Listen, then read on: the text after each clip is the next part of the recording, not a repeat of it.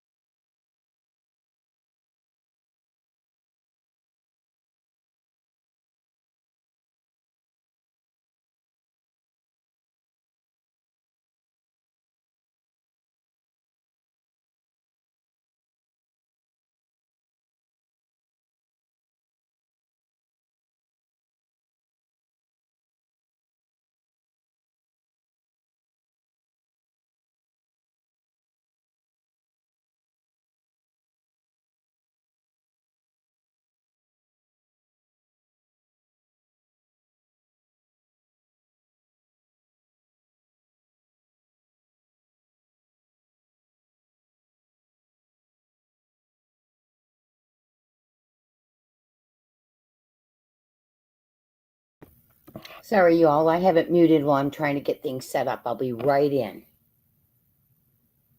Can you all hear me when I say that? Wait, let me see. Oh, good. Thank you, Christina.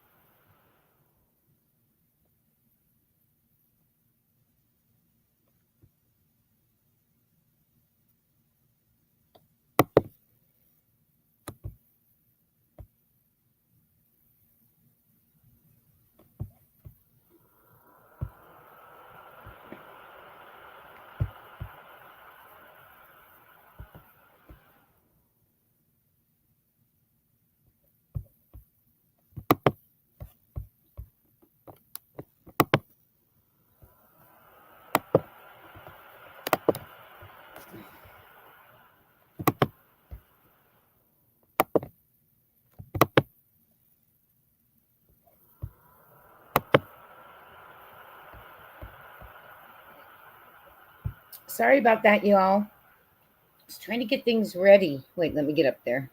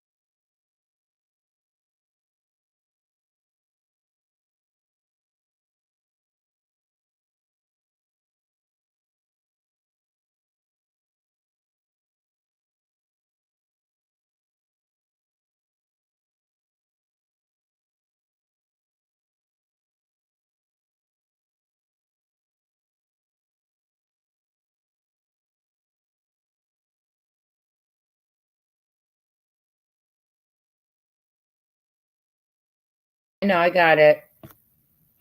That's weird. It keeps moving me off. Could you guys hear me when I was just talking?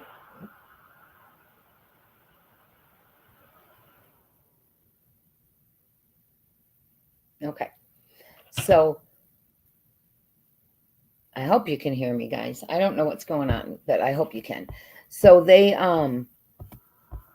he snuck in through, they believe, a slider, and we've heard different targets. Okay, we've heard different targets.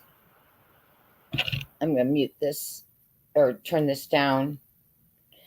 They've heard different targets.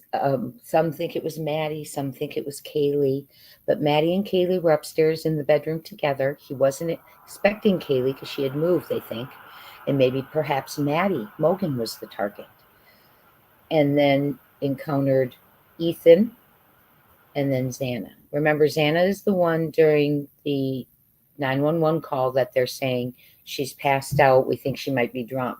And Jen Coffendaff, former FBI agent, explained the reason they may not have seen her laying in a pool of blood is the knife had a straight edge, not a tattered, jagged edge. So going in and out, it seals back up and possibly doesn't bleed.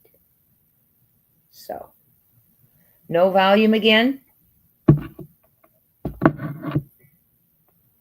So you have no volume. Okay, hold on. Put a 1 if you can hear me, please.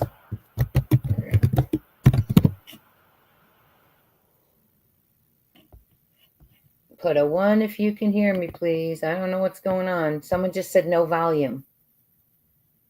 There's no volume on the Idaho courthouse yet. Thank you, everyone. Just checking. That's strange. I have a weird message here, too, saying put up your link. So it's getting in my way. There. Thank you, everyone. Just wanted to make sure. Let me go to the live stream, see if I push it, if they're on stream yet. Hold on.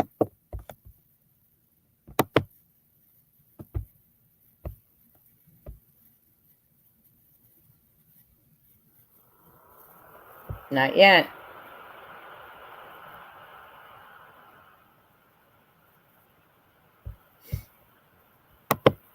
They are not started yet. So 4 lives were lost. The home has been taken down. So there will not be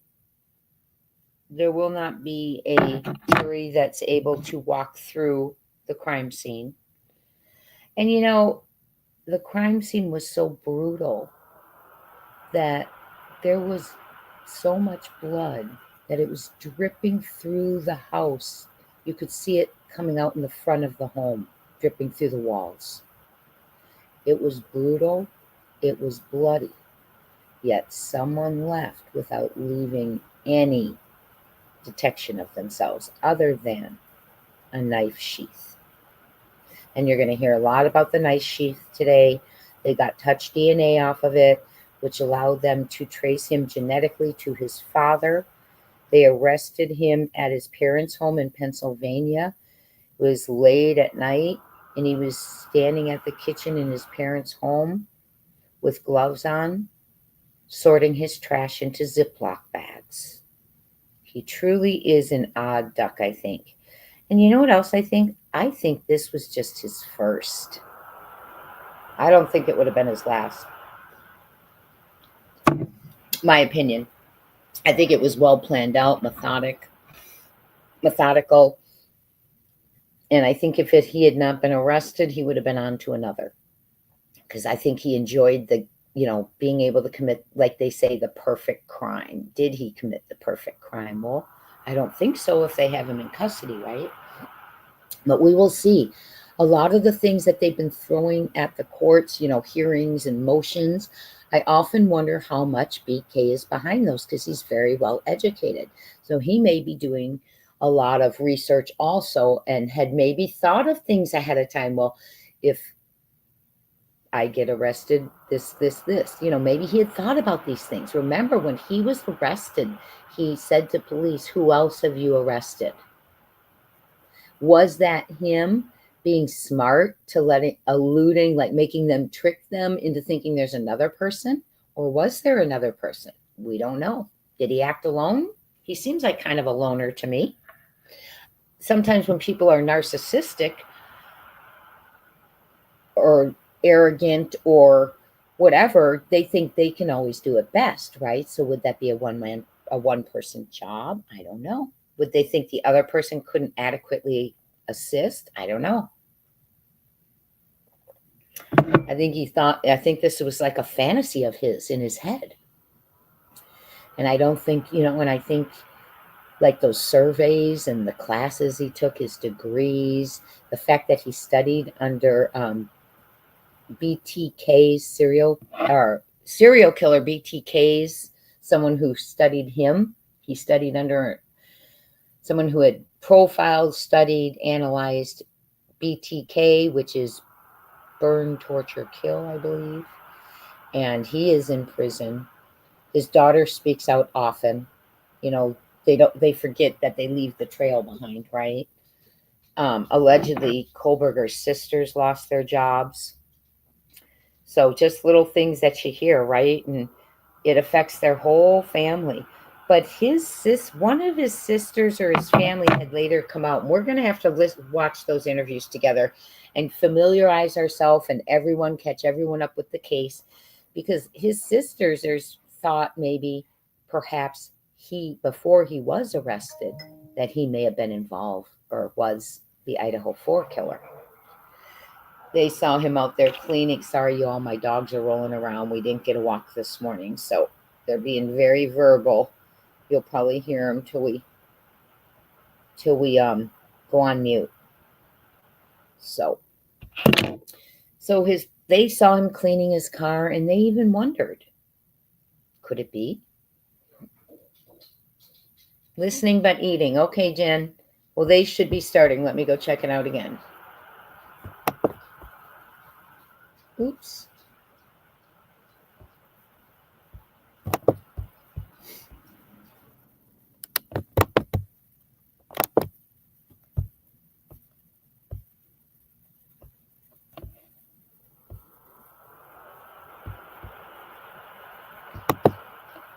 It says court will begin soon.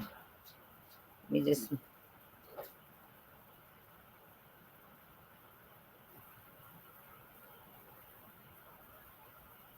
Hope everyone's doing well today. We are here for the evidentiary hearing for Kohberger. Bryan Kohberger being charged with... Let me make sure it hasn't started. All new iPhone others are watching. Hold on. 3 mistakes. Number 1 is deleting photos manually. No, hasn't started. I was just checking everywhere else too that they hadn't watched. They weren't started already. Okay. And he is going to be, this is the evidence they're going to be going over. Apparently 107 pieces. So we are going to learn.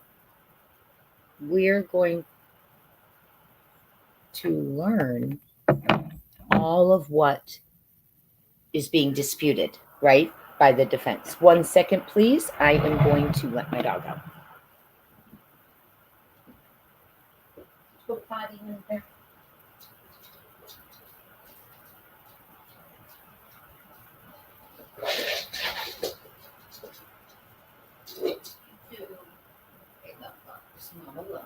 Mama loves the bugs. Mama loves the bugs.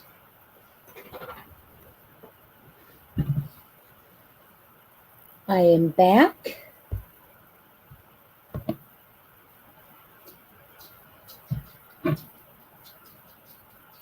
I agree, Nina Nanner 49. Says she agreed, I agreed with her. Says, I agree. In my opinion, he's throwing out all his textbook scenarios. And possibly leading his own defense, thinking he's so smart. Me too. Pray for justice. Absolutely. And now because it's been moved to Ada County, to Boise, families have to travel to see justice for their own. So it's been a mess. The house being torn down, mixed emotions from the family. Some felt it should have remained in order to be evidence.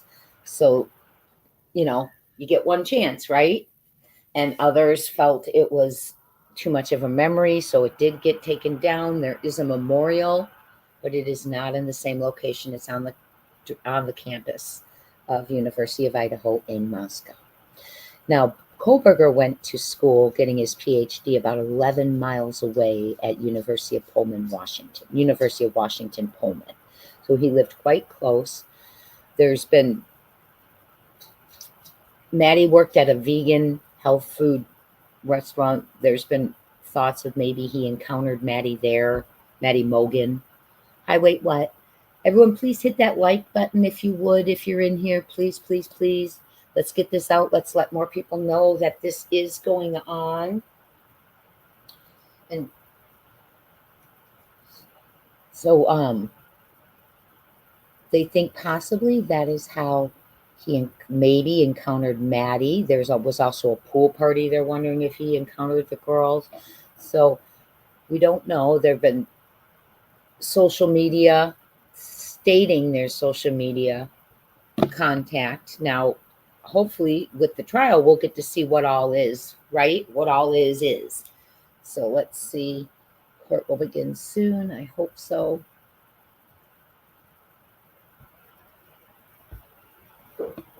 Been a fun week together. We've gotten to spend a lot of time together so far with the trials and the hearings, and I'm enjoying it. You had me until Tuesday, and then I'm back Wednesday to work. And I'm enjoying every moment with y'all.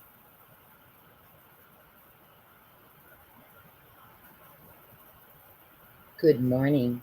Hi, Austin. Hi, Alcoholic. We've been busy. Yes. We have been a busy gang. Crew.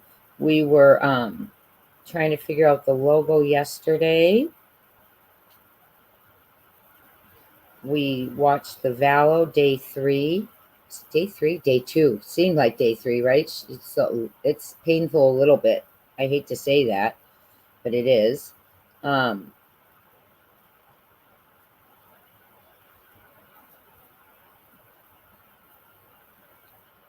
And then last night we talked about a little bit about the pressure going on in Hendersonville, fighting in the courtyard, sheriffs showing up at doors.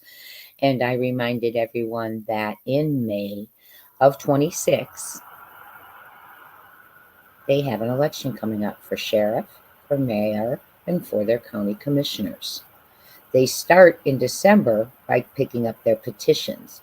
But I worked on campaigns many decades ago in DC. And the moment one election ends, they begin campaigning and bringing in candidates for another. So why I'm saying that is that upcoming election year, that upcoming May 2026 election, which they're going to start, they're registering in December, which isn't far from now. They're going to start campaigning and thinking. And I know that's going to put pressure on this case too, because they know, people know that what they know, we know, they know. Just kidding. But we've heard about the command post chatter. We want to boost your monthly income with top performing must have stocks. started. Hold on. Let me check it.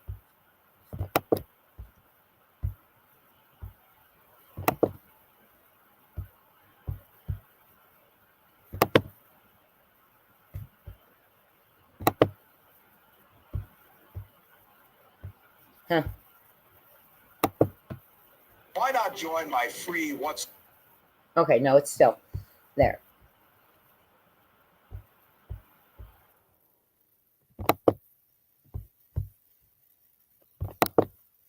Okay, we'll hear them. So, what were we talking about? The pressure. So I believe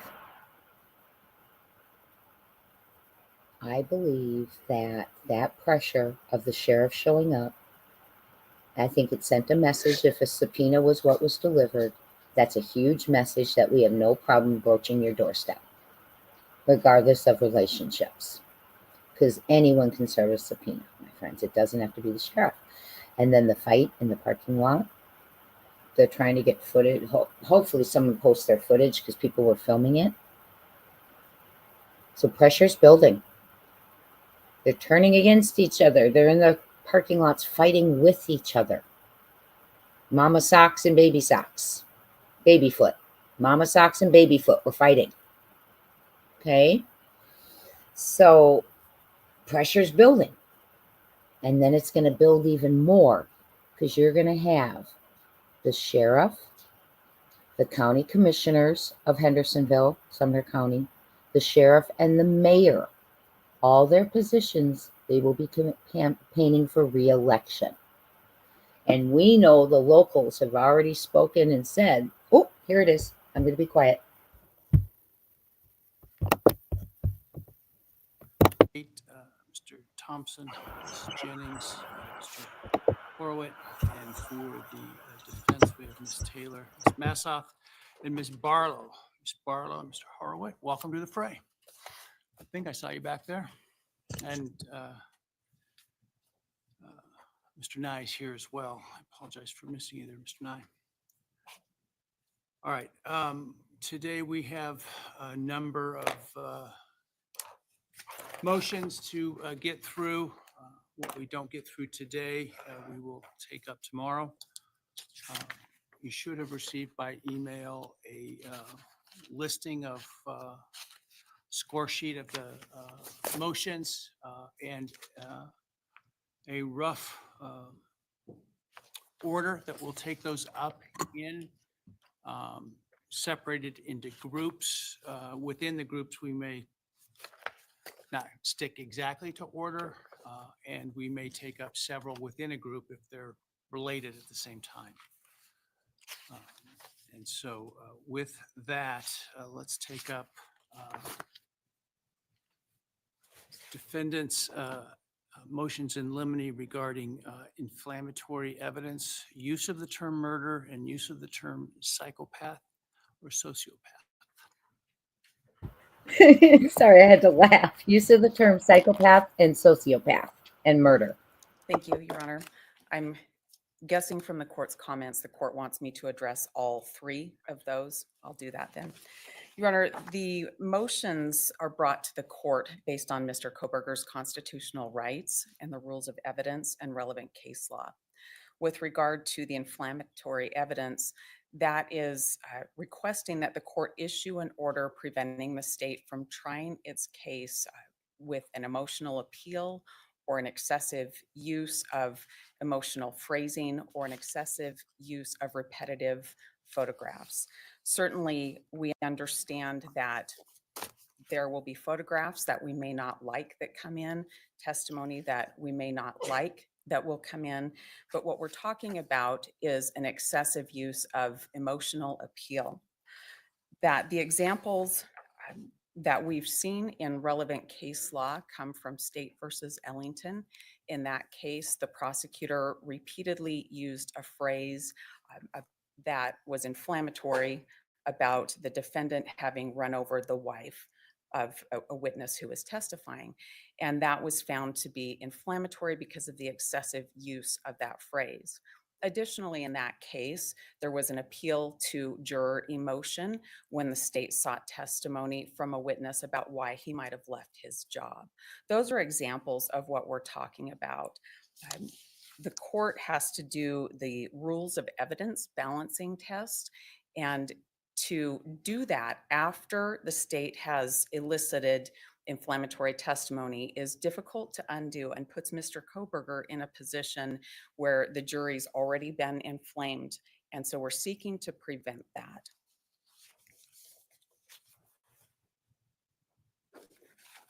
Your Honor, I will move then to our motion regarding the murder term. This motion is also based in Mr. Kohberger's constitutional rights to due process and to a fair trial. This is not a motion to ask the state not to use the term murder. That's going to come out when the court reads to the jury the charging document. That's going to come out in jury instructions. This motion is about the state, through its witnesses, labeling Mr. Kohberger. That invades the province of the jury. Mr. Kohberger sits here today. He's innocent, and it's up to the state to bring evidence and a jury to decide if that's different. The state, by using that kind of term as applied to Mr. Kohberger, gets in the way of what the jury needs to decide. Back when we were looking at a change of venue in this case, we worked with a social scientist named Dr. Amani El Aleli, and she talked a lot about how bias is made in people and how we think about things and how we remember things. And one of the things she talked about, and her report is in the court record, one of the things she talked about is the influence of people in a position of authority. And for the state to come in and label Mr. Kohberger in their position of authority or ask a witness, especially a witness in uniform, to do so is very detrimental. It's inflammatory to Mr. Kohberger, and it would. Outside of opening statements, perhaps, where the state might say, we intend to prove the defendant murdered the victims. Perhaps in reference in voir dire, that in this case, the defendant is accused of murder. I'm having a trouble understanding how this would come up during the evidence phase of things. Your Honor, that's why I'm asking the court to issue an order to prevent it from coming up. Sounds like you're asking me to issue an order that says the state shall not commit prosecutorial misconduct, or the parties will follow the rules of evidence. Your Honor, I would like an order that the parties will follow the rules of evidence. I'm sure the state would like one too. I'm not going to oppose that, Your Honor. We'll get to the state's motion. I don't think I need an order because, as the name implies, they are rules, which means they will be followed. Your Honor, in an abundance of caution, we bring these motions, and that's based on review of case law and based on years of experience when things happen in trial. I found and I believe that it's relevant to bring these kinds of motions before the court now and have all of the parties aware of. I think there's maybe a difference between bringing them to make sure that the issues are highlighted and the parties are vigilant versus perhaps entering sort of prescriptive orders that are so broad and vague in nature that they are essentially meaningless. Your Honor, this is my opportunity and the place that is reserved for the defense to bring these motions. I think that they're important motions, and with court's orders, it makes it more clear. Even if the court order isn't spelling out, you can't say this, you can't do that. I think there's an awareness, and I think it's relevant to have that order. I think it's important to have that order. And most of all, I think it's protective of Mr. Kohberger's constitutional rights to have that order. That's our request with regard to. Address sociopath or psychopath? Doesn't Yes, seem I'd like the to state address. was intending to go there, but you're welcome to address it. Your Honor, if the state is stipulating not to use those terms, I don't need to make a full argument on that, but I'm prepared to do so. I'll be brief. Then with that, we brought this motion again under Mr. Kohberger's constitutional rights to a fair trial and due process of law. This motion is really spelled out in Dr. John Eden's affidavit when he talks about the unreliability of tests that might label somebody in that particular way and the danger of having that label applied to somebody. If that's allowed to happen, then Mr. Kohberger is colored with an opinion or a way the jury will view him that is unfair. And our request is that the court not allow the state to label him in testimony as a psychopath or a sociopath. Because any kind of testing is unreliable, that would relate to, or that would become problematic within the rules of evidence to do so, and the inflammatory nature of those kinds of labels would. I'm not aware of any testing that has been done that has reached that conclusion. Am I missing something? You are not missing anything. There has not been any testing. There has not been any labeling. This again is my opportunity to bring a preventative motion to protect Mr. Kohberger's constitutional rights. And that's the purpose of that motion. Thank you.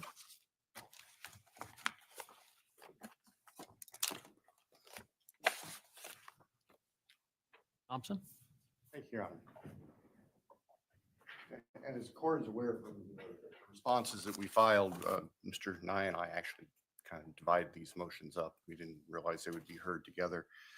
But as to the inflammatory evidence, what the court has noted is exactly what our concerns are. In the defendant's filings, he doesn't specify what inflammatory evidence he's concerned about. He doesn't define the phrase exceptionally inflammatory, nor are we aware of any definition of that. The words just seem to be used loosely and freely here. And in fact, in the defendant's reply, he acknowledges at page 2 that he really doesn't even know what he's trying to object to. He's asking the court to presume that something's going to happen or anticipate something without a basis for it. We don't see any basis for the court to enter an order. We intend to conduct our trial professionally, and we anticipate that if there are questions about anything that we do, that there will be a timely objection and the court can address it in that fashion. So our prayer to the court is the court deny the request for orders that the defendant has made and simply preserve the defendant's opportunity to object if something of concern comes up in the future.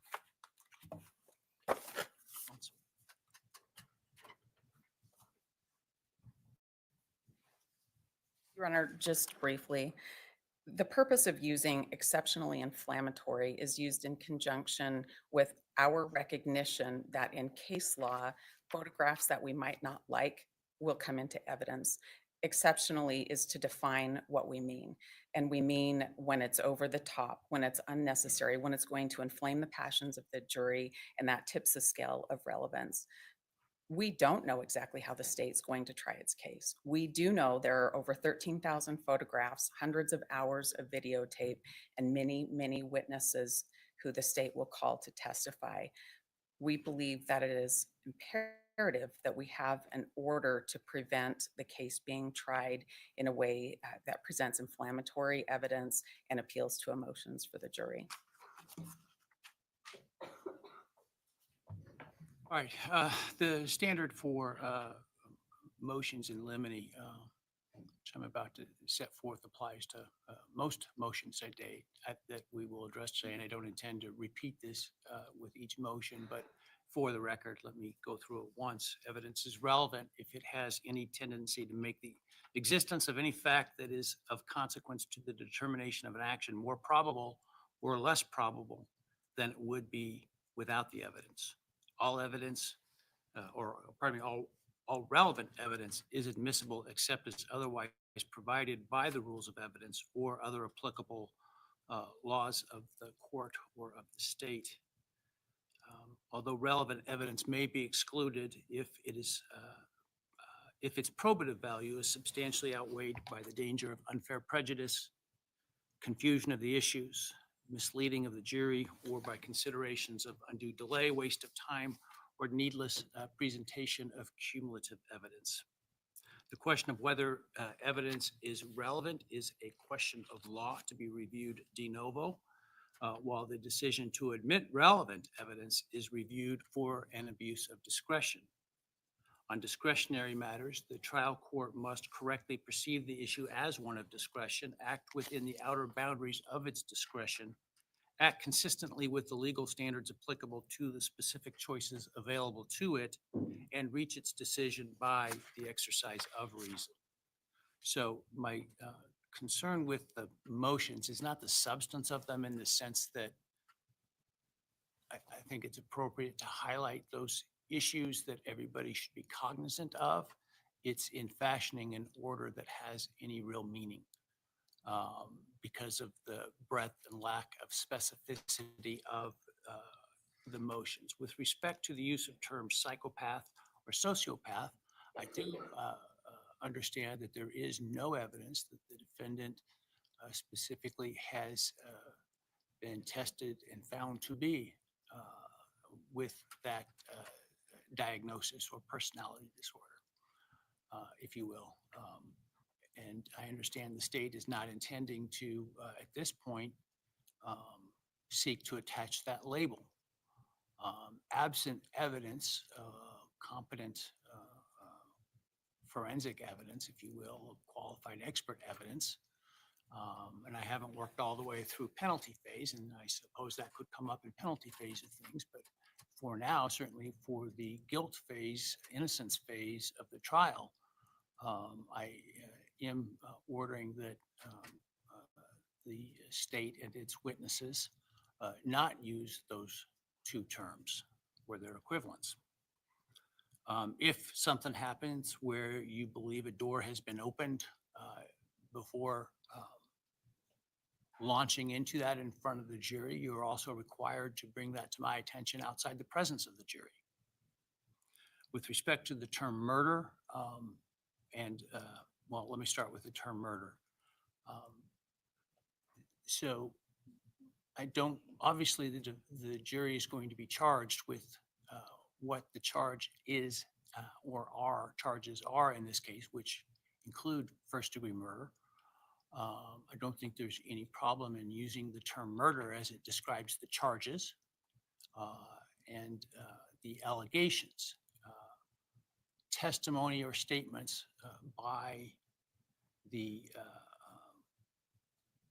counsel or by others that the defendant is a murderer or committed murder, I think would be essentially argumentative in nature at this point. I will tell you that the one thing that will get my dander up quickly is either counsel attempting to argue outside the one opportunity they have to argue in a case like this, which is closing. And I will shut you down faster than you can imagine if I see that.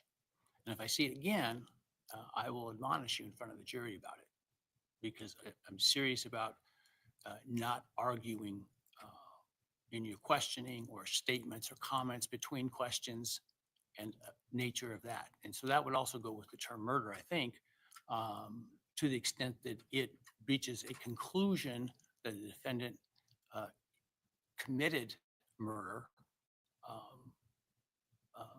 prior to the closing. Now, certainly the allegation that the defendant committed murder is going to be relevant and probably appropriate in opening statements, perhaps even in voir dire. But apart from that, if you're intending to go there, you need to bring that to my attention outside the presence of the jury. And that's obviously important.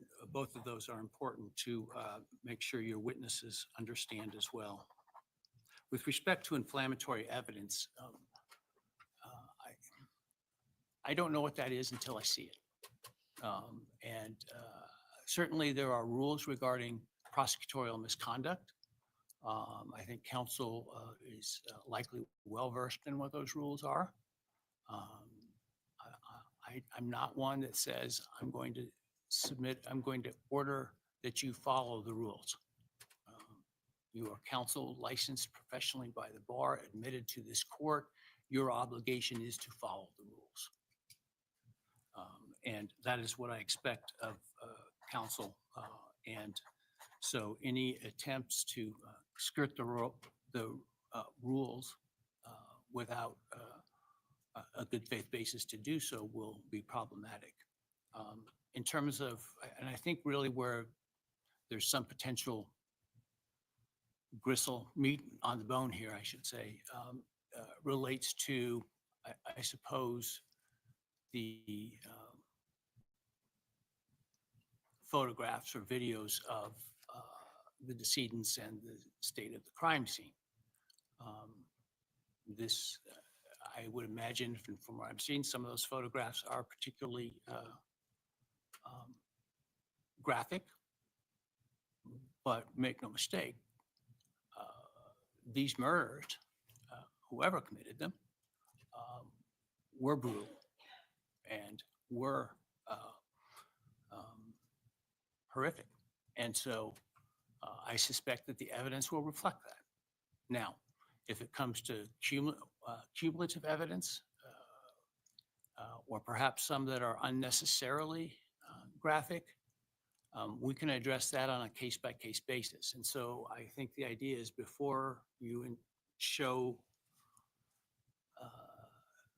the evidence to the jury of that nature, that counsel be given a copy of that. Obviously, if you're going to be seeking to introduce those, they will be given a copy, and we can have a discussion outside the presence of the jury about how many, which, et cetera, will be presented. But I don't feel this really does anything it doesn't advance the ball for me to abstractly say, don't use inflammatory evidence. So I'm not going to do that. I will rely upon the obligations of counsel as professionals to understand their responsibilities. And when it comes to the specific actual evidence, then we can review that before it's presented to the jury. All right. Next is unnoticed 404B evidence and evidence regarding the 404B evidence that was noticed in this case, which is the traffic stop. I'm prepared to address that, Your Honor. I do note on the court's list, state's motion regarding improper death penalty comments is actually next in order, but we'll take it in whatever order the court prefers. Let me, if you want to address that, let's do that first. I apologize. I should have included that within the group because I think it kind of falls within the same category. I think you understand what my rulings are, but I can address it specifically if counsel would like me to. Ms. James was going to handle that. We're happy to just submit it to the I think court it's on the the defendant's files. motion, so if they want to argue it, they can. Runner, it's the state's motion. Oh, is it the state's It is the motion? state's I apologize. Oh, that's right. I was thinking of it in the opposite terms. That's fine. This, if you want to, Ms. Jennings, address that briefly, you may. Thank you, Your Honor. I will. And this relates to the concerns that the defense may say something like the state's trying to kill Mr. Kohberger, or something of that nature, as I understand. Yes, Your Honor. There has been a history in this case of that mischaracterization of 18-4004A. We're just hoping that that mischaracterization is not made in front of a jury. But considering the court's comments this morning, as well as defense counsel's comments, that there shouldn't be statements made whose sole purpose is only for an emotional appeal, I think that this is settled. And defendant replied basically saying the same in their response, that they suggest he use phrases that comport with existing language and statute and jury instructions. And that's what the state is asking for. Thank you. Any response? Briefly, Your Honor, we're satisfied using language that's already spelled out by statute, by jury instruction, and that sort of thing. So with respect to this motion, I think the ruling is really sort of encompassed within my, for lack of a better term, ruling or instructions about argumentative comments or statements of counsel. The example spelled out by the state, I think, would fall within that category of being argumentative and would be improper by counsel. And so obviously that shouldn't be done. And so they should comport with the language and at the appropriate time and in the appropriate way that is not argumentative to address that issue. And so they are so ordered. All right, let's take up 404.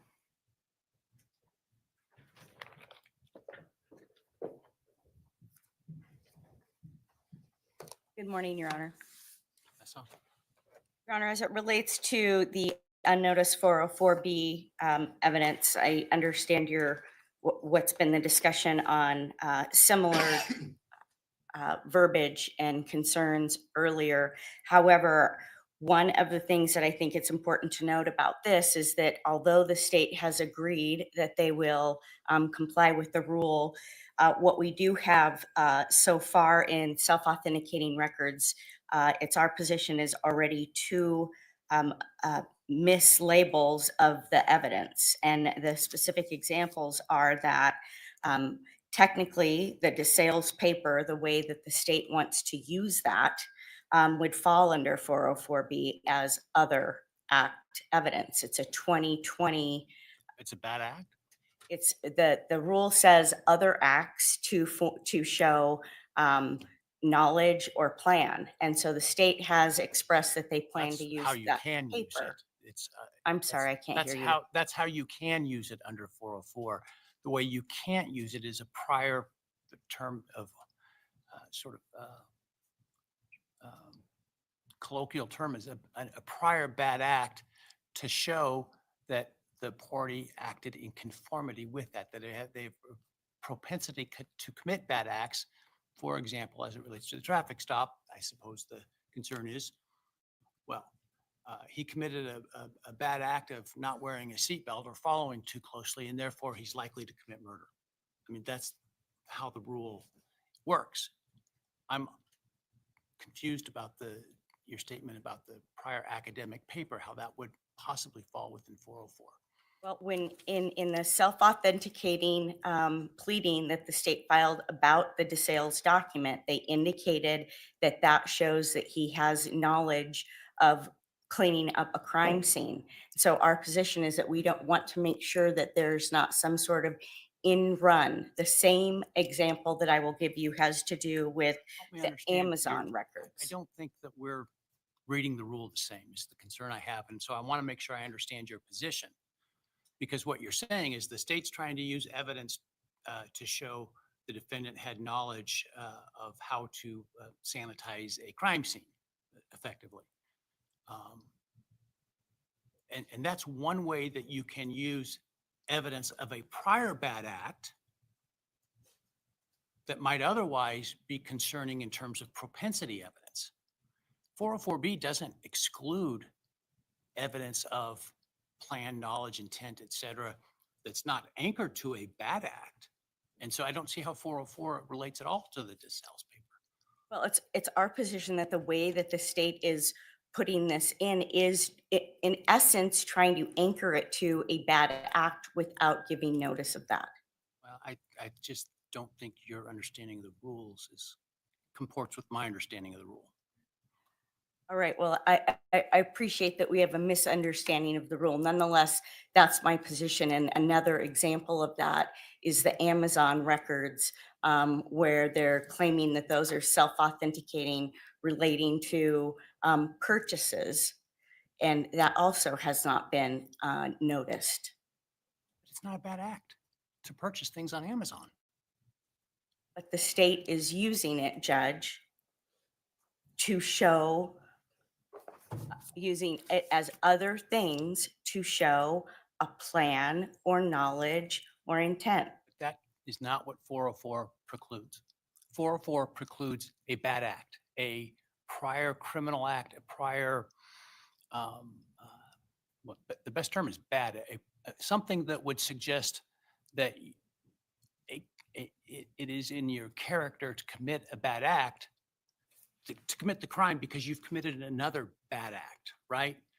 You abused your significant other on one occasion, and therefore you have a propensity to abuse a significant other on a later occasion. That's 404B. Evidence that somebody has knowledge or has a plan not anchored to a prior bad act isn't covered by 404. It's not precluded by 404. It's our position that the state is trying to do an in run on that with this evidence. And that's why we raise the issue of 404B, anything that's unnoticed, not coming in as a bad act. One of the ways that we contemplated drafting this motion was because there were simultaneous filings of motions in limine, was to come up with a list of things that we were concerned they may call prior bad acts.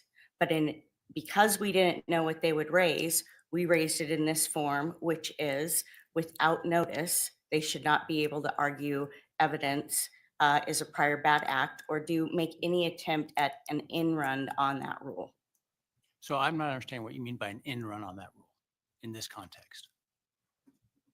By saying that the argument about the Amazon purchase is that that was prior to November 13th, Correct. 2022, for the purpose of making a plan.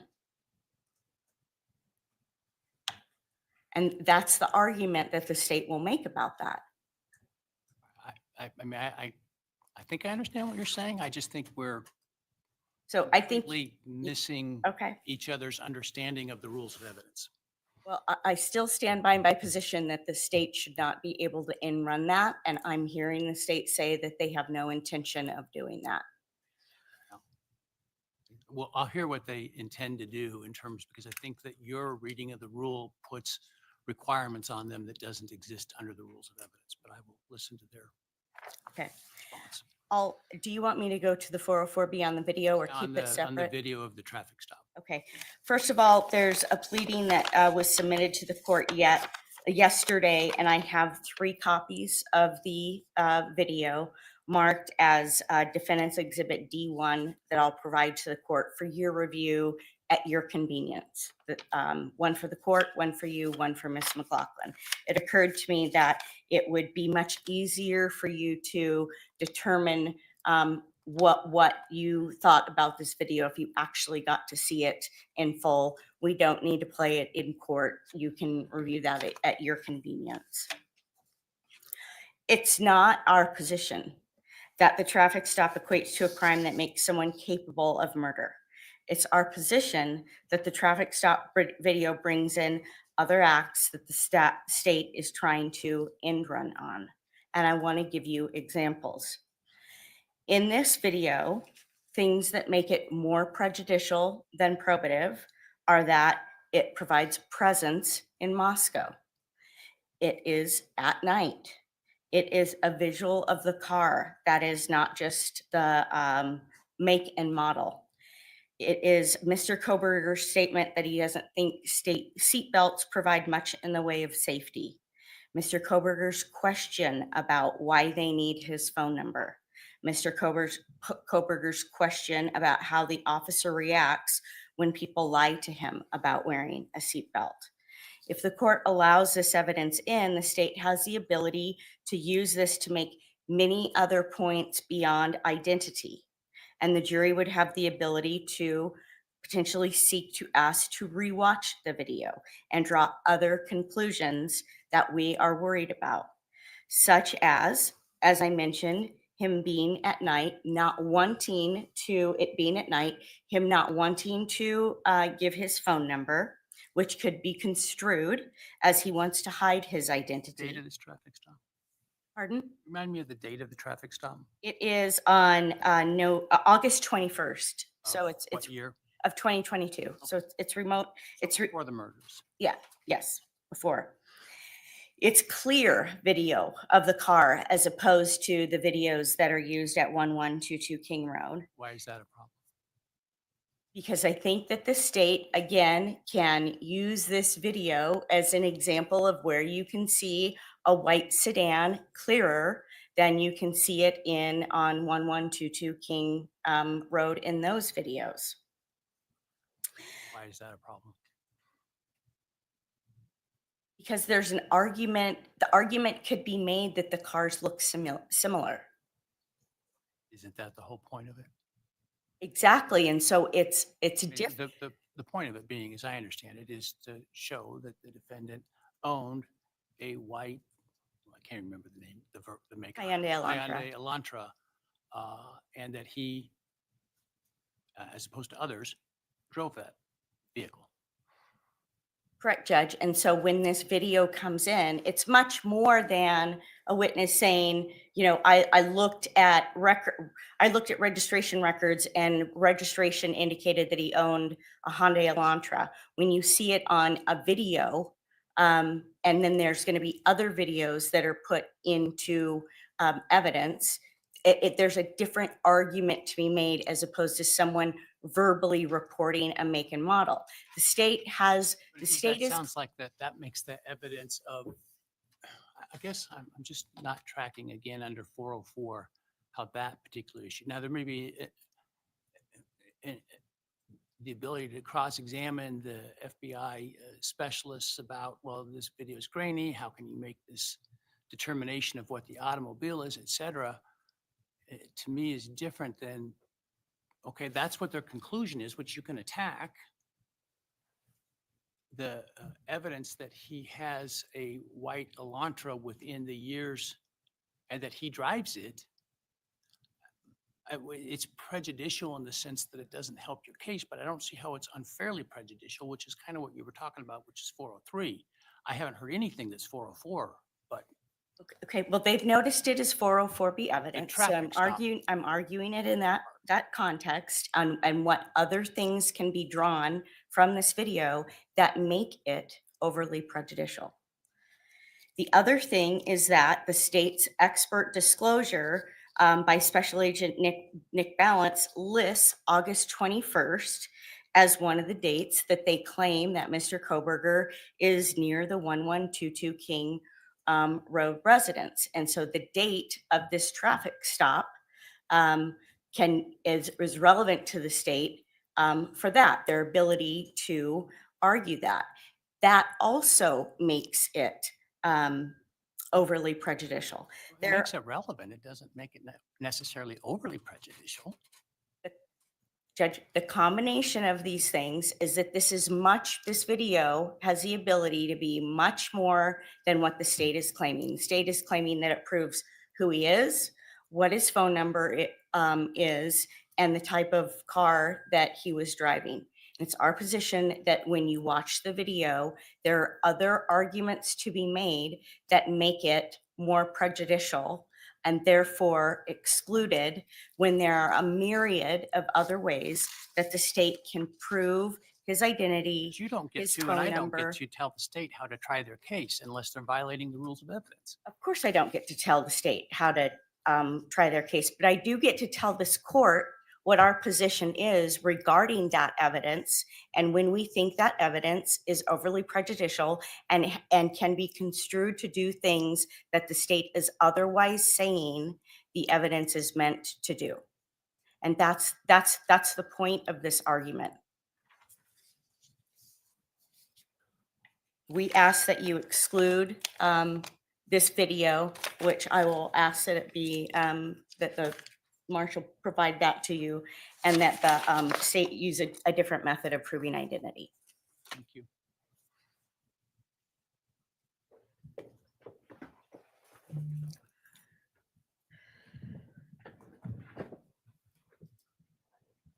I think after what we just heard, we can cut to the chase. The defendant doesn't seem to understand what the balancing test under Rule 403 is.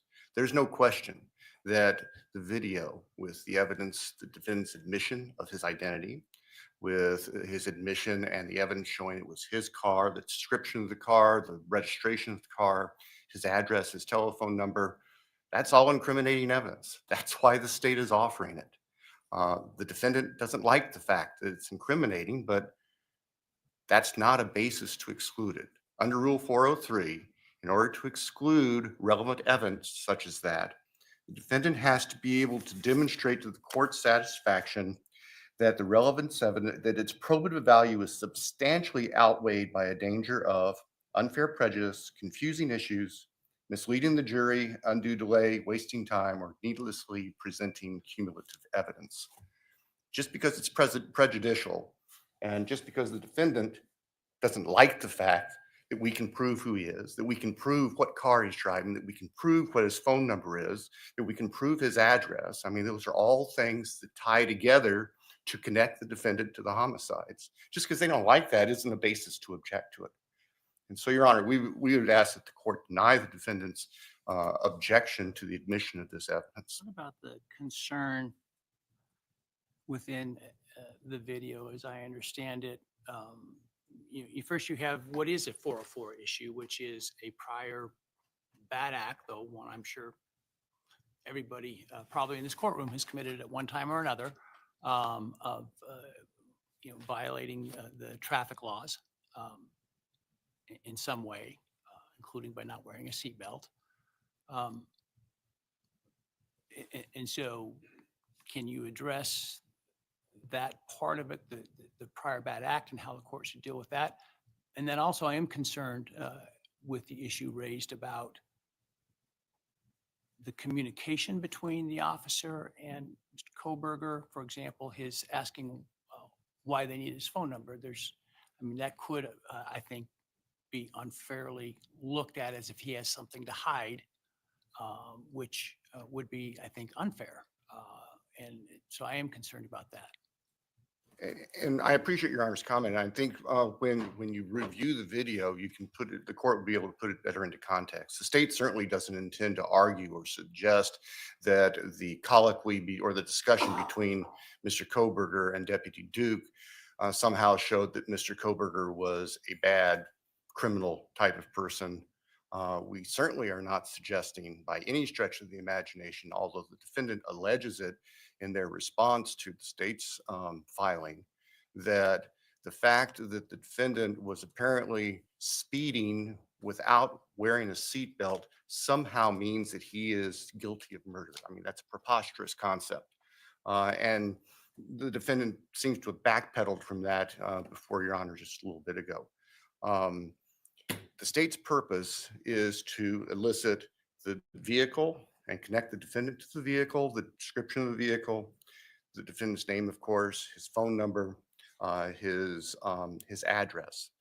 That's what the state's interest is. And the state, as it views the entirety of the relatively brief traffic encounter, we don't see anything incriminating or making the defendant a bad person out of that. Now, of course, Your Honor will need to see that and decide if its view is different. But we don't see that as being prejudicial. We certainly are not trying to argue some sort of propensity that because he questioned about, why do I need to give you my driver's license, that all of a sudden that makes him a murderer. That's beyond a stretch of imagination. Does that answer Your Honor's question? Thank you. Thank you, Judge. Response? Judge, there is a way to, clean this up with regard to this, and that would be to not allow the jury to see the video, to have the officer who made the stop, testify about the stop, testify about the identification, make and model of the car, and the phone number. The argument that the defense doesn't like troubling evidence could be said about every single thing that the state wants to proffer in this case. This is a highly circumstantial case. And so every little fact that is circumstantial is going to be relied upon by the state. And so we have to look at a critical eye with everything that's coming in before this jury to see what the cumulative effect is going to be of that. And so it's not that we don't understand that his identity is going to be proven. As I argued, there are a myriad of ways for them to bring in his identity, but to add all the other components that you will see in the video do much more than just prove that he's Bryan Kohberger with a phone number in a Hyundai Elantra. Thank you.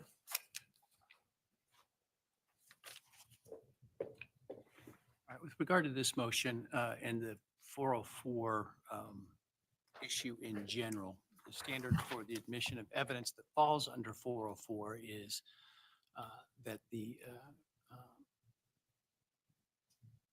court determined that there is a factual basis by which a jury could find more probable than not that the prior act, if you will, occurred, that the prior act is relevant for a purpose other than propensity, such as identity, and that a balancing test under Rule 403 would not otherwise preclude the evidence, i.e. that the unfair prejudice does not substantially outweigh the relevance. when it comes to 404B evidence, and that's how this was noticed and brought to the court's attention, which is the framework that I'm looking at, 404B does not apply to just any prior act. It applies to prior bad acts, other crimes, other wrongs, not other acts of benevolent or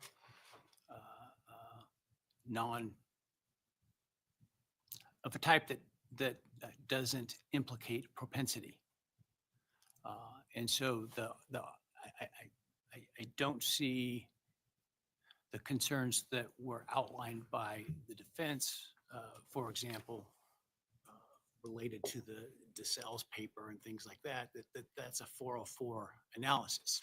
That's simply a 403 analysis, which is there unfair prejudice or other concerns that substantially outweigh the relevance?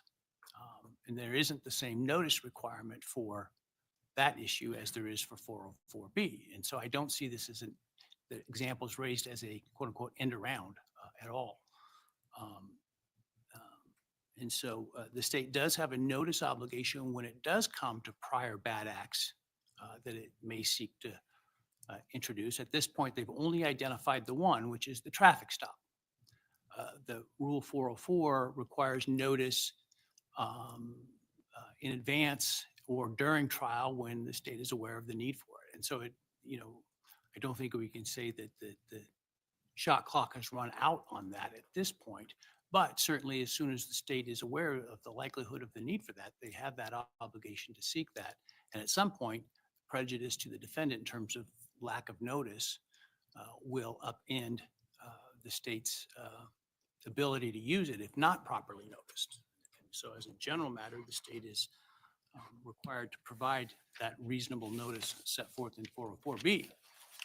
With regard to the traffic stop, the concerns identified by the defense related to, well, let me go through the 404B analysis. It is technically a prior bad act, which is the sort of colloquial terms used by the courts in describing 404B evidence, in that the defendant was stopped for violating traffic laws and ordinances.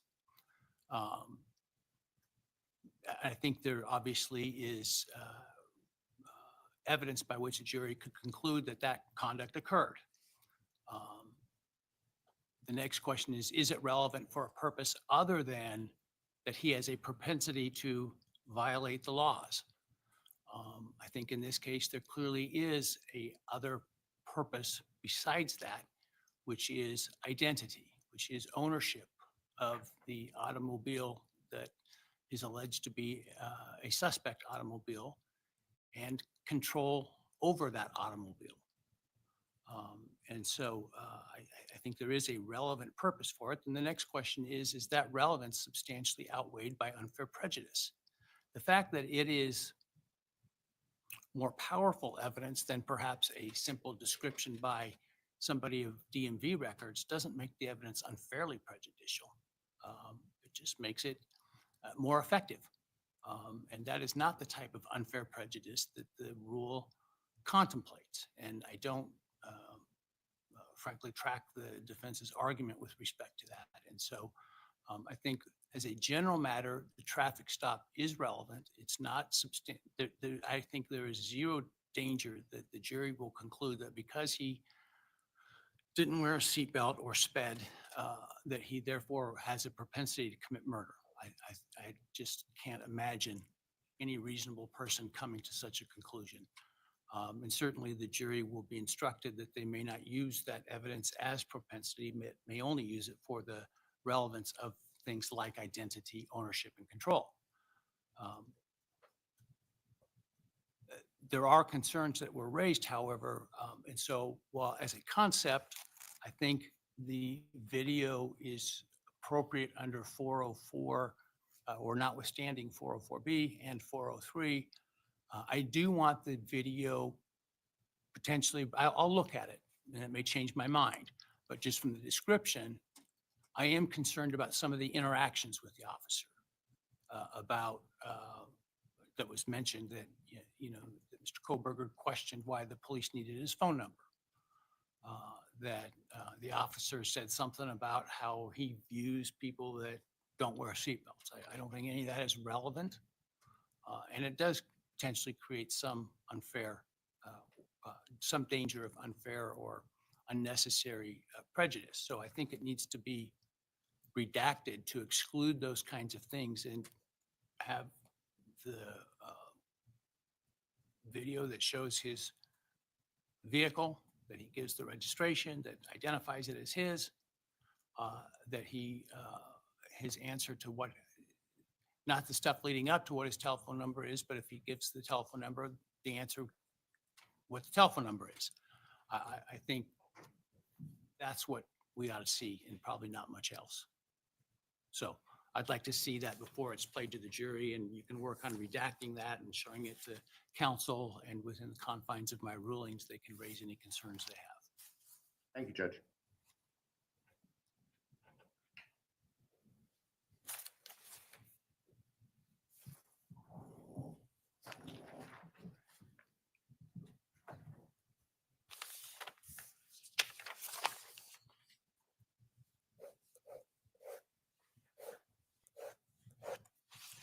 All right, let's talk about who is going to be in the courtroom amongst the victims and the defendant's family in general, in terms of a reserved seat. I'm not as concerned about the reserved seat part. We can address that at the pretrial conference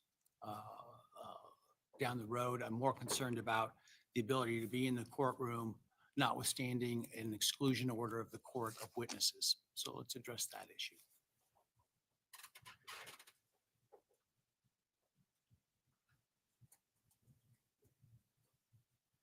Your Honor, the state filed this motion in order to seek clarification of the court's definition of immediate family member pursuant to Idaho Code 1953-06-1B.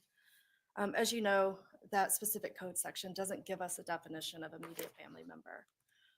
The state has given a proposed exhibit, State's Exhibit S1, which we think are justified as being immediate family. It's my understanding that defense has stipulated to that list, and we would just ask the court to issue an order to that effect. This takes care of the issue that the state raised. I don't know if you have any further questions. Well, there is the issue of the defendant's family, but that's, I think, the defendant's motion, so I'll let them address that first.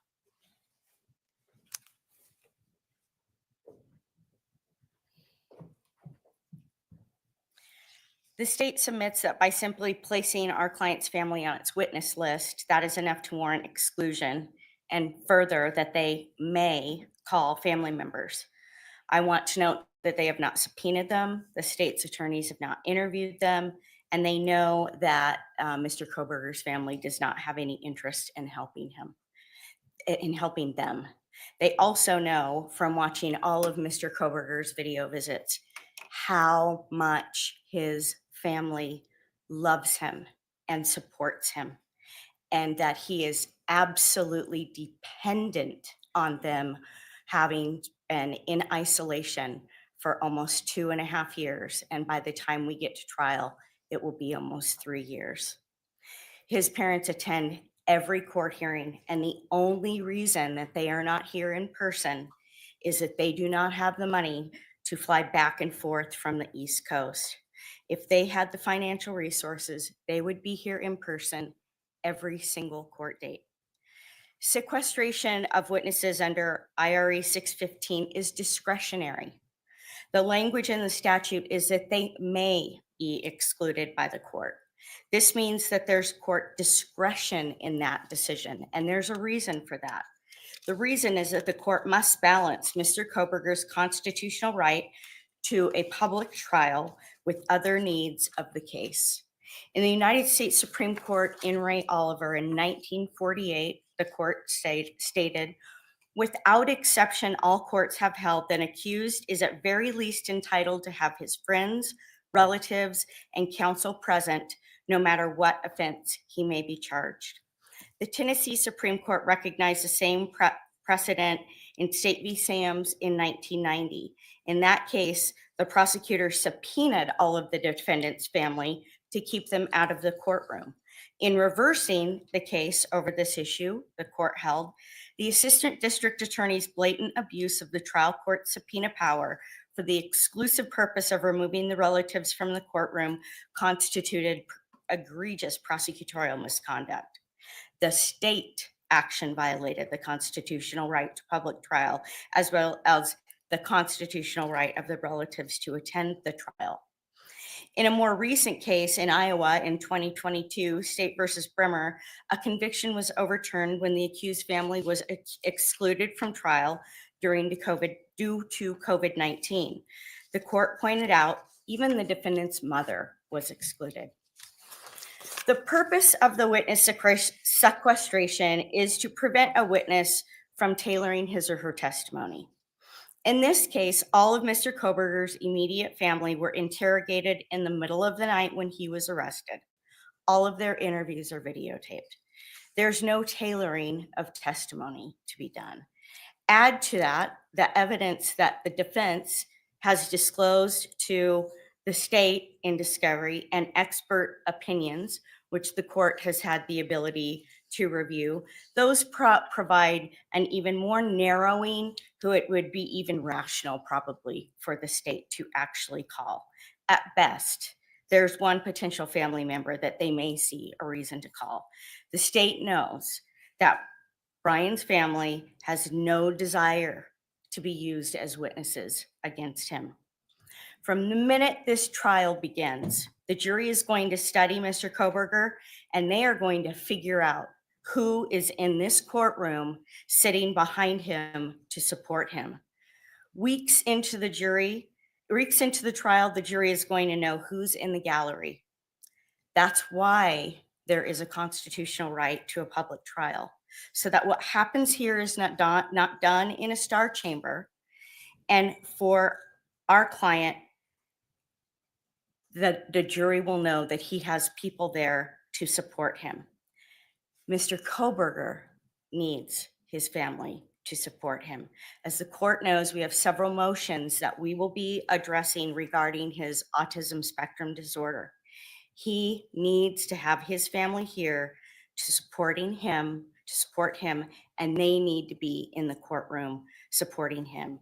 These needs are constitutionally protected rights.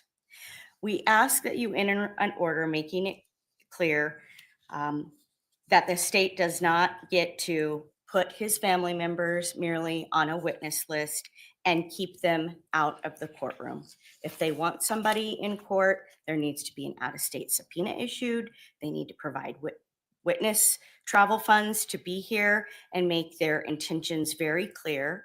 And then this court, we ask, exercise its discretion and allow whoever of those family members the state may actually subpoena to be in the courtroom, because there's no need to worry about how they may tailor their evidence, because it's their testimony, because it's all video recorded. And the court could also order the state to make it those witnesses, if they do intend to call them, immediately call as witnesses early on in the case, so that if there is for any reason going to be exclusion, that exclusion would be there for a very short period of time. But we do ask the court to consider how important in opening statements, when that jury walks in and they're making that immediate first impression assessment, how important it will be for Mr. Kohberger to have his family sitting behind him. We've also asked in our motion that the court address decorum, since the court's going to be issuing an order. As we pointed out, there's been some history in this case with clothing being brought into the courthouse that's pro-death penalty and pro-firing squad. There's no place for that in this courthouse at all during these proceedings. There's no place for that in this courtroom, and we'd ask that the court issue an order that spelling out very clearly that that will not be allowed. Thank you.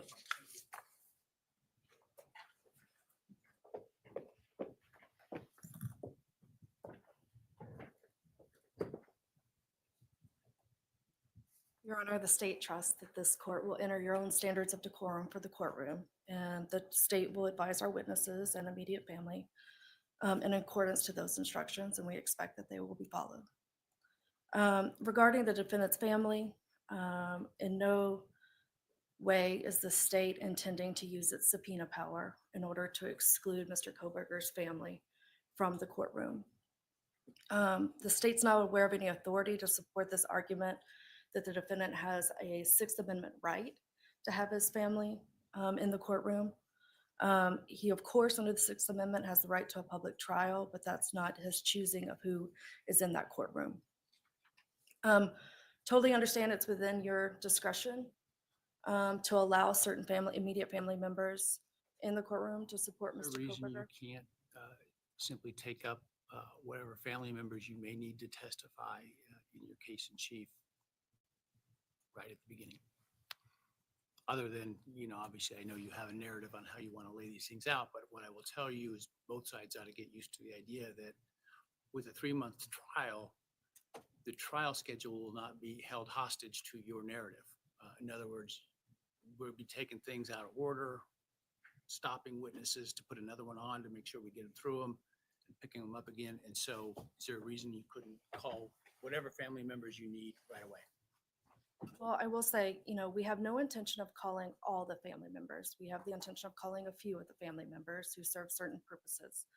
I can't think of a reason that we couldn't. Obviously, it's not ideal. It's completely out of context. It's out of order.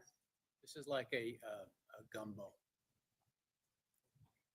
You are going to put all the pieces that go into the pot. And at the end of the day, the jury's going to decide whether it's a good soup or not from the state's perspective. And so I think we get too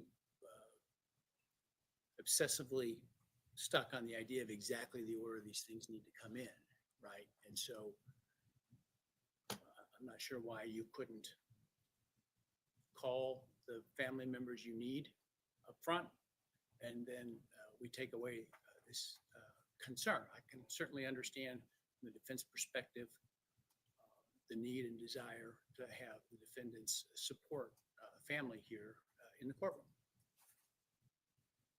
I do too. And I guess my preference would be for that, even though it would be out of context and interfere with the state's preference of how to present its case. And I think I do take issue with the defendant being able to direct how the state presents its case to a jury. However, if our options are the immediate family members staying in the courtroom and hearing all the testimony of other witnesses versus calling them out of order, it would be our preference to call them out of order. Thank you.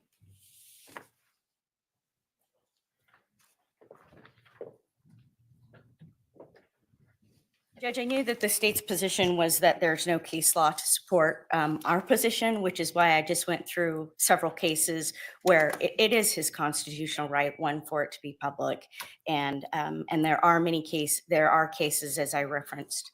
Constitutional right is not absolute, and it bends to, for example, rules of evidence and other rules. And I'm not aware of anything that says that court can't use the exclusionary rule where in good faith a person who was otherwise entitled to be there, including family members, have to be excluded for some period of time. And that is why I specifically talked about the point that it is discretionary for you. And there's also, Judge, a level of humanity that I hope that you take to serious heart for his family, who is absolutely devastated and dealing with things like headlines that they're going to be called to testify against their son with these types of communications that are happening. And so we're asking that you use that discretion and that you find that humanity. Thank you. Thank you.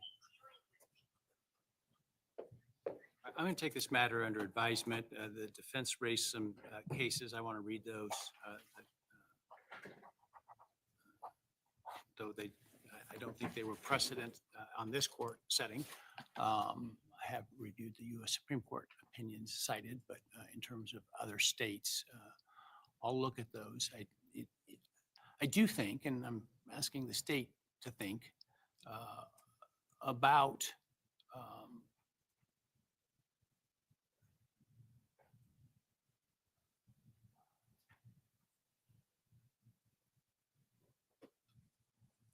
to use counsel's word, the humanity. I think that, I can only imagine the family of Mr. Kohberger is devastated by these things. That's nothing that they did. And I think their ability to be here to see the trial is important. And to the extent possible, while also preserving the state's right to a fair trial, should be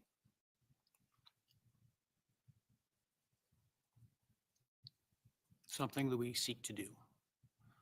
And I think calling them out of order is one way. Now, I know that there is, I don't know why the state would want to call them. I haven't, reviewed their interviews. I don't know anything. I do know there's been an issue raised by the defense relative to purchases on a alleged family account that could be an issue. And so I do see some issues where family members may be important. And so I think there may be some need for exclusion, but I think the best way to handle that is to get them on and off as quickly as possible at the beginning to deal with that. I'm reserving ruling on that. I want to look at it, and I will issue a written order on that in due course.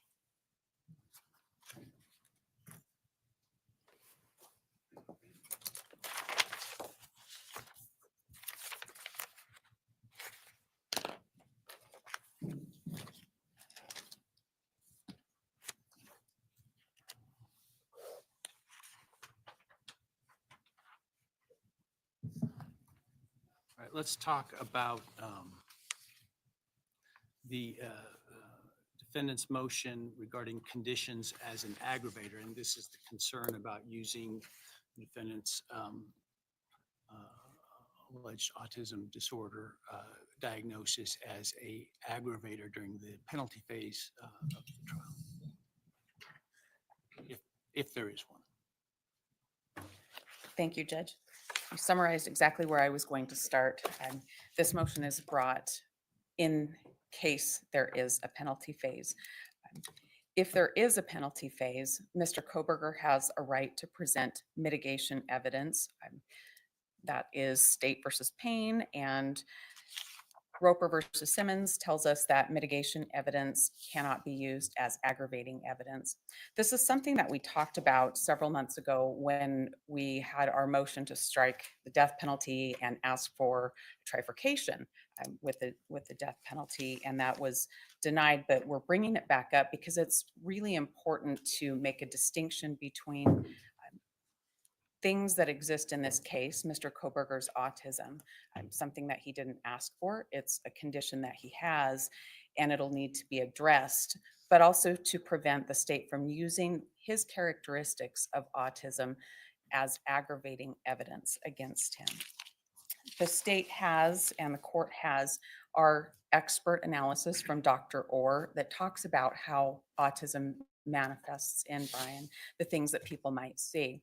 And these are things that we've read a little bit about in the media over the course of the case. Bryan's physical body is more stoic, how he sits in one place. And he will look at for a long time. Sometimes he'll hold his hands in a rigid position. And that means nothing. That's just how Bryan is. We seek to prevent the state from using those kind of characteristics against Bryan. We seek that in the way of testimony they might bring. Sometimes Bryan will talk longer than maybe other people want to listen, and that doesn't mean anything. Well, I assume he's not going to be talking in court unless he's testifying, so. That's exactly right, Your Honor, but that doesn't stop the state from bringing a witness and using that as aggravating evidence against Mr. Kohberger, and that's what we don't want. We want to be able to present, if we get to a mitigation phase, his autism and how that works and how he's learned to live with the conditions that he has and to prevent the state. Reading the defense's, pardon me, the state's response, it doesn't sound like they disagree with you that it shouldn't be used as an aggravator.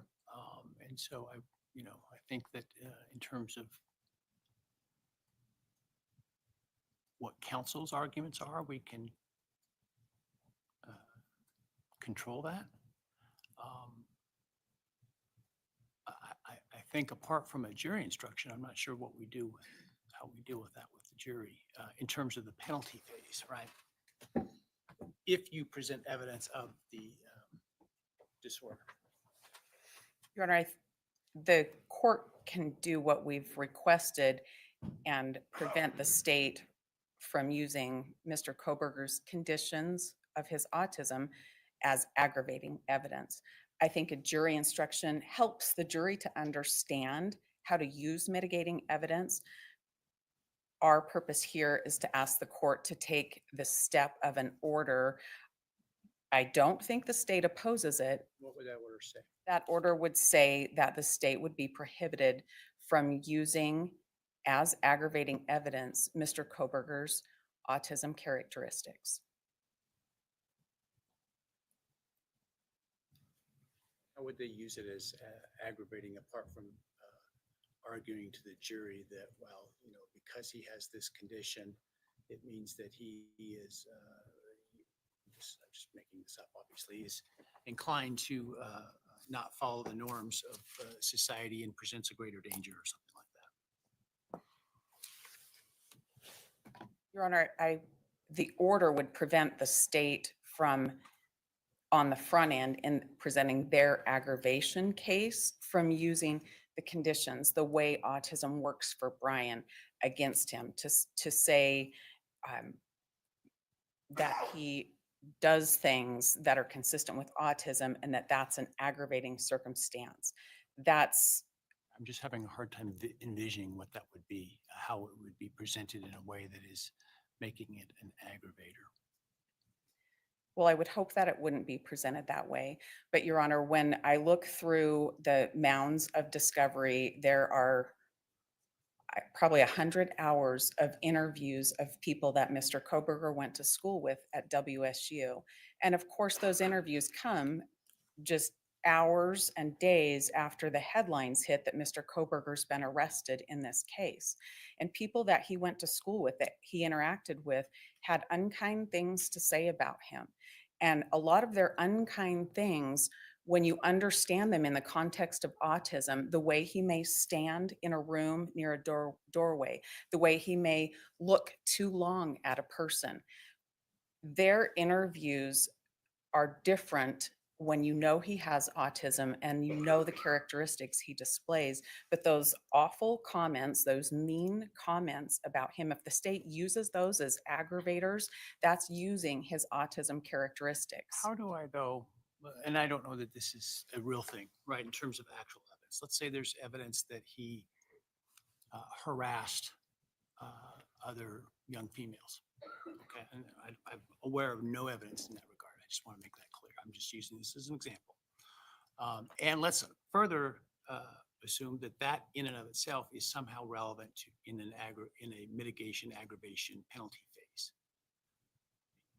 Your position is that's due to his his spectrum disorder, whereas the state's view may, no, that's not. That's his view of women and goes to motive, etc. And goes to his aggravation of the crime in some way, not because of Asperger's, but because of his views, his dislike, and how he responds. That's exactly the problem, Your Honor. If the state, and Do you want I me to, wanna you want be me to weigh in clear. and say what the factual findings are, that it's this and not that? And I'm not sure I can do that short from a jury instruction that, you cannot use mental health conditions as an aggravating factor. That's an appropriate jury instruction, and if we get to that phase, my guess is that we'll have one of those jury instructions. But if it's an appropriate jury instruction, how is the jury to understand and properly respond to that instruction if the state has been allowed to run over the top of that during the presentation of their aggravation case? It's that I want to limit. Once we present There mitigation, may be a dispute about the reasons for his conduct, a factual dispute. And that then ultimately is for a jury to determine, not for me. Your Honor, I believe the court is envisioning a problem that does not I exist. hope so. I think that the court will not find that that comes up. I think the court can issue an order to the state that would be not to use his conditions of his autism as an aggravator, his diagnosis of autism as an aggravator.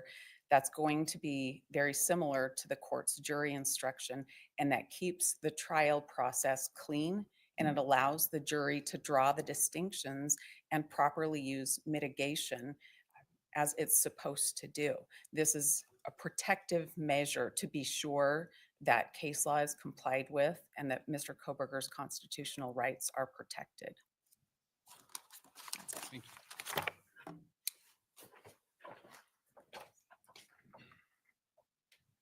Morning, Your Honor. So the court is correct that I don't think there's a whole lot of room between the state and the defense in terms of what the law says here.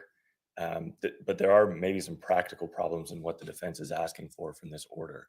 And the court has already nailed this. If the court is to issue an order that says the state can't rely on his autism as an aggravating factor, then anything we try and present, they're going to argue, well, that's a symptom of his autism, and therefore the court's order says you can't use that. I don't think that's an appropriate approach. What I can tell the court is the state has no plans whatsoever to use the autism during the penalty phase as any kind of aggravation whatsoever. There is no plan to put on students from the university to talk about their personal views of this individual. To be quite frank, if we get to a penalty phase, we have a lot better aggravating evidence than the fact that he has level 1 autism. And frankly, it's just not a persuasive argument to ask a jury to impose the penalty of death because someone has autism. So from the state's perspective, this falls largely into one of the categories the court mentioned earlier in a different motion, that it's just really not necessary here. We understand the law. We understand that we're not to use his mental condition as an aggravator. We do, however, reserve the right to present argument as to, if the defense chooses to present it as a mitigating factor, how much weight should the jury give it? And I think we have quite a bit of flexibility there to put on our own evidence as to what exactly this autism means. And so that if the defense tries to say this is the reason that you should not sentence him to death, then we should be able to argue this does not make up for the proper aggravation evidence that we've put forward. I think not only is that the state's right, it's what the statute requires. It's what the Idaho Supreme Court has been very clear that a juror in this situation has to be able to do. It's their duty. That was the Dunlap case. It's their duty to weigh the evidence, including any mental health or mental illness evidence, and make that ultimate determination. And so the state does not believe that this order is necessary or appropriate, but also has no plans of using this as aggravation. Thank you, Your Honor. Response?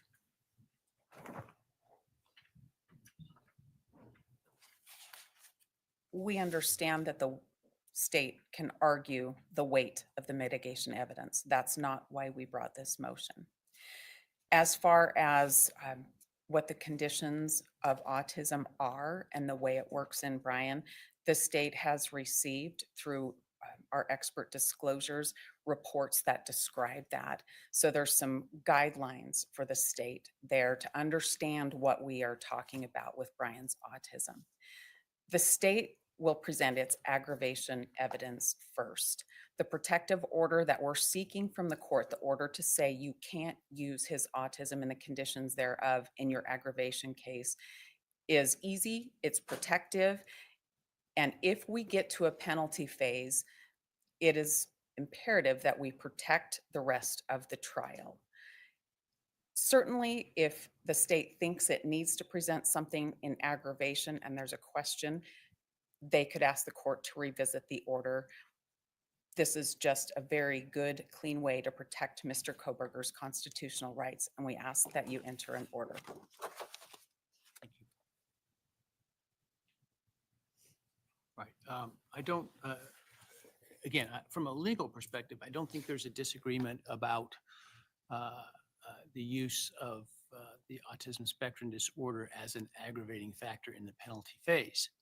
And, you know, the state certainly shouldn't make those arguments. And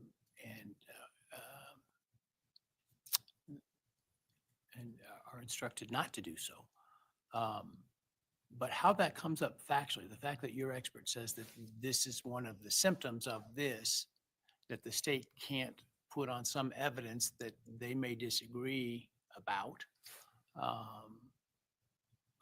I'm just not in a position to make that sort of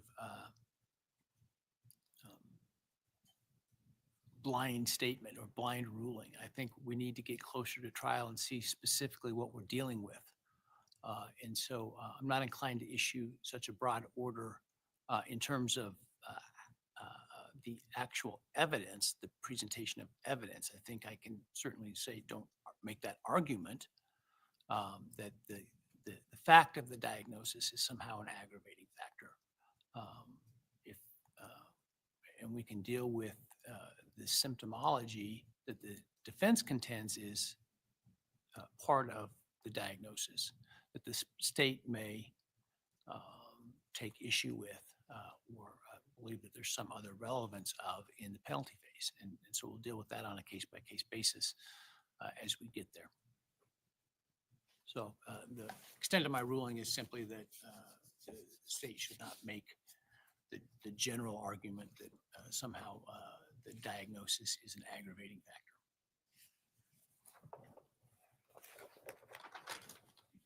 All right. Why don't we take the morning break? We'll take 10 minutes and be back at about 20 till.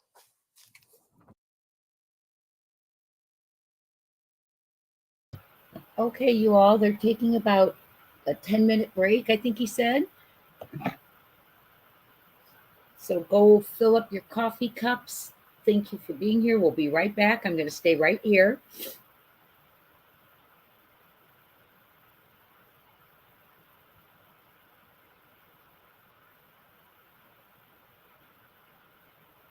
And I just saw, hold on one second, that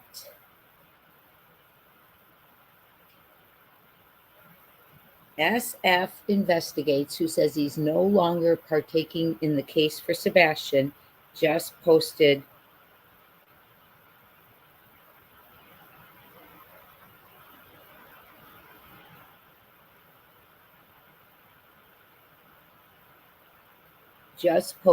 an update.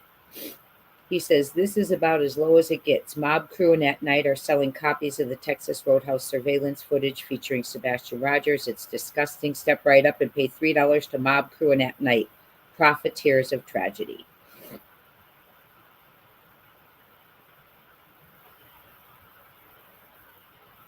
No, he's I didn't think he'd stay away for long. I really didn't. Just my little update. I'm going to go fill my coffee. You know, I think in my opinion, I believe he's guilty. That genetic connection is 99.999, right? So I think that he is guilty. They found him putting things in Ziploc bags late at night with gloves. They saw him putting trash in the neighbors' trash bins. So we'll have to see the evidence, though. We'll have to hear it. We don't know it all because it's been such a gag order. There's been a gag order, right? The judge needs to think about that last part where the state can't make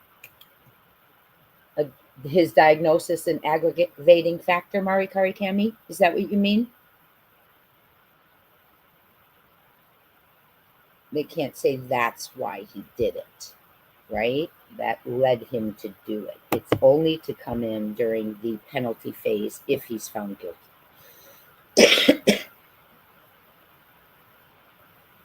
I agree, Jules DeKelly. He's got a screenshot up and all that, and I agree.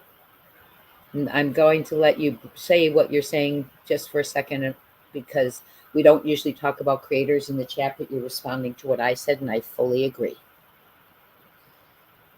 Yes, Mari Karikami, I agree with you on that too.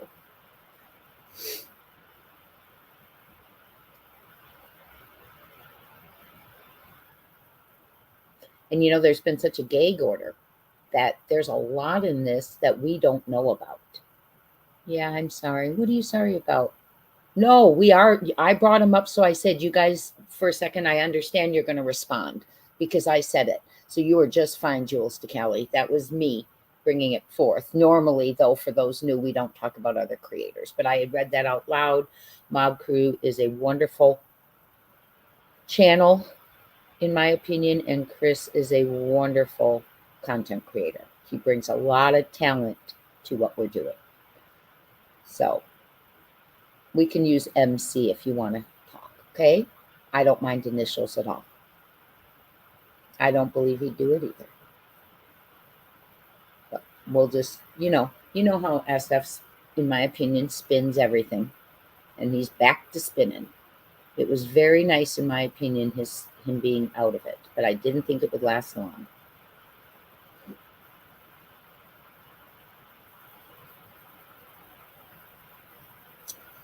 Jules DeKelly, I've heard rumblings that possibly they think that he saw one of them, encountered one of them, possibly Maddie, and knew that he wasn't part of their world. They didn't give him possibly the time of day. That I'm just saying things I've heard, because we have not heard a lot because of the gag order. That's why this trial is so huge, because so much is going to be revealed. But I think that one of the things they thought is he was angered because they didn't want anything to do with him, or he saw them as so much, different and better than he was. That, I don't know, y'all. That's just kind of what I've heard.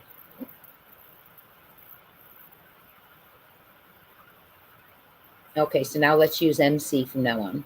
Thank you all for saying kind things, so I appreciate it. Karma's mom, I agree. I think what's happening is Karma's mom said, I don't see the judge putting up with much of BK's teams. Well, I think what's happening right now is he's laying a very strong foundation. He's making sure that and I'm not a lawyer, so I'm just telling you from my unprofessional eyes. You form your own opinions, and I'd love to hear them.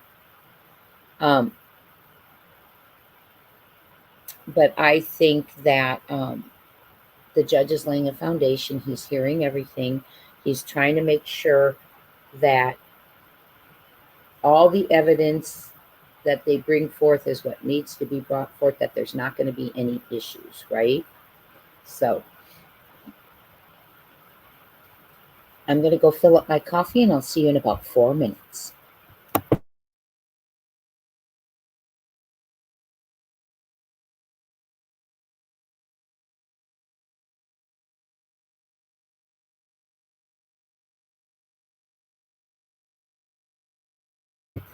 Yes, Brandy and Indy, I brought that up. BK was obsessed with BTK, the serial killer I told you guys about earlier, burn, torture, kill. His daughter speaks out quite a bit. And he studied under one of his professors who had, interviewed BTK, knew all about him. So he's learned a lot about BTK through one of his professors, and he had an obsession with him.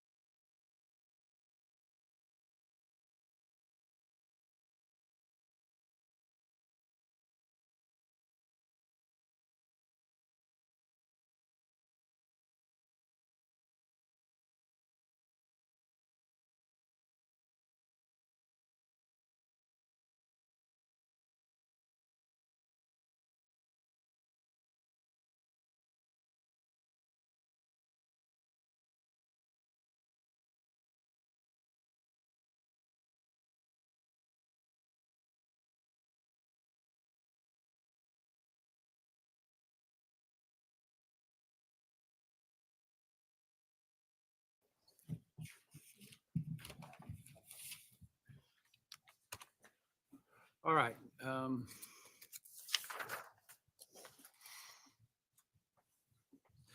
Let's talk about what I hope we have come to an agreement is not an issue, which is the IGG stuff. If I may start, and they're battling. Yeah, I this. think there are three motions. One is the improper expert testimony of Middleman, who's related to the IGG. The defense, and that's the defense motion regarding IGG evidence generally, and then the state's motion regarding IGG. Yes, good morning. You're right, Your Honor, that we have essentially, I think, an agreement with the state as to their position and our position being equivalent at this point for different reasons.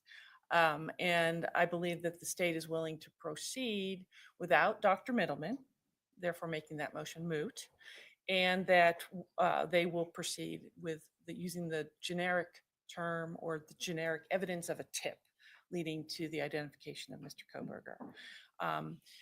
The only issue that we have is how that tip will be presented to the jury. The one thing that the defense is concerned about is how, exactly the testimony and the witness who will be testifying to the tip. And we want to make sure that nothing that is said by that witness implicates another source. And by source, I mean someone like a witness who called with a name or some other way of identifying Mr. Kohberger by name as the possible suspect.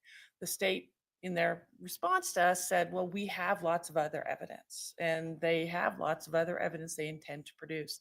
But the only thing that identified Mr. Kohberger, that set them on a train or a trail to charging him, was the genetic genealogy. So we just asked. Well, I don't know if that's a fair statement. I think the thing that led to them investigating him was the investigative genealogy. I don't think that's what led to, the only thing that led to charging him. I apologize. You're true, right? It was what they led them to investigate him and ultimately charge him.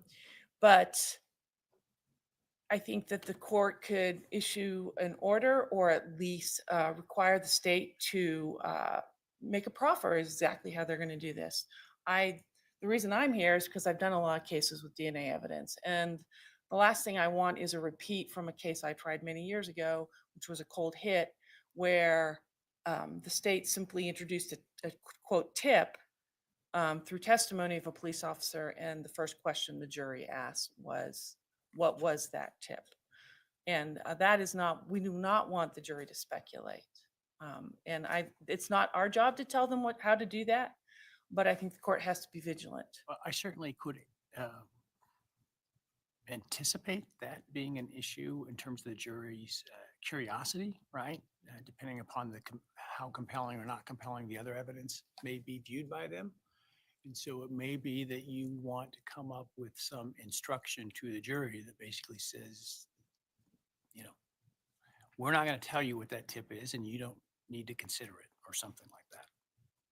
Is that an invitation? It's an invitation for you two sides to work together to try to solve this conundrum in a way that you both can live with. Okay, well, I accept that invitation, and I assume the state also will be willing to do that. I don't know if anybody has any comments.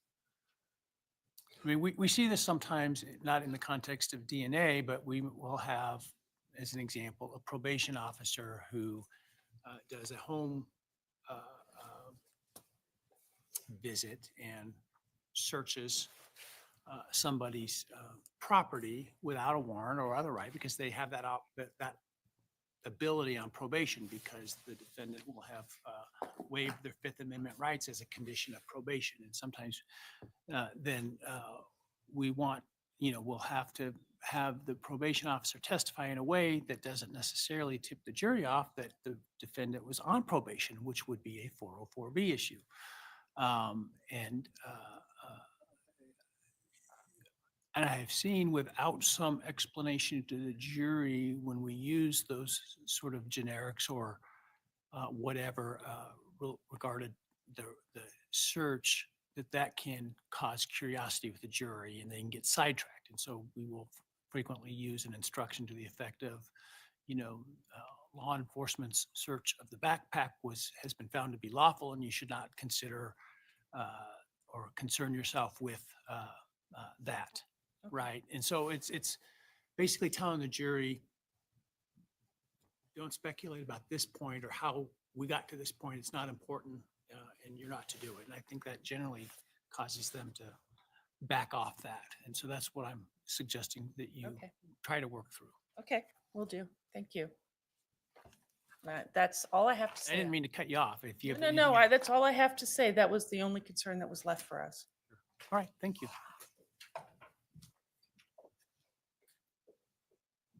Judge, I think that fairly states where we are. I was curious what the defense meant in their reply where they said that the testimony about the tip should not falsely suggest other evidence, and I still have no idea what that means. But we are happy to engage in discussion about a jury instruction like the court outlined. I will comment that it seems like it took a long time to come full circle because we're right back where the state started a long time ago with a lot of court effort invested in dealing with hearings in the interim. I appreciate the court's diligence with that.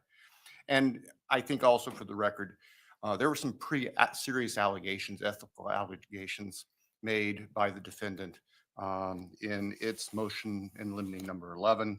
Those were factually rebutted very clearly in the state's response. And I just want the record to reflect that the state maintains we did nothing ethically wrong with this, but we're satisfied with where we are right now. Well, sometimes we litigate issues for purposes other than evidence at trial, right? We do it in terms of constitutionality of searches and other things, and that's all okay. And I certainly have not made any finding that the state has done anything inappropriate, and so nor have I seen anything to suggest to me that that is the case as of this moment right now, at least, as it relates to that. To me, this is a practical problem, regardless of the reasons you are in agreement. The important part is that you are in agreement. I suspect what the defense is suggesting, I think, trying to read the tea leaves, is they don't want an implication that there was some other evidence related to a tip or specific to Mr. Kohberger that put him on the radar, right? And so I think that's just where you need to come. I don't think for those purposes, we're suggesting that the state can't present its evidence about the car, suspected car, about the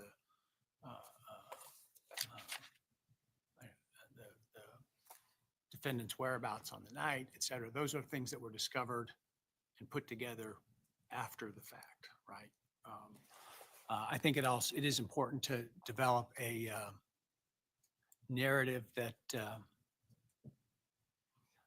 doesn't suggest, for example, there's some fact witness who may have heard a confession from the defendant or have witnessed the defendant that led to the tip, right? And so I think it's important how that's presented, and hopefully you can work that out. And if you can't, we'll revisit how to address it. Yes, Your Honor, I appreciate that. And the state's intent, we've already spoken with the investigators to develop this, is to have probably Detective Payne, who is one of the leaders and the lead investigators, to simply testify that they received a number of tips, that around December 19th, they received a tip. Following that tip, they took these steps. That's what we're contemplating at this point. Thank you, sir. And so we have a pretrial in next month. And so hopefully you can come to an agreement on how this is going to be handled specifically by that time. Yes, sir. Thank you. Anything to respond to, Ms. Barlow? No, nothing on that. All right, thank you.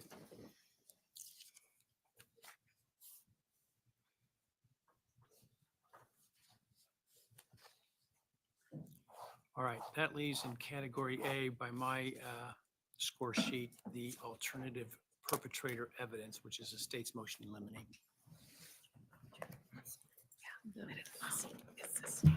This will be interesting because this is where they're going to bring in the fact that there's evidence it could be someone else.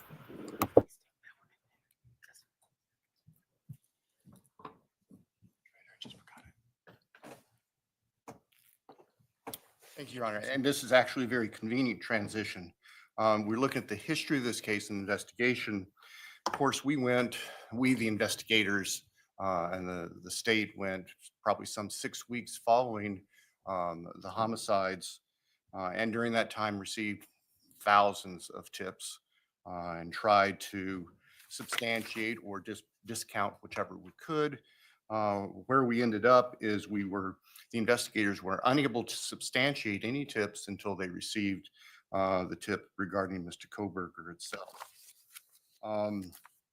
The state's concern in bringing this particular motion is that the defendant is going to try to offer alternative perpetrator evidence based on what we would call mere inferences that another person could have committed the crime, and the case law in Idaho says they clearly can't do So that. for purposes of your motion, are you talking about the defense's allegations of specific individuals? I mean, obviously, the defense claims the defendant didn't do this, Yes. which would suggest that there was an alternative perpetrator. Yes. And the state's concern is about the defense focusing on specific individuals without meeting a threshold showing of connecting that individual to the homicides itself. And our concerns actually are reinforced by the defendant's response to our motion. When we're looking at pages 2 and 3, at the bottom of the page, the defendant says, "This case is full of alternative perpetrators. There are many alternative perpetrators." That suggests to us that the defendant is going to shotgun any variety of people's names, and we think that they can't do that without making the threshold connection first.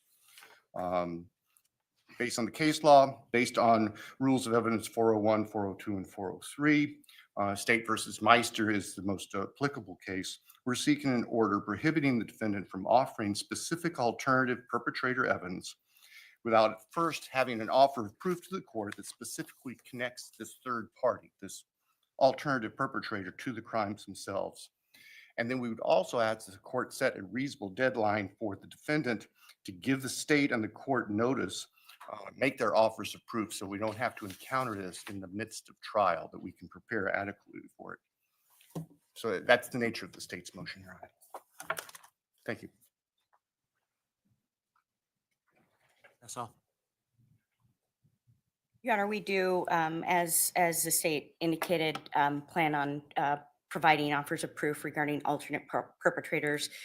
There's nothing about our approach that would be a shotgun approach, throw a bunch of spaghetti at the wall and see what falls. We understand that it requires the conditions of Meister and that we need to provide that information to you.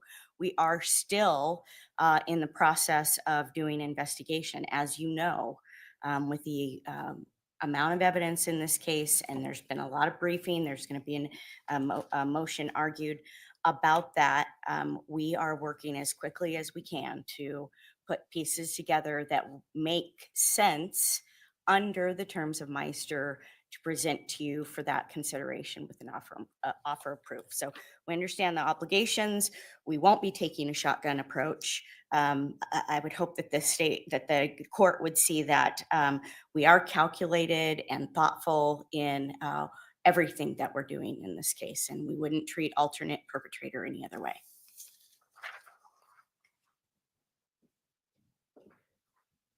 I don't believe the state has anything further on that point. All right. I think the parties are both correct in that State v. Meister is controlling here, where the court has spelled out that if the defense intends to present specific alternate perpetrator evidence, they have to make a factual showing that would, in fact, connect such a person rather than just throwing names out or arguments or theories out without evidence to support that.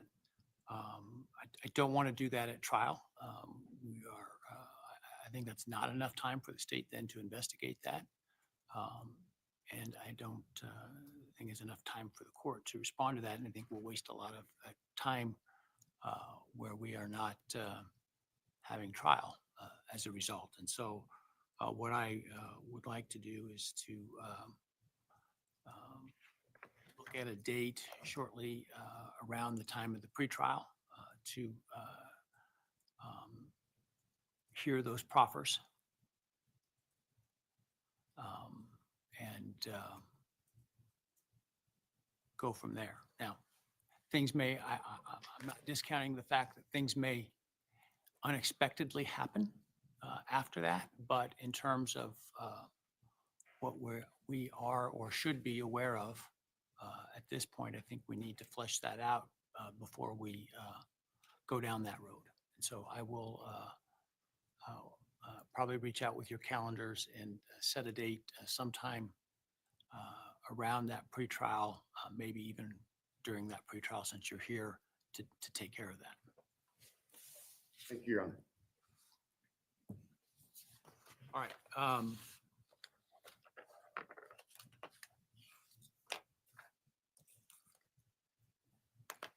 And I want to be clear, I don't view Meister as controlling. For example, I know this defense has suggested that they believe the evidence suggests that there was more than one perpetrator. From presenting that sort of generic, unknown, unsub, to use the part of the craft involved. This relates more to allegations of somebody more specific, identifiable.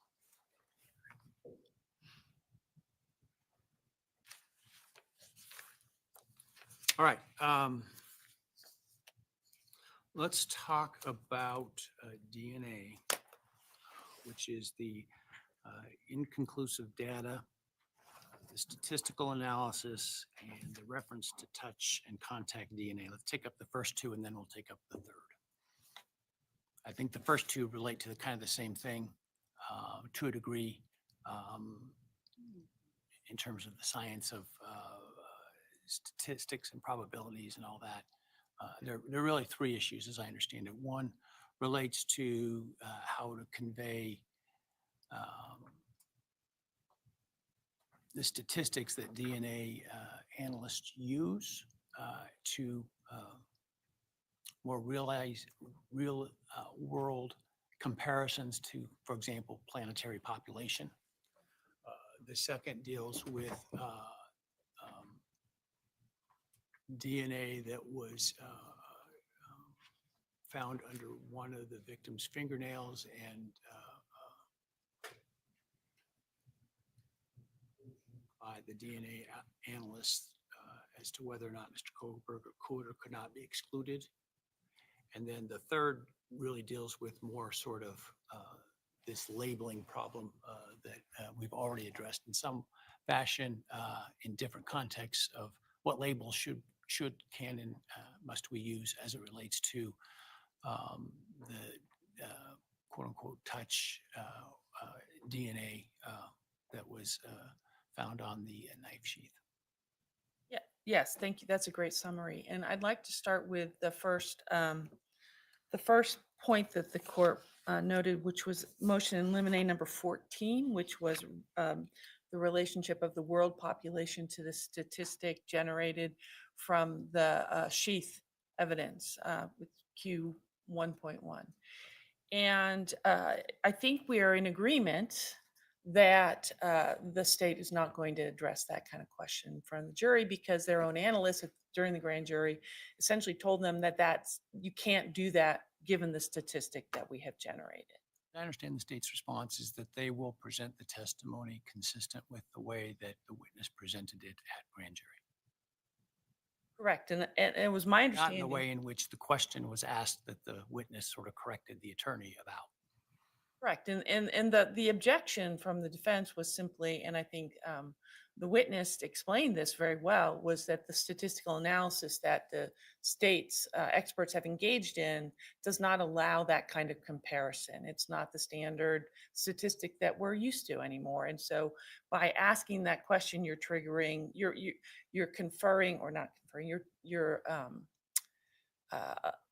speculating, essentially, put in front of the jury. It's a question that presents a false premise to the witness. And so we just ask that the state refrain from that and simply ask the questions that elicit, the testimony as laid out in the grand jury proceedings.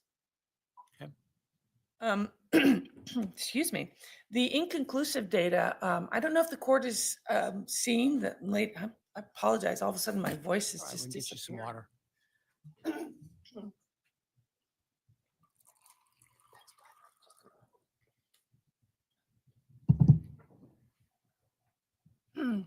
I don't know if the court has seen the latest filing from the state. I did see it. Okay, so they filed a new expert disclosure on Monday from an expert who went through and analyzed the data at issue. So as Response to the defense's having retained an expert who discussed whether or not you could exclude Mr. Kohberger from the DNA found under the fingernails. yes. And what triggered that was the grand jury testimony, where questions were asked of the analyst regarding the meaning of a conclusive versus an inconclusive data result. And the analyst testified as to 13.1, the fingernail swabs, that their data was inconclusive. And to the defense, and that means that you cannot draw any conclusions. So the defense retained cybergenetics, which uses a different statistical tool than the lab here, and generated a statistic which is strongly exclusionary of Mr. Kohberger from that particular sample. And while that doesn't preclude the evidence from the state lab, it adds additional information to the picture, the overall picture. And it's just a question for the experts to testify about and the jury to make its conclusion.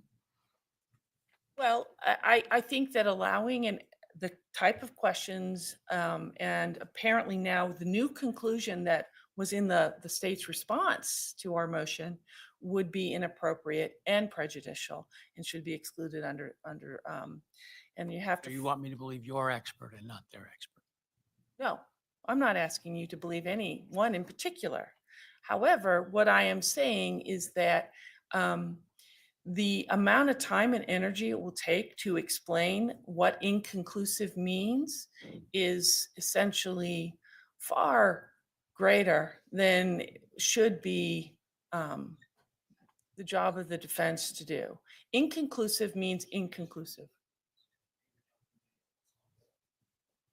No, I'm not saying that. I think it can be presented and it can be presented in a fair manner that is consistent with due process and the right of Mr. Kohberger to confront it. The new disclosure from the state is an expert who went through in great detail. We have a 27-page report from him where he not only reanalyzed the data visually, but he also used another statistical tool. And he stated in his conclusionary paragraphs, and it's a very long report, that first he looked at the data using the lab's protocols and doing some validation himself, essentially looking at their validation studies. And he found that just visual examination of the data excluded Mr. Kohberger. He went a step further and he said, I'm going to use this new third tool called LR Mix Studio to generate the same statistic or similar statistic that the lab did, the state lab did, as well as True Allele Cybergenetics did in their analysis. And he came up with a strongly exclusionary statistic. So we have now before the court, as he describes it in his disclosure, a statistic from the state lab, which means that it's 25 times less likely if the DNA originated. I always have a hard time with these numbers because you have to be extremely careful how you say this because it can flip the meaning. So let me just double check. His statistic, I'm sorry, I'll start with his, it's 5,000 to 100,000 times less probable that a coincidental match would be made to an unrelated person. In other words, what he's saying is that it's Mr. Kohberger is not included, and that's a strongly exclusionary statistic. And I'm not saying this very well, Your Honor, because it's a tough, these likelihood ratios are hard to explain. So that's a 5,000 to 100,000 times less probable that Mr. Kohberger is present. In other words, it's much more likely someone else is there if there's someone else there. Then the cybergenetics came up with a number that is in the range of 2.8 billion times less probable that he is there than some other unrelated individual. And this expert then relates that even the state lab's number is 25 times less likely that Mr. Kohberger is there than some other unrelated person. So all of the numbers point to exclusion. The numbers, the question is really the weight of it. And the way that the state intends to present it, and they presented it in their reply to our motion, was they should be allowed to say that this means that Mr. Kohberger cannot be excluded. And that is just a misrepresentation of their own data. None of the data that's presented to this court at this moment in this motion supports that statement or that conclusion. And it's unclear to me who is going to say that, because it's not in any of the disclosures that have been produced so far. The first time we've seen it is in this reply brief. So I think that rather than having a battle of the experts, right, where you're going to have all three of these people testifying before the jury, and to allow that just one question is going to subsume an enormous amount of time in explaining why it's not in it, why it's inaccurate. And while it might be technically true, it's not an accurate statement for the jury to consider, and it's just going to confuse them. And it's highly prejudicial to Mr. Kohberger. So we would ask the court to, if it's going to allow this in, and we haven't asked to exclude the evidence, we simply asked the preclusion of this kind of questioning, that the state be precluded from inferring or asking a question to elicit some kind of inclusionary statement.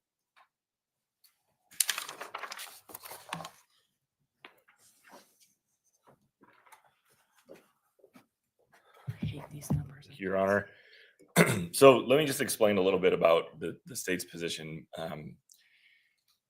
The state has no intention of suggesting to the jury that, oh, maybe this is Mr. Kohberger's DNA. We just don't know. That is not what the state is trying to accomplish.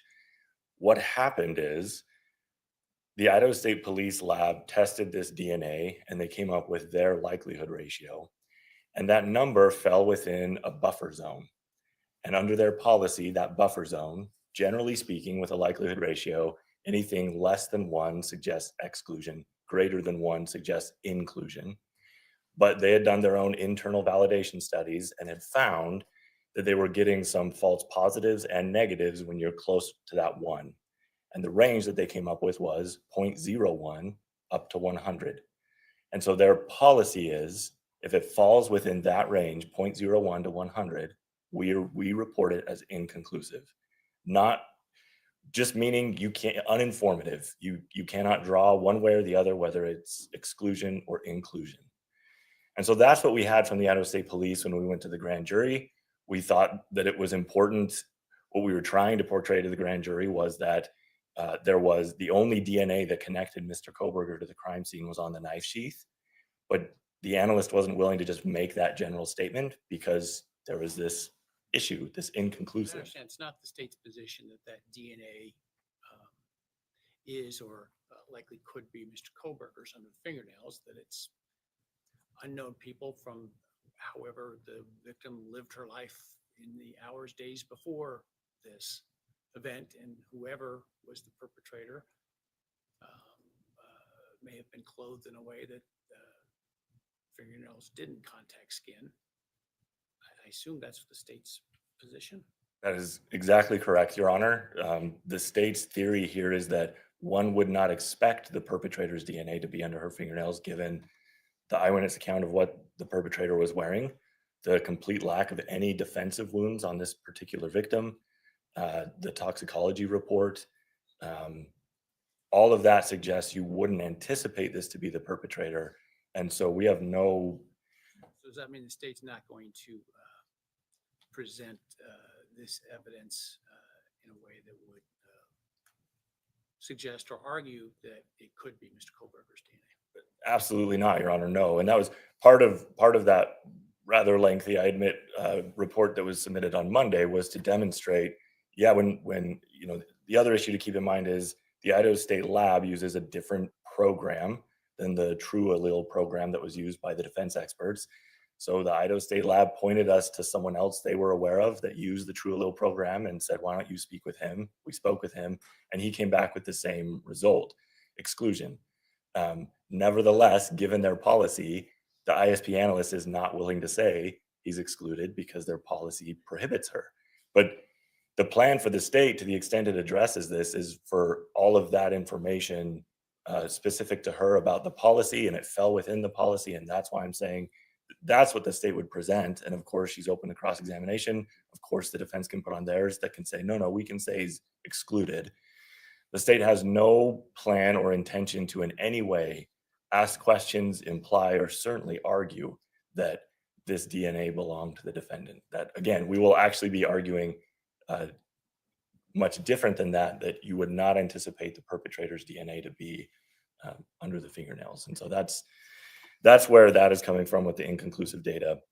On the issue of the statistical analysis, that we agree. I mean, we're not going to ask that question. The only kind of remaining issue we have is I think their motion specifically asked for an order excluding that question or other questions like it. I'm not a big fan of that language because it's just kind of vague and we're not entirely sure what that means, but we'll stay completely away from the population of the world or a country or a city or anything about population. That's all. Thank you.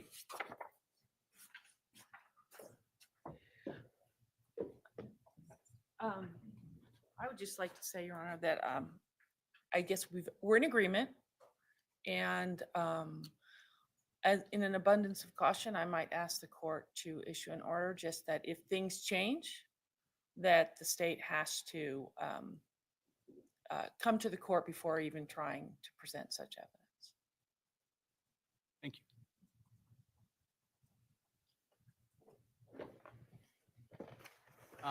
It sounds like, and I'm not trying to tell either side how to present their evidence, that the state's not intending to present the fingernail evidence as somehow being inculpatory. I could see, based upon cross-examination, et cetera, the defense questioning the lab person in an attempt to maybe attack the credibility of the lab, which then may require the state to put on its rebuttal expert that it's identified as to that issue. But I think we're at this point safe, based on what you've said, that the state does not have a good faith basis to suggest that the DNA, to make an argument that the DNA could be Mr. Kohberger's, that they not do that without first talking to me outside the presence of the jury based upon what the state of the facts on the ground may be at the time. As to how you question with respect to statistical analysis, I guess as guidance, it seems to me the answer that was given to a question that the analyst kind of rejected is probably the way the state ought to approach it, but I'm not going to tell them exactly how they have to ask the question. What I will say is I will make sure I'm aware of the way that it was asked in a way that was concerning, and certainly if a question is asked in a way that is concerning, the defense can object, and I can respond accordingly. All right.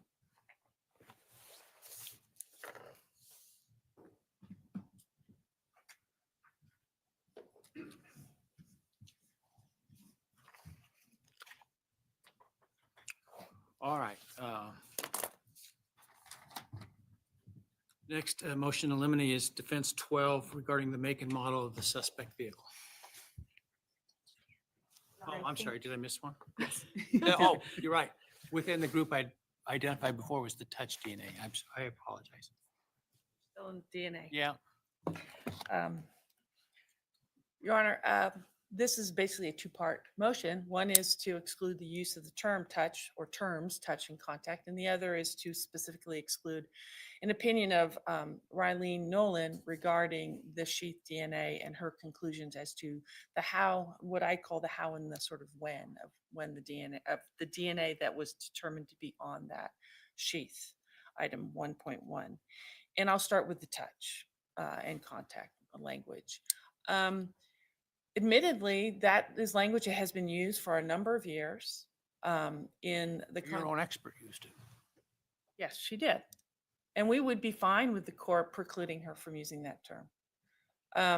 I think what is happened in the world of DNA, having been doing these cases for unfortunately 30 years, is that there's been an evolution. And we laid that out pretty well, I think, in our papers, an evolution of DNA testing, where people started realizing the sensitivity of this methodology allows you to pick up DNA from objects that have no visible stains, like no blood, no saliva, no semen.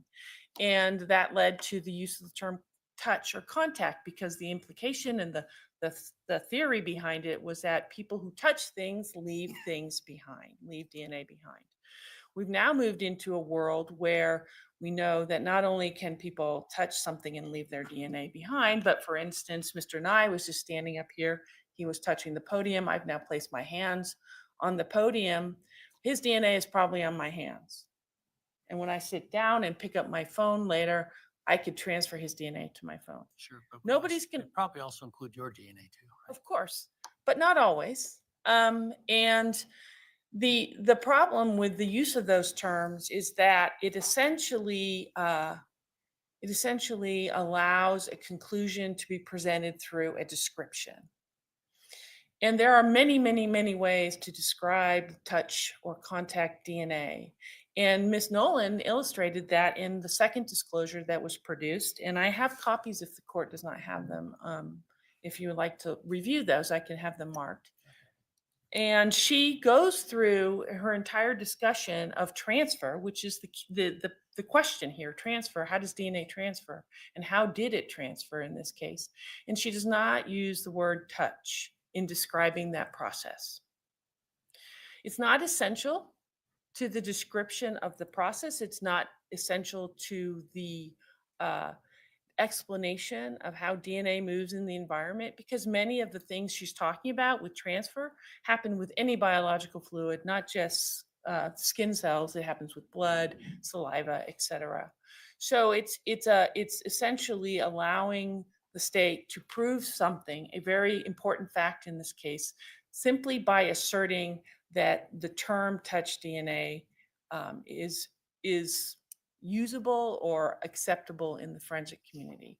We presented at least 3 sources that say, and these are reputable people who are publishing in reputable journals, saying that this type of language is misleading, and it can lead to a misunderstanding of the evidence itself, because touch DNA does not mean now that someone touched something. It simply means that in some mechanism, DNA from a person has gotten to an object, whether that's through direct or indirect contact. I assume your expert's going to tell the jury all that.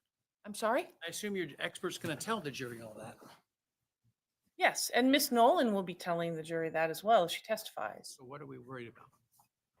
What we're worried about is that it's confusing to the lay person to hear an expert use a term that is essentially a description of activity. I'm not very good at grammar, but I believe that's an adverb.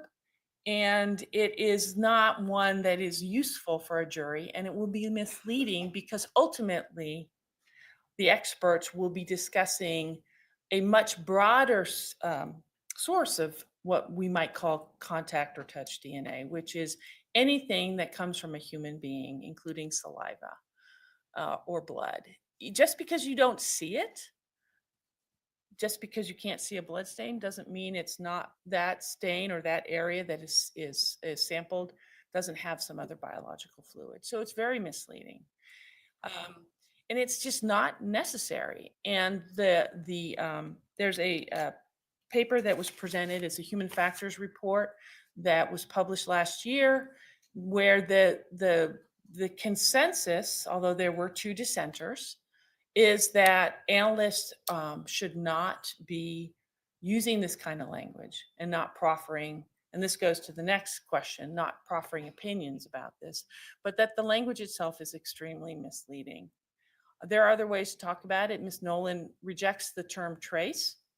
That was just one expert's opinion in one article that was cited to the court, but it's very clear she doesn't need to use that term in her description of how DNA moves in the environment. So we would ask the court to prohibit her or any other witness, frankly, from using those terms in describing any DNA sample that's been collected in this case. As far as Ms. Nolan's opinion, again, it goes hand in hand with this idea that touch DNA or the contact DNA is not what it used to be thought of. And there's a number of publications, scientific journals, where the scientists have reviewed vast quantities of scientific literature.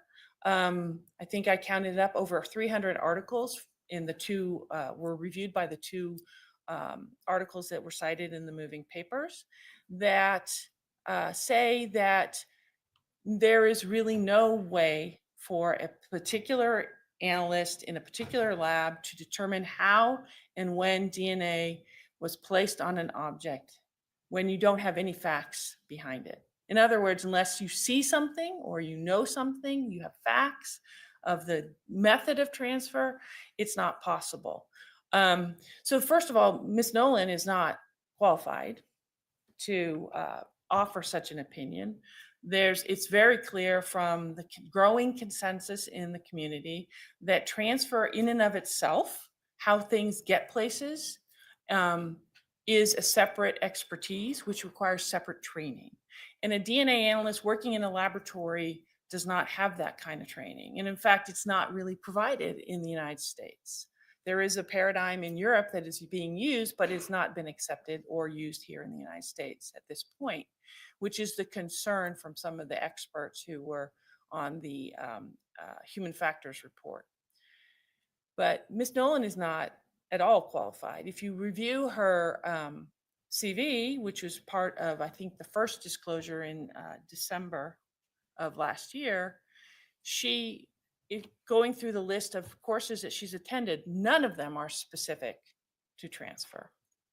And in her affidavit that was supplied to the court, she discusses attending some presentations at a recent meeting where there was discussion of transfer, where some unnamed individuals disagree with this idea that it's not something that should be testified to.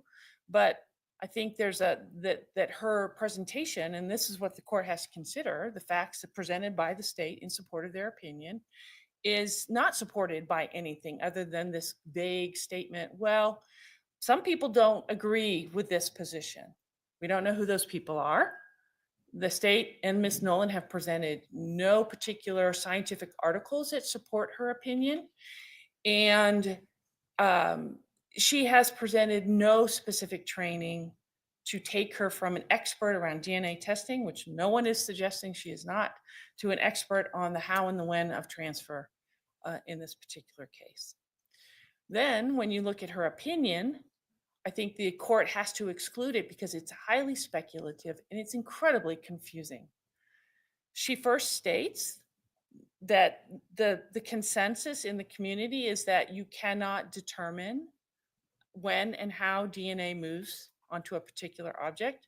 She says that without any qualifications, that the science doesn't support that.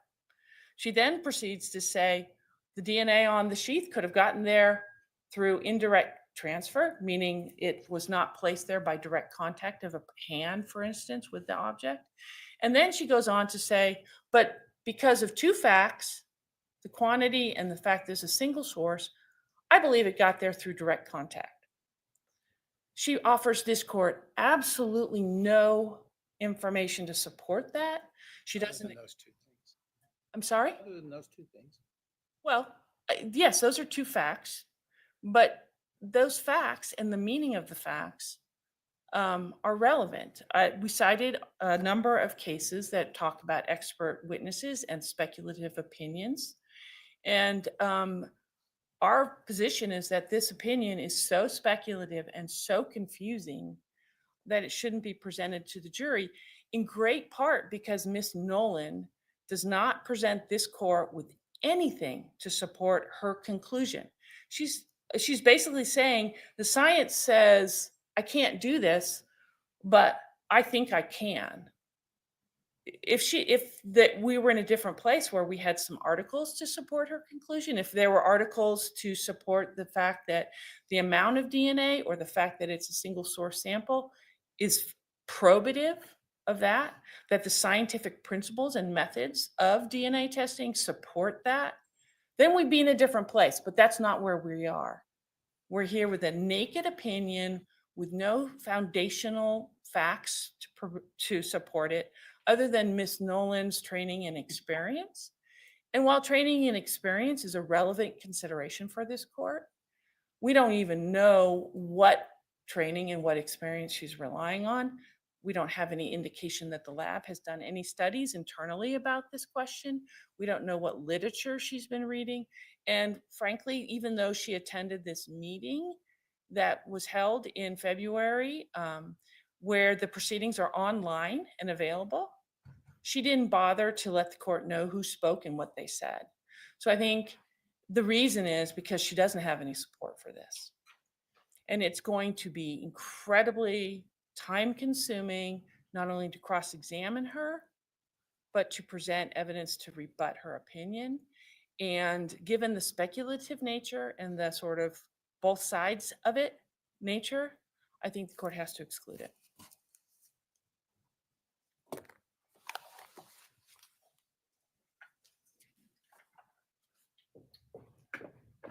Thank you, Your Honor.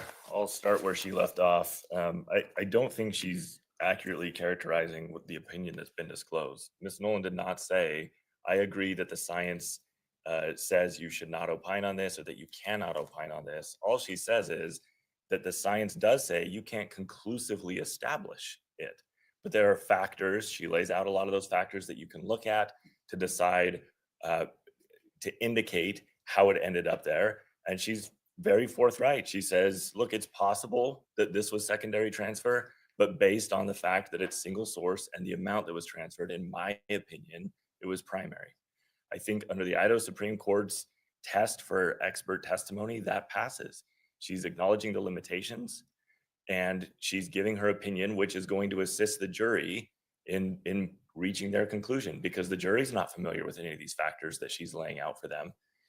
So, and then as to this idea that she's not qualified, so Ms. Nolan, as disclosed, has been at the ISP lab for 2 decades. She's a forensic scientist. She specializes in biology and DNA. For the last 10 years, she's been the lab manager and overseeing all of the biology and DNA. That includes instructing, as indicated in her CV, law enforcement and others on the collection of DNA. What we're discussing is a critical component of all of that, which is how does DNA get from one place to another? She has plenty of experience to talk about that while admitting that she can't conclusively say one way or the other. But as laid out in the brief, that's never been the test for expert testimony, that you have to be able to say to a scientific certainty that this is in fact the case. Now, on the issue of the touch DNA and just the label itself, I don't know that I've ever litigated a case where a party has come in and moved to exclude a phrase used by their own expert in their report. And she didn't just use it, she used it specifically in reference to the DNA on the knife sheath, the exact same way that our expert would use it. And now you have an attorney before the court. She used to be an expert in this case, but now she's an attorney saying, well, you shouldn't do that. You shouldn't, even though both the experts in this case use that phrase, the court should step in and say, you're not allowed to use this phrase that's commonly used in your field because it might mislead the jury. Whatever risk there is of misleading by the phrase touch DNA is easily dealt with on cross-examination. There's a definition that Ms. Nolan provides for that. I assume, though it's not given, that the defense's expert has a definition for that, and they can explain what they mean by that. I don't think it's outside the bounds or intellectual capacity of a juror to understand that sometimes in particular professional fields, there are phrases used that may not mean exactly what they sound like. I think we can expect jurors to understand that and to understand the fuller meaning that's given to it. Part of the problem with the defense's motion at this stage is by asking this court to limit not only our expert, but their own expert, they're admitting that there's something there to be cross-examined. And so if this court orders there can be no statement or no mention of touch DNA, then I think that cuts off a very legitimate line of cross-examination from the state. So I'm not particularly fond in general of proscribing phrases and words that can be used by parties and witnesses in cases. I think it just creates the potential that you're going to have problems because people slip, and particularly when you're using phrases and words that are commonly used within the field, right? We see that all the time with the use of the term victim, right, in cases, and the Supreme Court has recently weighed in on that issue. And there's actually an ICHE instruction that deals with the use of the term victim, because it's just, it's hard to police phraseology. On the other hand, if what we're talking about is an agreement that, this term may be implying something that we all agreed isn't necessarily true in all cases, I mean, we could call it blueberry DNA for all that matters, right? And your experts are going to explain what it means otherwise. What's the concern here if we say, let's try not to call it this? Other than accidental violation, and now somebody's asking for a mistrial, right? I mean, that's one of my concerns. So in reality, that's really the state's only concern is we don't want to get in a situation where there's a word that's off limit, and because she uses it, the defense expert uses it, it slips out at one point that suddenly we have a motion for a mistrial because there was a violation of this court's order. As defense counsel mentioned, Ms. Nolan didn't rely on this word heavily much at all in her opinion, and I don't anticipate her testimony to be anything different. But if at one point in the back and forth, either with us or with the defense attorney, she slips and says the touch DNA on the knife sheath, I don't think that that's a problem. And I don't think that it's something that this court should restrict. I think both of these experts felt comfortable and wanted to use that phrase. That's why they used it. I don't think it's superfluous. I don't think they just said touch to say touch. I think to them it means something, and it's accurate to use it in this case with respect to the sheath. But certainly the state has no problem encouraging Ms. Nolan to avoid that word to the extent it's possible. Thank you. Thanks, Your Honor. Just a quick response. Language is important, and language in science evolves and changes. Ms. Nolan and Dr. Ballard, our expert, are scientists. They present themselves as experts. And I think that scientists should be held to a slightly different standard than the average witness. And the use of language, as this court pointed out to me early on when I first stood up here, is really, really important. And I am confident that Ms. Nolan can restrain herself from using that language. And I'm confident that all of the parties can ask questions that do not elicit that kind of information or use those words. And I would encourage the court to restrict the use of those words for this proceeding. As far as Ms. Nolan's opinion, no one is asking for certainty. Nobody expects scientific certainty. That is not our position. The question is it supported by the science that Ms. Nolan is essentially testifying about? And the answer to that is no. Her personal opinion is not science. It is a personal opinion. And if the You're relying on a scientific report to which there were dissenters. yes, but the dissent was not about the content of the recommendation. The dissent was, we don't have any options, and maybe we shouldn't be requiring trainings that are not particularly available in the United States. That is the nature of the dissent. And But in support of the idea that this testimony shouldn't be included by these people. I'm sorry, I couldn't. But in support of the dissent, in support of Yes. opposition to a scientific consensus that this testimony should not be presented. That's correct, but I don't think that the court has to rely on a 100% consensus of the community. I think that the evolving understanding of the science and the scientists in this area and of the people who are actually publishing work is highly relevant to whether or not that kind of opinion is actually acceptable anymore. And I suppose that the question of admissibility might revolve around a more like a Daubert standard. But given that we have not had the opportunity to see these opinions until so recently, that was not something we were able to do. The Supreme Court has specifically rejected the Dover standard. Well, I'm new to Idaho law, Your Honor. That's why I suggest Daubert. But that kind of analysis, I think, is the same type of analysis that this court has to do, as sort of essentially a gatekeeper to make sure the jury is hearing reliable evidence. And I think that if you read closely, in particular, Ms. Nolan's second disclosure, which I believe came out in February, or was given to the court in February, she lays out a whole series of things that affect transfer. She makes one statement about the quantity of DNA being higher with direct transfer, but that's not elucidated in any way, and doesn't talk in anywhere in that disclosure or any other disclosure why a single source profile would support her contention. And I think because of the complex nature of this, that we can't speculate as to why. It may make logical sense, but I'm not sure it makes scientific sense to speculate, which I think is what we are prone to do. And as I think the Idaho courts have said, the court's not supposed to substitute its judgment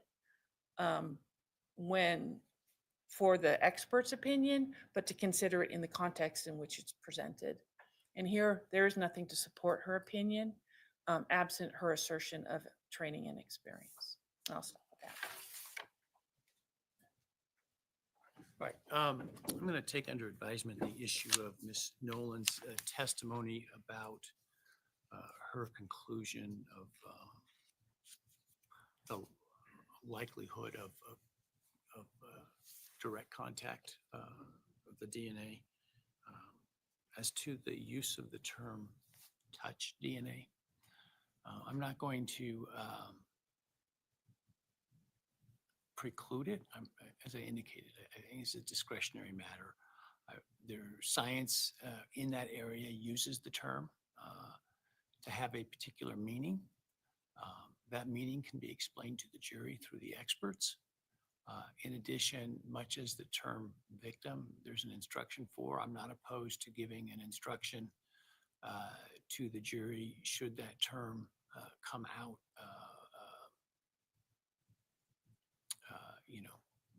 That the court is not intending to, by use of that term or by any of the attorneys' use of that term, making a conclusion. On the other hand, I do encourage the parties to not use the term as much as they can. I think we underestimate the intelligence and reasonableness of jurors, having presided over, I don't know, well over 100 jury trials. I think that we worry about things that they are more than competent to understand and not jump to a conclusion simply by the use of a word. particularly where there's scientific testimony around explaining what that word means in context. And so I'm not particularly worried about it. I'm not opposed to some kind of instructions if the parties can agree on one. I would suggest the parties come to an understanding of what a term they should, as a council at least, try to use. I'm not going to try to police the experts within their own field who use that term as part of their expertise, as both experts did, state and defense in this case. But certainly would encourage council to try to avoid it as much as possible.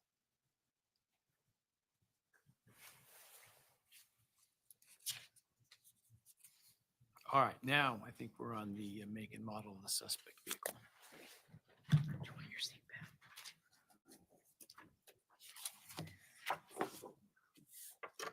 Your Honor, this is a motion where the words do matter. We're following up on that one. This seems appropriate. This motion, we're talking about the phrase used by the state, suspect vehicle number 1. First, this motion is grounded in Mr. Kohberger's rights to due process and a fair trial. Thinking of why we have this motion, we have to remember this is a highly circumstantial case. That's what this case is about.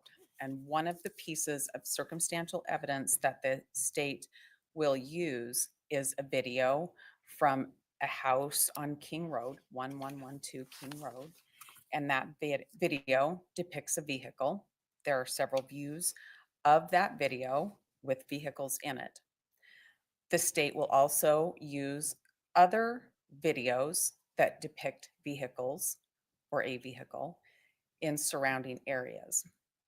As they said in their response briefing, they do not have one continuous video loop. So the state's piecing together several videos and calling them all suspect vehicle number 1. That invades the province of the jury to make that determination. The state has Special Agent Immel, who will testify and identify a make and model of a vehicle from one of the many clips of videos that the state will use. That make and model cannot be identified from other than one view of that. This motion is not asking the court to prohibit the state from producing the videos or producing Agent Immel insofar as his testimony matches his expert disclosure. But this is about preventing the state from saying, this is suspect vehicle number 1. This is the same vehicle in all of these video clips. That's something that the jury will have to decide after they hear evidence to make that determination. This motion is important because that has been referred to, suspect vehicle number 1 has been referred to by the state in their affidavits for search warrants and other pleadings that they've written where the state has made this connection and they can't do that. This is up to the jury to make the connection if this vehicle in 1112 King is the same one that was in 1125 Ridge Road and other various places that the state intends to show.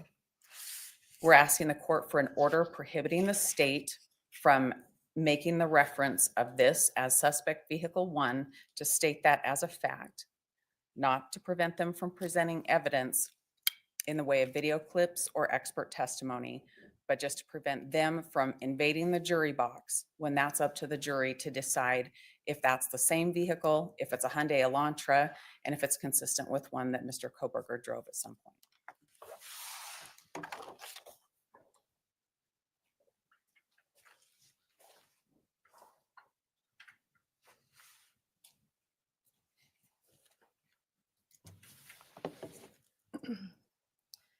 Your Honor, it is our expert opinion, who is a vehicle identification specialist, Anthony Eimel.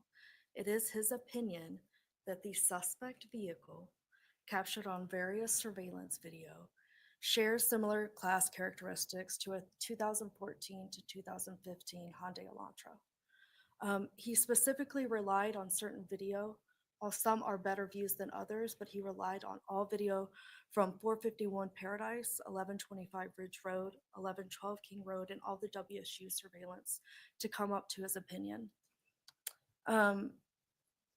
His opinions based on logical inferences of review of the surveillance and footage, including observed traffic flow, the time of night, the direction of travel, and the camera timestamps.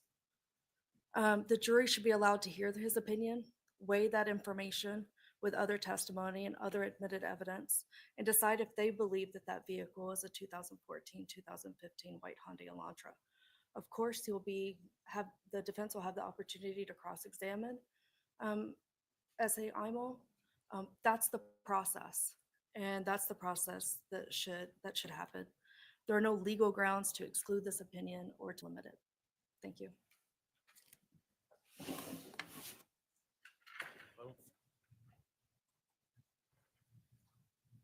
Our request is not at this stage to limit Agent Immel's opinion that's consistent with the timely disclosed report. It's our request to have an order from the court preventing the state from referring to the vehicle as one vehicle in all of these clips.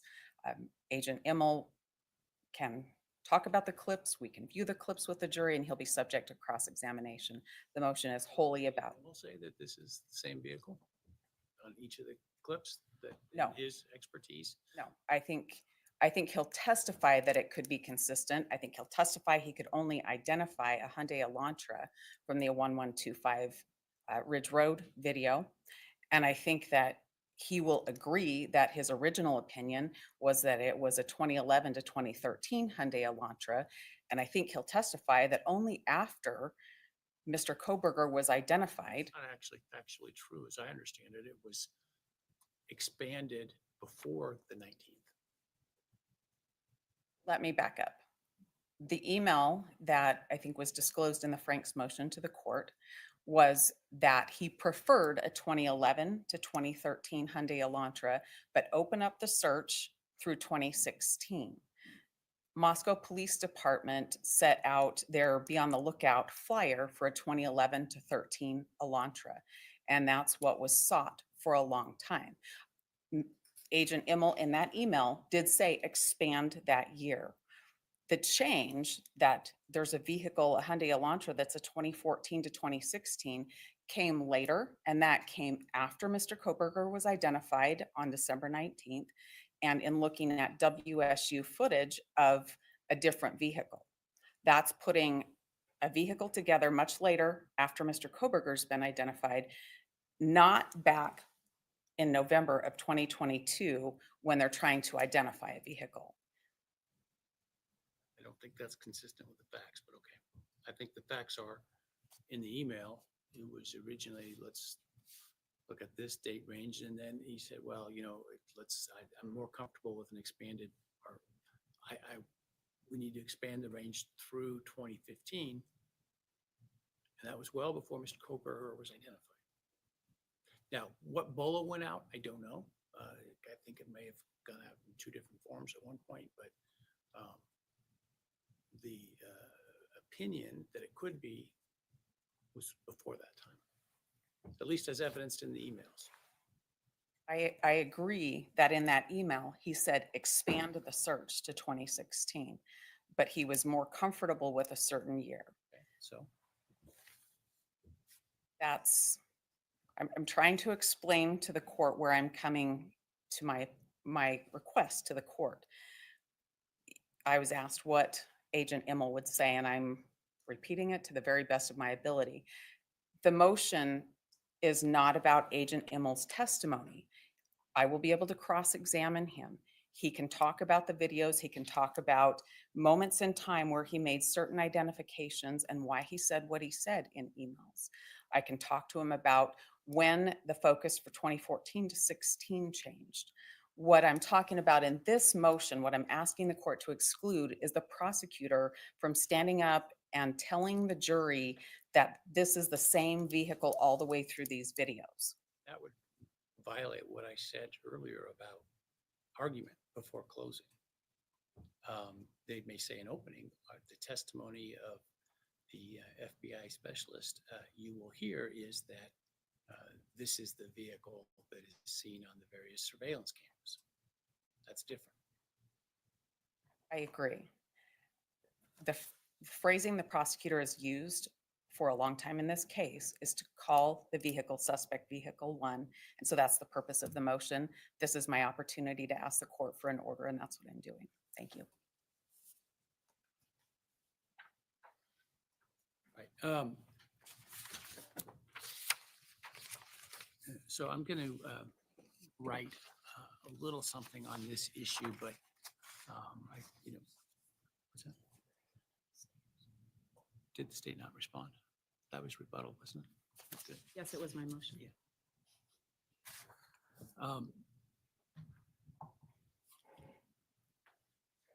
Sidetracked there. My inclination is certainly the state should not be making conclusions outside of closing statement. I don't think calling the vehicle suspect vehicle 1 is making a specific conclusion. It's again using a term that is used within the investigation, but specifically making an argument that the various vehicles or the various images of vehicles on the various surveillance cameras is the same vehicle. Making that conclusion is an argument, and so that wouldn't be appropriate. I think in opening, for example, you can say that the testimony will be right. As to the agent's ability to make that conclusion, I don't believe that that is an ultimate opinion of that is taking the ultimate conclusion from the jury. I think that's right within the province of expertise, and I don't believe, based on the evidence, that it is speculative, such that the agent shouldn't be allowed to offer that testimony. But I will write up further my analysis on that. All right. With that, let's take a lunch break, about 45, 50 minutes, and then we will come back. We'll shortly before 1, but no later than 1. All rise.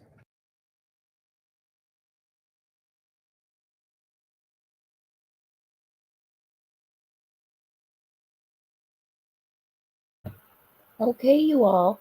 We're all going to go get lunch. You can sit in here and chat if you want. I'm going to mute myself, go get myself lunch, walk my dogs real quick, and I will be back. Enjoy your lunch.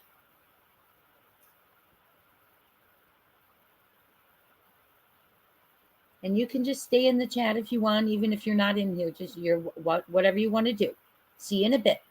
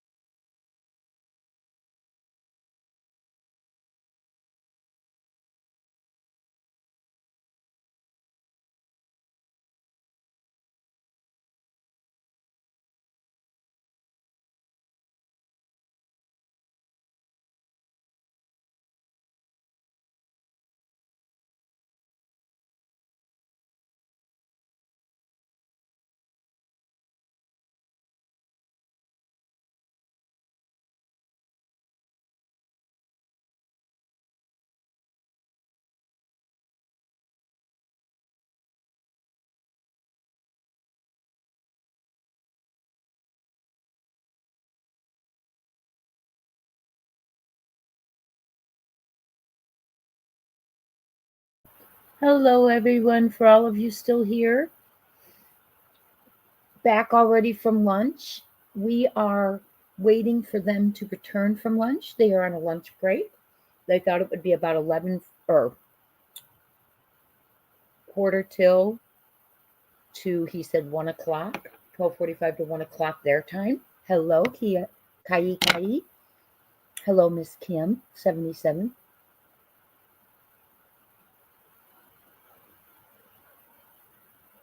I don't remember that, Miss Kim, but we're gonna start following this case now, but from now to the trial. So if you see anything you want me to share in learning about this case, email it to me, crimetimebuzz@gmail.com. We have until August, so we are a lot of us haven't followed it very, very closely. So we will deep dive into it from now till August and then cover the trial and watch it as a family. There's a lot we don't know right now because there's been a gag order in place. So this trial is going to reveal a lot to us.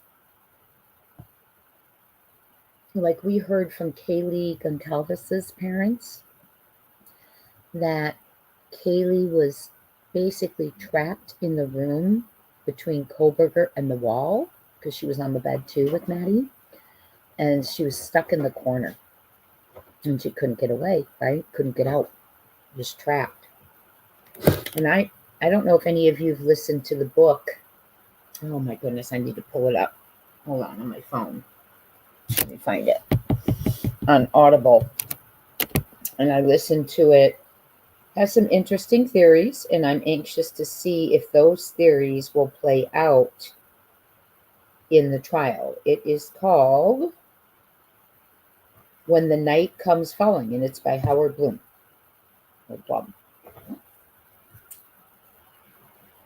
I listened to it on Audible. I enjoyed it. Right now I'm listening to The Devil at His Elbow, and it's a story of Alec Murdaugh. If any of you ever have any books or movies that you recommend on true crime, let me know.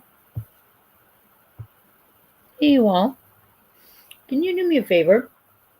Put a 1 in the chat if you enjoy hearing about true crime book and movie reviews.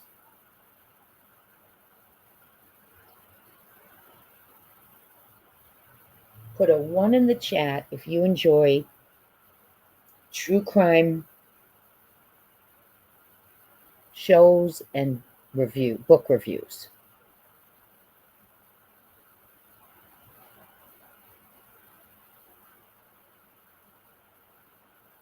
I just watched one titled Trial by Fire. And it's a man who was put to death for, they thought he started the fire, they believe he started the fire and he was convicted of starting the fire that killed his 3 little girls. He was out safe. And the Innocence Project is still, he was from Texas, and he has been put to death. And the Innocence Project has taken on the case. Even though he is deceased, the family wants it rectified that he is innocent.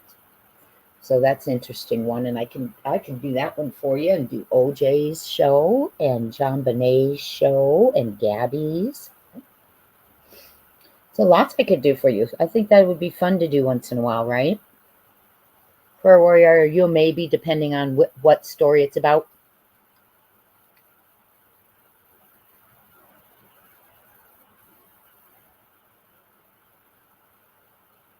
Put a 1 if you, I know, I was just going to say, Prayer Warrior, you just read my mind. Put a 1 if you would like, or, okay, you're doing it still. Okay, go ahead. Thank you. Yeah, I think we can learn a lot. We sure can. When I was watching, who was it? John Bonet's case on Netflix, the newest show on Netflix. Yes, Carmen's mom, I enjoyed it. I enjoyed When the Night Comes Falling. But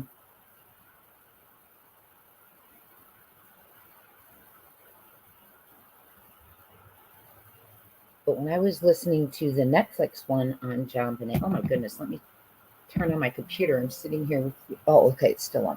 I have two computers running right now. The one that doesn't have good sound, I'm using just for like Word docs. So, but John Bonet's case, there were a few things that really made me think about Sebastian's case. And I know it did other people because a few people had called and mentioned it to me. You know, so we do learn a lot from those cases. Madeline McCann, there were a few things I picked up from Madeline McCann's case that were, I think, we take across to other cases. You all know tonight at 8 p.m. Eastern, don't miss it, because we have another autistic male missing, highly functioning. Get this. Highly functioning. Last seen, he arrived at home. It's on camera that he got home. And in the morning, I guess, when Mom went to check on him, he wasn't there. The first reports say he was barefoot, no jacket, no cell phone, left. Unusual for him to leave. Does that sound familiar or what? They say he took his iPad, which he only takes if he's going on long trips, so the family's worried someone may have lured him. But the family, I just read an article, and the family thinks the iPad's probably dead by now, run out of charge. So very interesting, very similar to Sebastian's case. And I think as we watch that investigation, we can learn on both, right? So I think it's going to be very interesting tonight. We're going to go over both cases. This is Autism Acceptance Month, is what April is. And I know we all know a lot of children who are autistic. Our children, our grandchildren, our students, our friends, our neighbors. And so this month is Autism Acceptance Month. And I want to bring these two boys home this month. That would be just a blessing.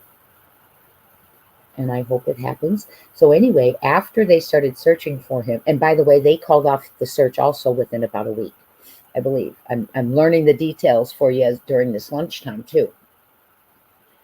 And they said that he may not have the skills to get himself home.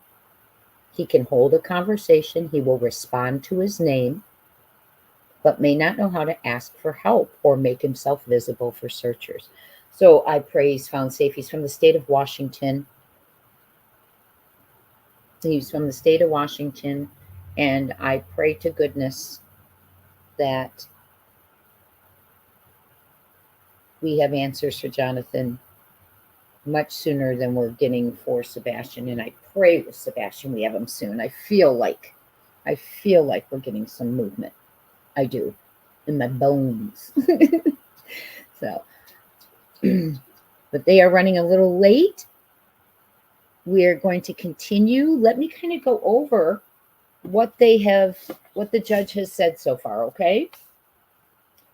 So the defense did not want the state to be able to include a statement that said suspect vehicle number 1 when that video was compiled of clips of footage put together. So they're saying, the defense said they're making us believe that's one vehicle, but the jury needs to come to that conclusion on their own. Well, then the state said, well, no, but our experts didn't just use it by the views of the vehicle in the footage. They did, direction of travel, timestamps, foot traffic, all of that was included. And so the judge ruled that excuse me, I'm sorry, my throat. The judge ruled that they could use suspect vehicle number 1 in their statement because the expert's expertise shows very speculative information and evidence that it is the same vehicle. So that's one piece that we've gotten so far. I wish I had my little highlighter at this desk. Oh, look at that. I'm at a different desk today. So, okay. let's see what's next. Okay, touch DNA. The defense wants the term completely excluded. Completely excluded, that no one can say the word touch DNA or touch in reference to DNA. I will check, Miss Kim, if he's city or rural. I certainly will. The Oh, video's here we running? go. All right. Bushy eyebrows, I think, is next. This is a defense motion.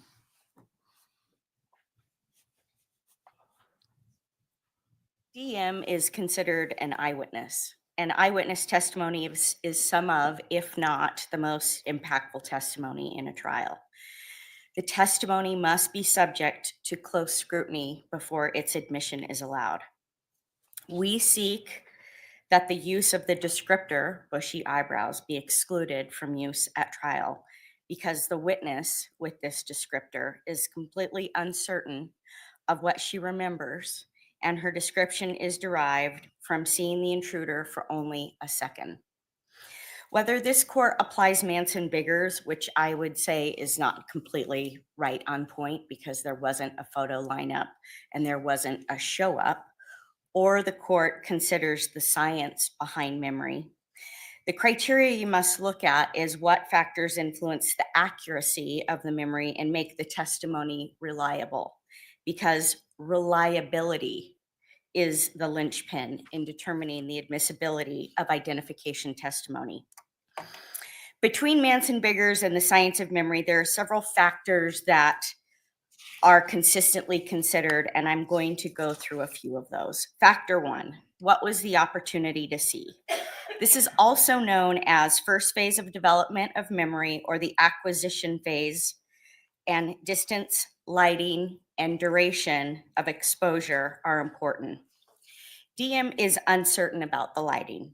The stairs to her left were not lit. The kitchen may or may not have been lit. And the twinkle lights in the living room may have been lit. She described seeing the person for, quote, only a second, end quote. The person may have been 3 feet from her, or he may have been walking to exit out the back sliding glass door. The back door is further than 3 feet from her door and is not visible from where she was standing. We submitted 2 pictures as our exhibits to show you the vantage point of where she was standing in her bedroom. Her opportunity to see supports unreliability. Factor 2, the witness's degree of attention. This is where amount of alcohol has a significant impact on the analysis. She described herself as, quote, probably very drunk, and given the amount of alcohol she told law enforcement about consuming the entire day, that makes sense. She started with champagne mimosas in the morning, then White Claws 9 to 10 throughout the day. Then that night before she got home, she was involved in a drinking game and drank Borg, which is hard alcohol and flavoring. Her degree of attention, given this, supports unreliability. Factor 3, the accuracy of the description. Her description is that she saw a person wearing all black, not insanely tall. She doesn't know if she saw lips and nose. She is certain he is white. She never mentions eyebrows herself initially. The person who asked about eyebrows was law enforcement. In her second interview, Detective Mowry asked her if she saw the eyes, saw eyebrows. She never said anything about bushy eyebrows. Then in her third interview with Detective Gooch, she said she didn't know what the eyes looked like or the color of the eyebrows. That's for the first time that she mentioned bushy eyebrows.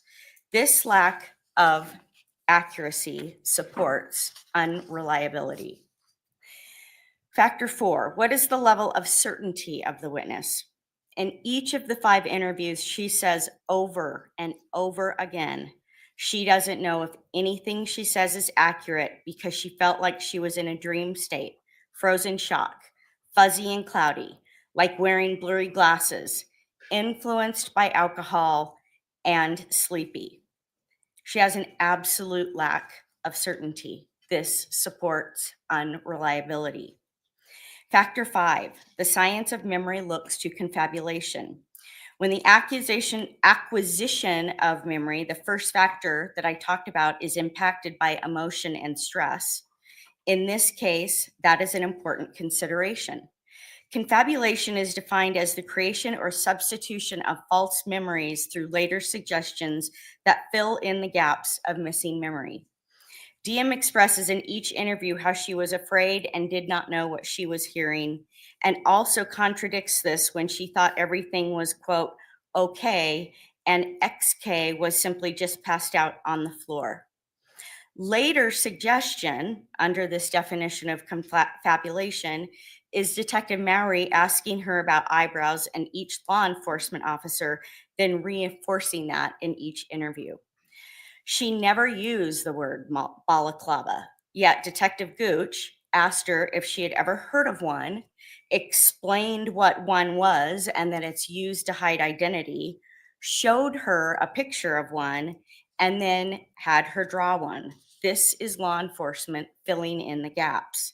This also impacts the last factor, which is factor 6, post-event misinformation effect impacting retained information, exposure to subsequent information.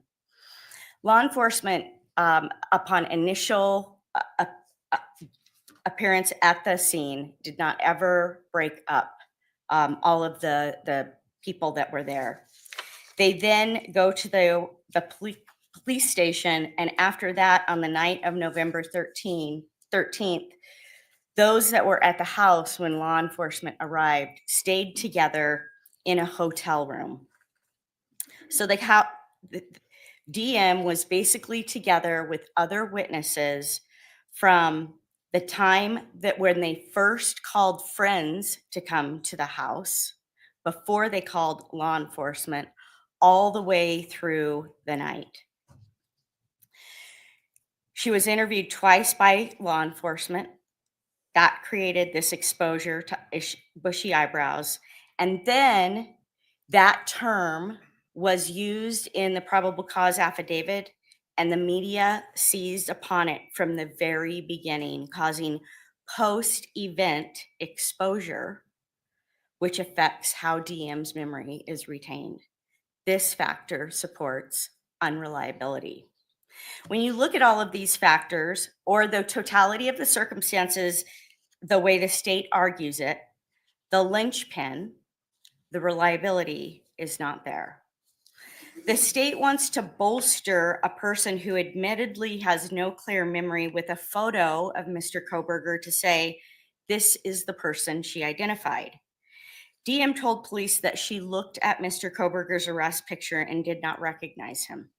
The state cannot run around her unreliability by entering into evidence a photo to show it's a person that she says she cannot identify, because the state's interpretation is that Mr. Kohberger's photo shows bushy eyebrows. That is misleading to the jury. It will confuse the jury. It will be putting words into the mouth of DM that do not exist.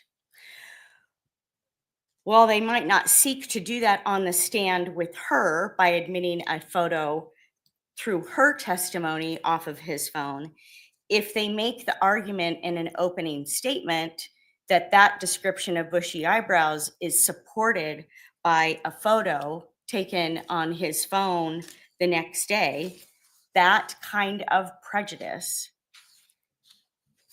is beyond repair. The state also claims that because DM draws pictures of eyes and eyebrows, she is more reliable in her identification of them. But that is not the way law enforcement appeared to have viewed the artwork as they photographed it and reported on it.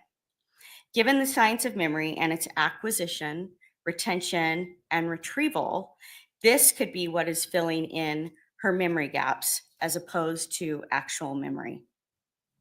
When you apply the critical factors that a court must take into consideration for eyewitness testimony regarding identification, the words bushy eyebrows should be excluded.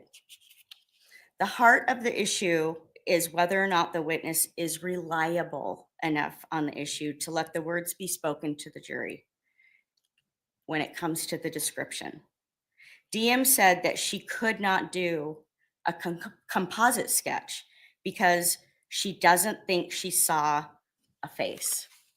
The court should enter an order excluding the words. Thank you.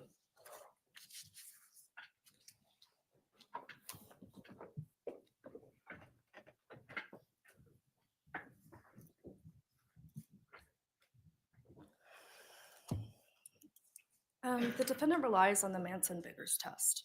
We just went through the 5-factor balancing test for their argument. However, that test is completely inapplicable in this case. Manson-Biggers has to do when there's a law enforcement-led identification process. The concern is that through suggestive techniques by law enforcement, it could lead to or create a misidentification. Well, that didn't happen in this case because it couldn't happen in this case. The male DM saw that night was covered head to toe. The only thing that was uncovered was a portion of his face. That does not lend itself to positively identifying any particular person. Therefore, an identification procedure was not used, and that Manson-Biggers test is inapplicable. Instead, on 4 separate occasions before Bryan Kohberger was even identified or arrested, DM gave consistent descriptions of the male she saw in the residence that night at around 4 a.m. Every time she described this person as being white, male, wearing all black, a few inches taller than her, she's 5'10", wearing a mask, skinny, athletic, toned build, and not a voice that she recognized. During 3 of those interviews, she then describes the male's eyebrows, and she describes them as being bushy. Obviously, there was some focus on the eyes or the eyebrows by investigators because this is the only portion that she could see. She never wavers in her description of the person that she saw. She's very clear about what she does remember and what she doesn't remember. Defense put the state of Mr. Kohberger's eyebrows into question. In an attempt to discredit DM's testimony or description, they wrote, "Mr. Kohberger does not have bushy eyebrows." But the artwork on DM's walls and the way she draws eyes and eyebrows could be described as bushy, full of prominent. So in response, the state attached a picture of Mr. Kohberger, and obviously that's a jury question, but it was taken only hours after the homicide, so the closest in time to when DM would have seen the smell. And we did this in order to, when we did apply the Manson-Biggers test, to show that it turned out to be accurate. Corroboration does not equal prejudice. The state doesn't intend to introduce, they're correct. We would not introduce that photograph through DM. We would attempt to introduce that photograph and plan on laying the proper foundation and relevancy at trial. There's no grounds to exclude this testimony. DM's the only living individual who saw the person responsible for these 4 homicides. Her description of the male, including any characteristics such as bushy eyebrows, is relevant to the identity of the killer. It is prejudicial, but it's not unfair. A jury should hear this evidence, and the state asks that the court rule accordingly. Thank you.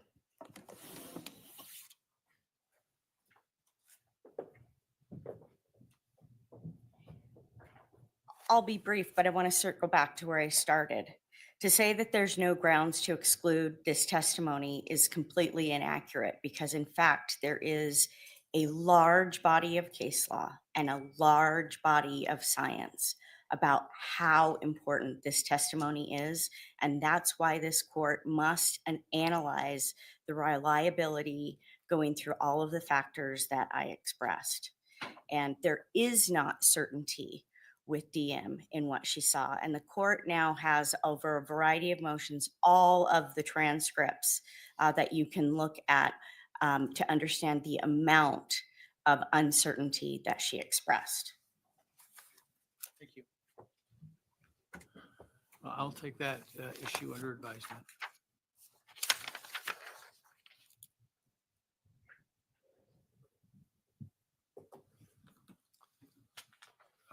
text message, or pardon me, 911 call.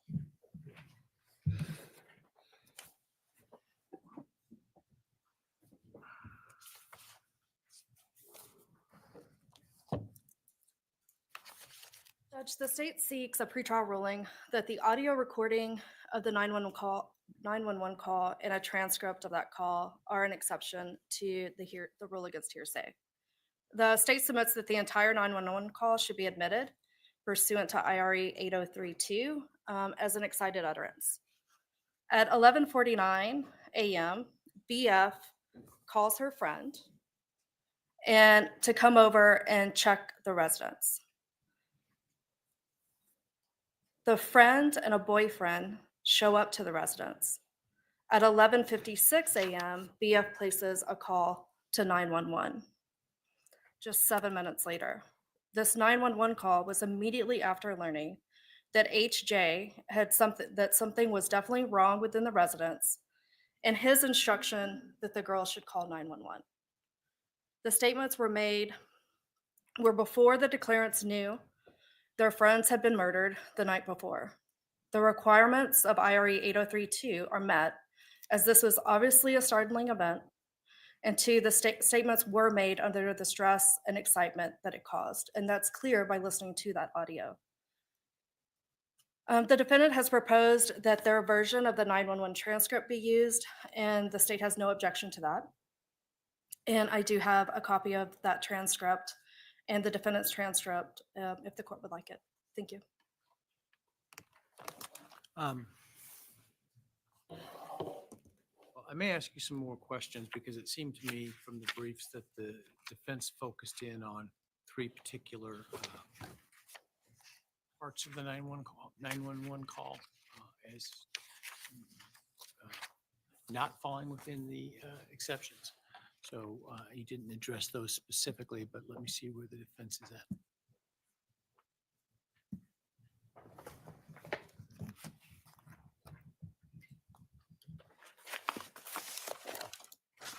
Your Honor, the best place for me to start is to probably provide you with some copies of the exhibits that we're going to want to talk about.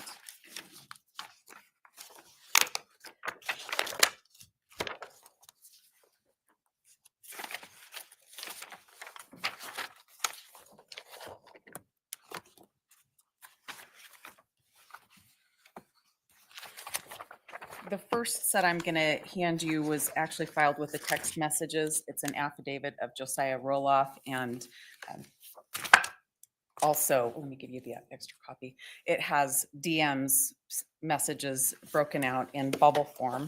That's not all. I gave a whole separate copy for Giovanna. I think that's what I'm supposed to do. This, to be clear, when we're talking about 911, but you're giving me text stuff. We are, in our response to the state's motion about the 911 call, we referenced the whole copy of text messages. We just filed them with text messages, but they're appropriate here for the court to consider. I have the additional exhibits that were attached to our response, and they are 1 and 1A. 2 copies.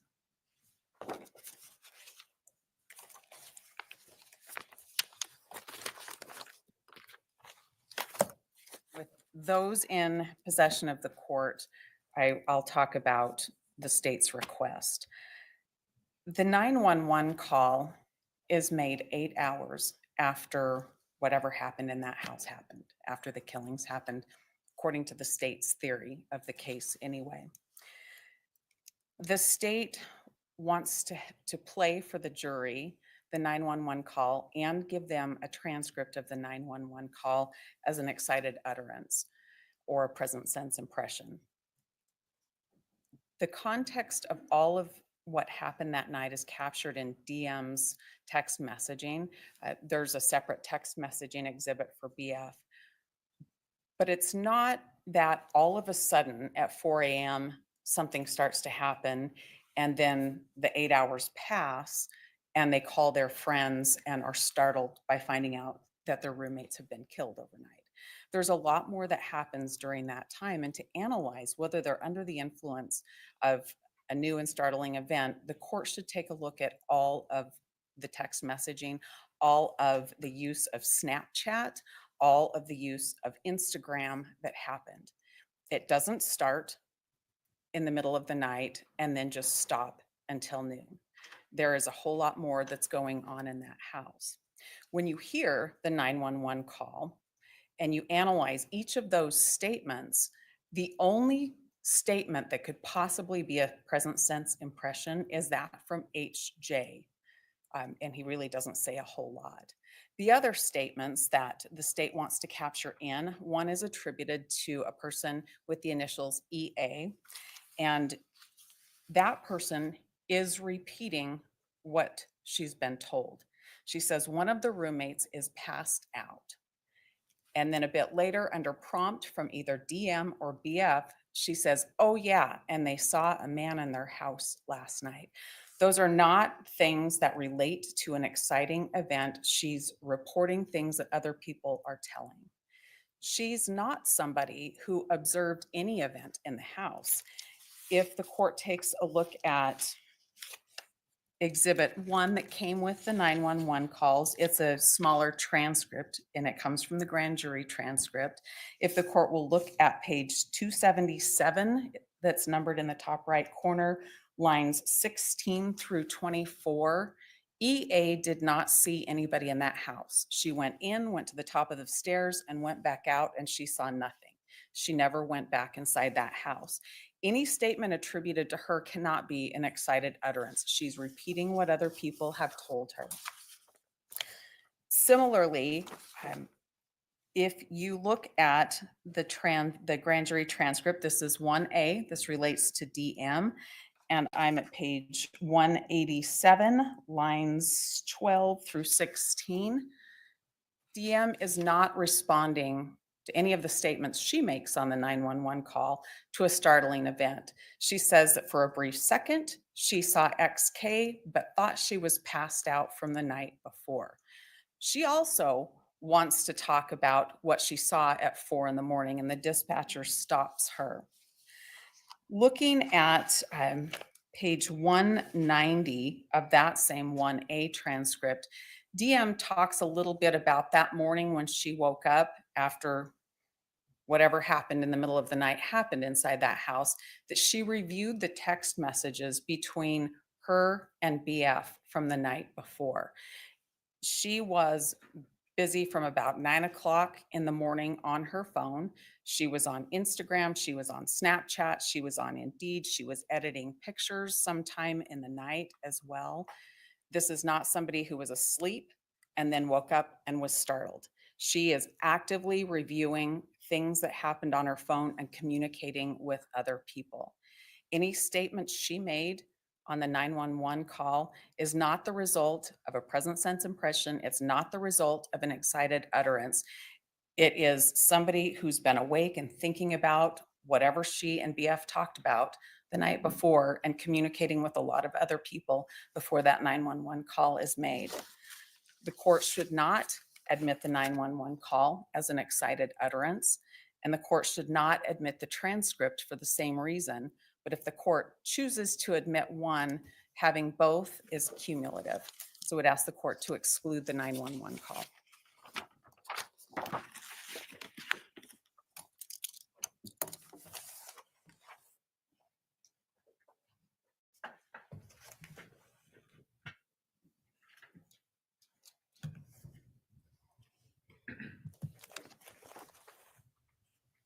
Judge, I think there's a misapplication of the rule as well as the event that is causing the startling event, or the reason that they're startled.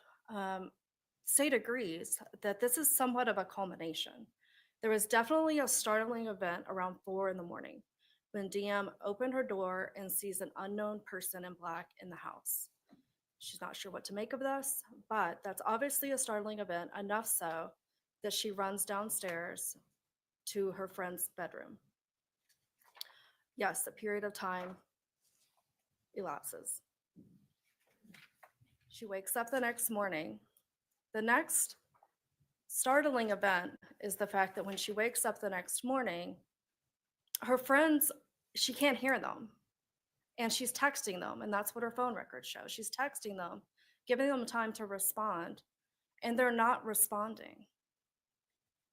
So at this point, she decides to call over friends to come and check on the residents, remembering what happened the night before. Now adding to that, that she's not hearing the roommates above like she normally would, and they're not responding in the morning like they normally would. Then she calls her friend to come over. Then the friend comes over, discovers Santa, and then instructs them something is wrong.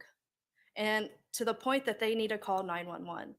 That's truly the startling event here, is the confirmation that all of these things are coming together and that there's an emergency in the house that law enforcement needs to respond to, which is the context of how all of these statements are made. What do I do, or what's your response to it seems like some of this I need to take bit by bit. And so, for example, EA stating that one of our roommates or one of the roommates passed out and was drunk last night. She's not waking up. She didn't witness anything.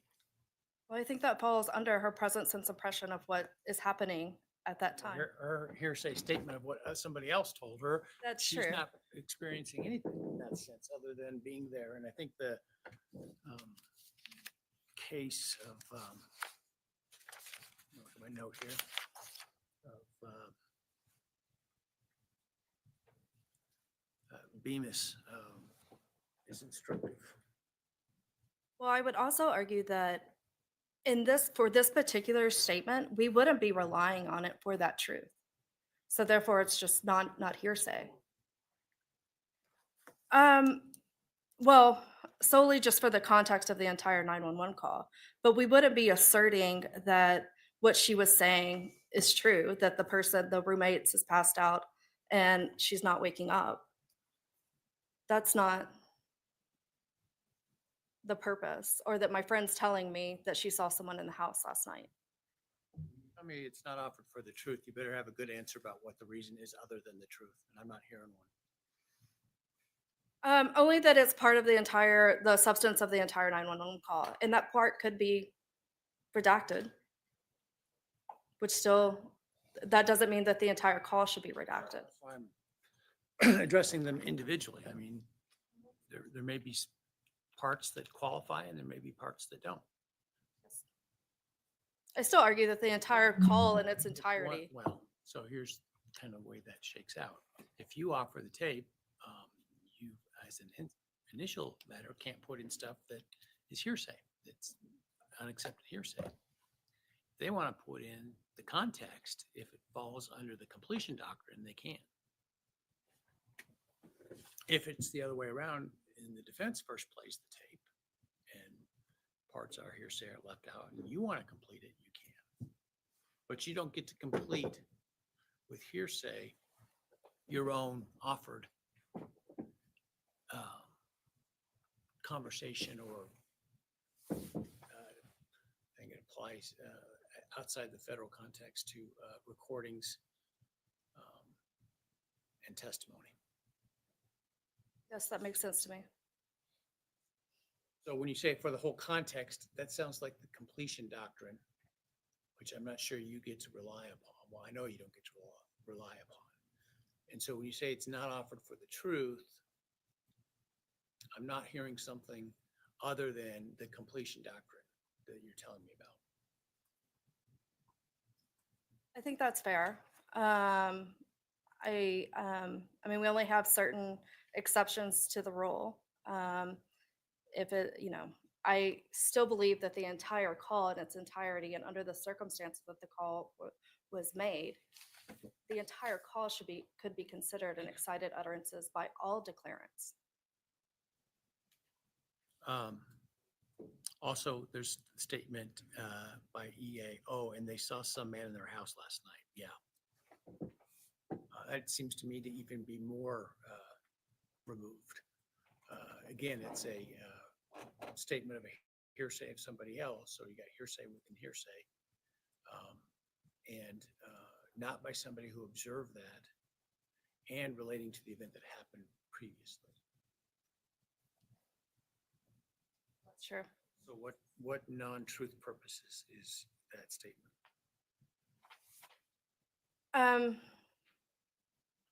Again, I would just have to say that the whole Because cause of that seems to cited, me to be even more concerning, right? right? The first one, I mean, my roommates aren't waking up, and we're going to have that confirmed through other evidence. The statement hearsay that the roommate saw somebody is perhaps more of a piece of contested evidence. Agreed. I still, Concern about being an offer for the truth is even greater there. right, and the appropriate remedy, when there's not any grounds for relevancy for this, would be to solely redact those portions of the 911 call, not to exclude the entire call.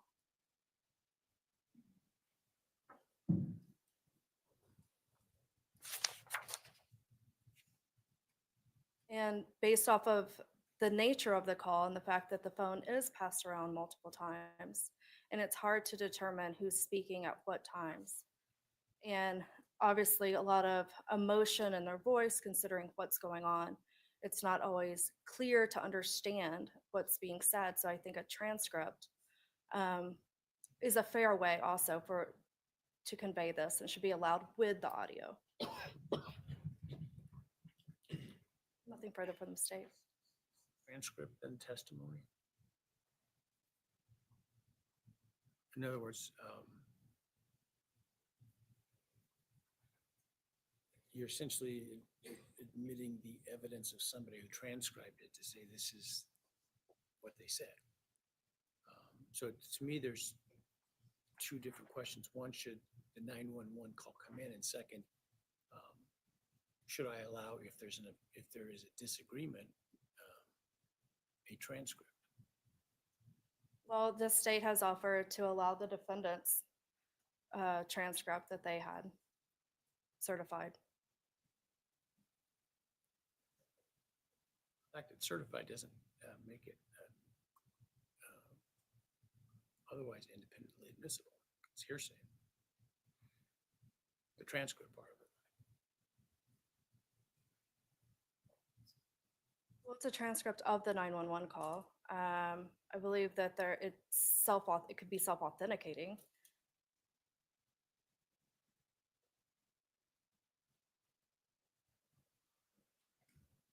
It has sufficient standards of reliability built into the transcript.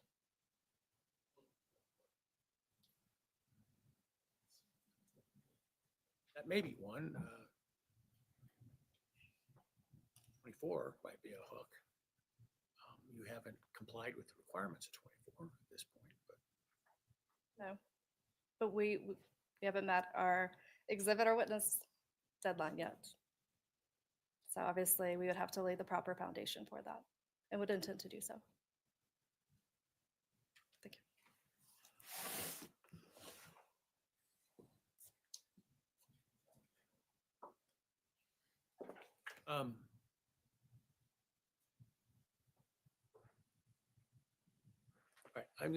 all right, I think I need to take a statement by statement approach to this. I do think that the surviving roommates, surviving victims of the burglary were under the stress of the immediate events. But there are some questions about some of the other statements in there as to whether they would come in. So I think in general, much of the 911 tape meets the qualifications, but not all of it. I think there are concerns with some of them, as I've outlined in my questions. But I will write that because to give you more particular guidance.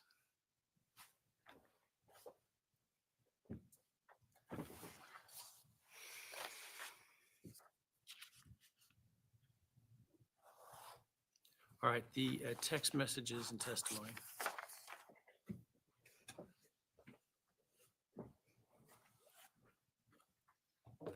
Thank you, Your Honor. Similar motion by the state, asking to bring in the phone records for DM between 2:10 a.m. and 4:37 a.m. on November 13th, as well as related testimony around that same time between DM and BF.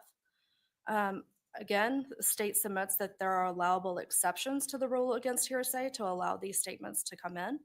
I broke those down in my motion and reply and the applicable rules for their introduction. This is a much easier piece of evidence in order to be able to present certain time periods and not put in non-hearsay. It's much easier than an audio recording where we would have to redact. But for the messages that DM sends and the messages that BF responds, I think all of those are allowable under the excited utterance, as well as the present sense impression exceptions to the rule against hearsay. If you have any questions about any specific messages.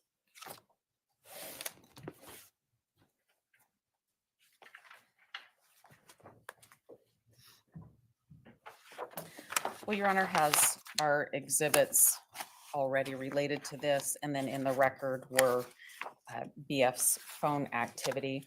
I don't need to quote extensively from those. There's a lot more to the text messages than the state has provided to the court, and the lot more makes a difference when you put all of these into context. We went through some of those in our briefing, and the court can see that there's even more when the court looks at the exhibit. I understand from the court's previous statement that the court would accept a complete copy of something versus just pieces of it. Well, I could offer Qualifies for it. the completion doctrine. If it's necessary to explain the prior admitted stuff and it's close enough connection in time and in subject matter. And so there's some questions there. It's not just automatic. We certainly would understand that we'd have to present some information or cross-examine witnesses about that. The additional bits of information that are contained in that record around that same time frame, though, provide a much better context when we're talking about other communications with social media, with saving pictures, creating new contacts in one's cell phone right before the texting starts between DM and BF, and then subsequent to that, looking at pictures, editing pictures, calling family members. There's a much bigger picture than just this tiny little piece of texting between the two parties there at night. Further context about these messages the court should be aware that it's not just these messages. There's a lot more activity going on between these two people, and it's hard to tell what it is because there's telephone calls and those kinds of activities, as well as going down to one another's room, spending the time together, talking to each other, really take it out of an excited utterance because it's an entire transaction between the two people. It's not just a tiny little piece of context with this group of text messaging.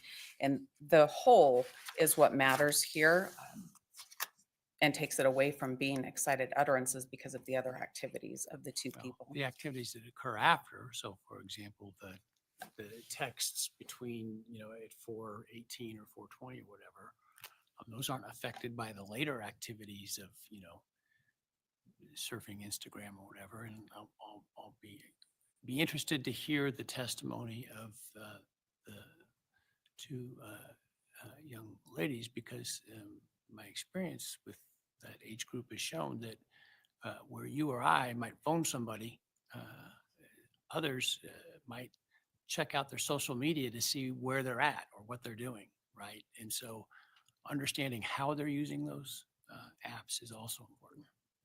It is important, and I would refer the court to our affidavit from Mr. Roloff, talking about the Snapchat activity, talking about Instagram, and there's a way to tell if somebody's active on Instagram versus just having it open in the background of their phone, and those are things that were going on, as well as editing pictures.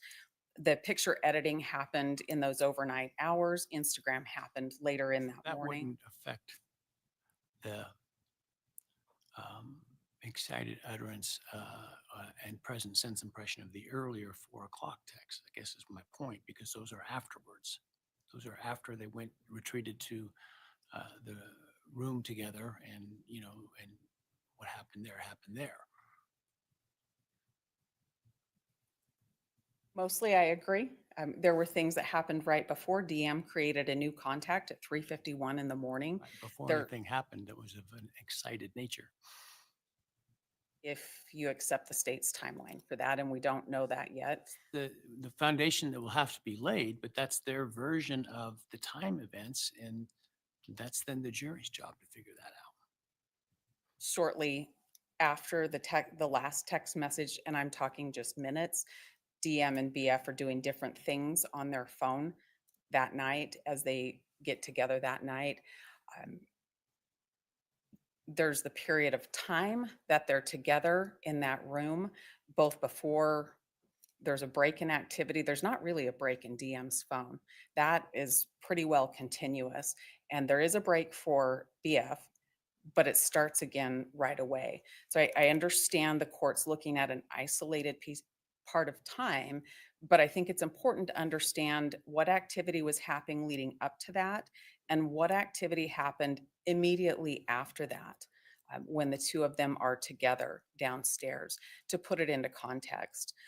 One of the other concerns is the use of this text messaging, not just through the witness that's testifying, but to bolster each other's testimony or to bring in somebody else's statements through another person. So I think that it's important when the court analyzes if this is really an excited utterance to look at what's being said, as well as to understand the context right before and the context right after, not the next morning, the one's continuous, but right after. Well, there are several things that I have to look at. One is, first of all, is it hearsay? Is it an assertion?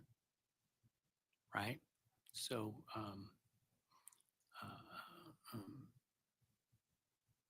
is it offered for the truth of the matter asserted? We get to those two things. Then we look at, is there an exception? For each of those two things, it generally means an out-of-court statement. Then it's, unless otherwise definitionally excluded, hearsay. Unless there's an exception, then the exception being the excited utterance. And then we look at the surrounding events. Is it common or current present sense impression? Look at the surrounding events, what's said. Much of it is not assertions necessarily, or I would imagine some of it not offered for the truth, but simply to establish a timeline. And so I'll look at all of those things, but I don't think I can just look at the whole thing in whole and say, well, because they later on were doing things that, 19, 20-year-olds do with their phone, doesn't mean that what happened earlier wasn't an excited utterance. I understand. Our position is that those things that happen immediately thereafter impact the nature of those text messages that occurred between the two. All right. The next item is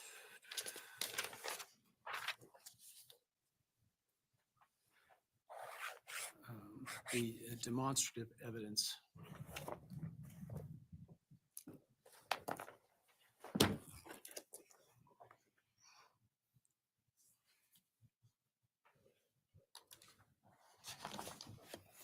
Thank you, Your Honor. In our motion regarding demonstrative evidence, we were talking specifically about, for lack of a better phrase, a dollhouse, a not to scale construction, a 3D model of the residence itself. And as the court can see from the materials that have been submitted, the configuration of this house is unusual at best. Certainly we can use diagrams and floor plans, which we did at the grand jury. But it struck us as we were looking at this case that it would be particularly helpful for the trial jury to actually be able to see in a 3D sense how everything's laid out, what is on each floor, where the bedrooms are, how the first Well, for floors. it to be demonstrative evidence, what's important is whether it explains the testimony of somebody on the stand and helps the jury understand it in relation to the testimony. And the concept of a demonstrative exhibit is that it's actually part of their testimony. Yes, Your Honor, that's exactly what I was getting at. What we contemplate is the witnesses being able to use this demonstrative evidence to demonstrate where they were, where the rooms of their roommates were, where the entries to the residence were, what they observed, and where everything was located. So it's not intended as a standalone exhibit that has significance. It's only a tool for the witnesses, not just the roommates, but the responding officers, the officers who investigated the crime scene, to point out to the jury where in this three-story structure certain things were that they observed. And so that is our intent on this. We initially contemplated offering a 2-scale model, and the defense, I think rightfully so, said, okay, well, give us the background information and data that would be relied on. And we requested that, and for whatever reasons, we didn't get it quickly. But as we revisited, we realized that to scale maybe is not what we want. We just want a demonstrative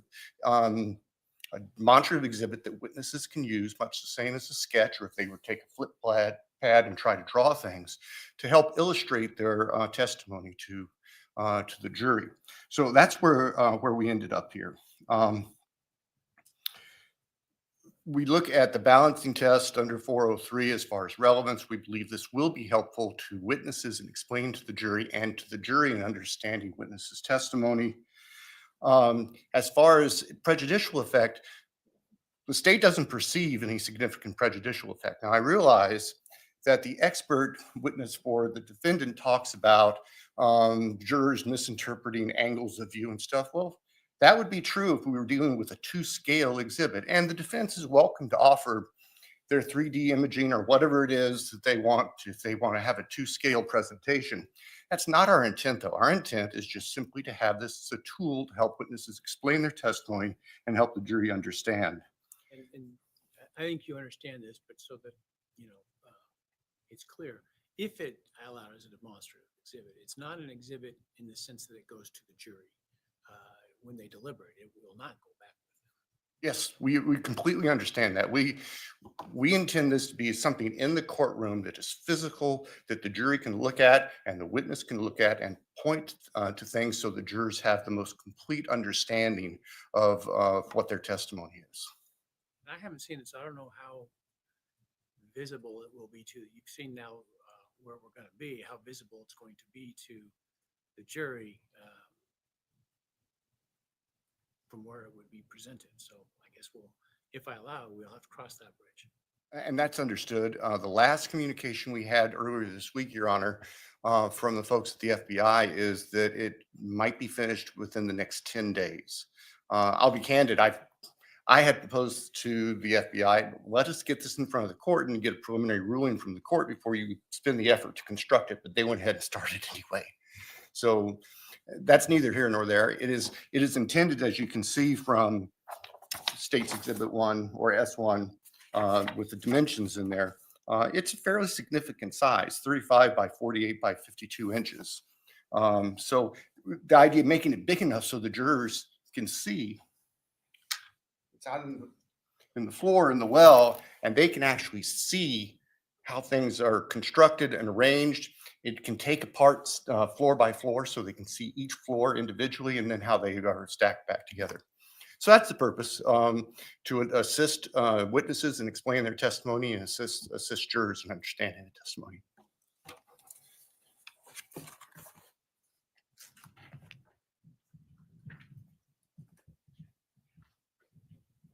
Your Honor, we request that you exclude the state from using this dollhouse model, as is everything we're talking about here today. We're talking about Mr. Kohberger's constitutional rights, and we're talking about the rules of evidence. In this case, though, Your Honor, this goes beyond that. This is something that came up in 2023, the fall of 2023. we were disclosed that a group was going to the house before it was torn down to construct a model. We promptly asked in discovery to receive information about this model so that we could start to understand it, so that we could work with our expert with it. And it wasn't until 2025 that we get more information about this. I don't think that calling it a demonstrative exhibit excuses what the state has done here. The state said they didn't have any of the materials, they didn't come forth with them.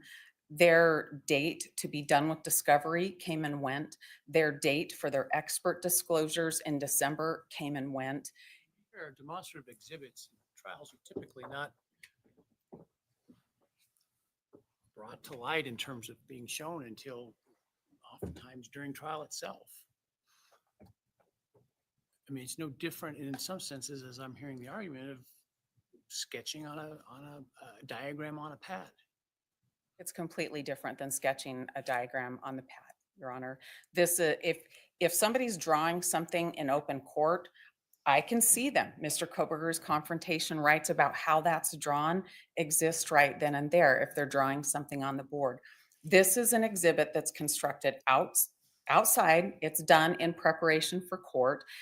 There were experts that took the 3D imaging to make this. There were photographs that were taken to make this. There's a process to construct this and to take it from to scale, which might have made some sense because things would be there where they're supposed to be. And by things, I mean walls, I mean doorways, I mean angles of hallways, I mean lines of sight. Those things would be there where they were supposed to be if we were doing this to scale. But to not do that and call it a demonstrative exhibit so they don't have to tell us about it is really misleading to the jury. And there's a lot of danger for the jury to be completely confused by that.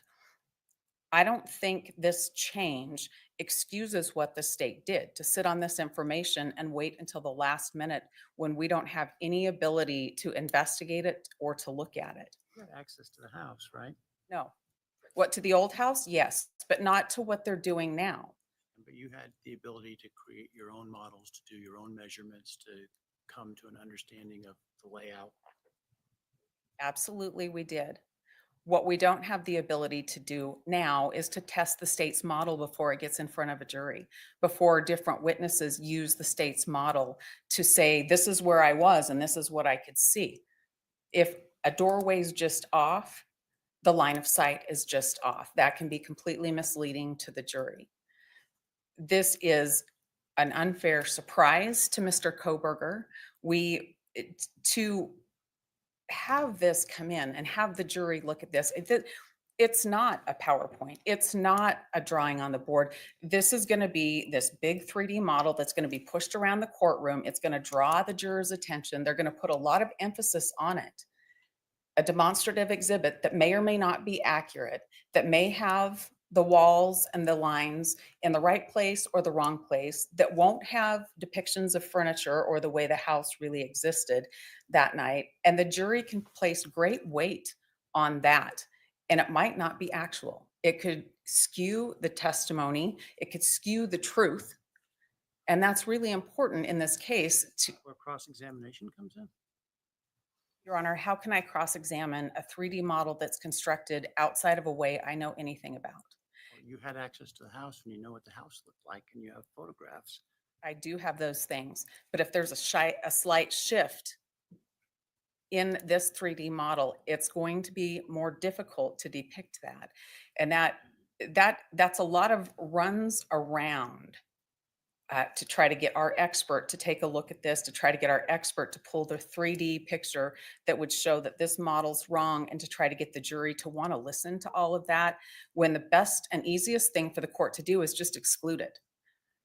This is not a model that will do anything but cause the jury to speculate. It could easily produce testimony that's not true. The jury might be relying on things, and likely will be relying on things that are not true. When you look at the case law that talks about demonstrative exhibits, you're looking at things like PowerPoints. You're looking at, that's in the Weigel case, whether or not the demonstrative exhibits should go back to the jury. When you're looking at the master's case, it's an exact car seat. That was a civil case. It's an exact car seat, like was in the case at bar at that time.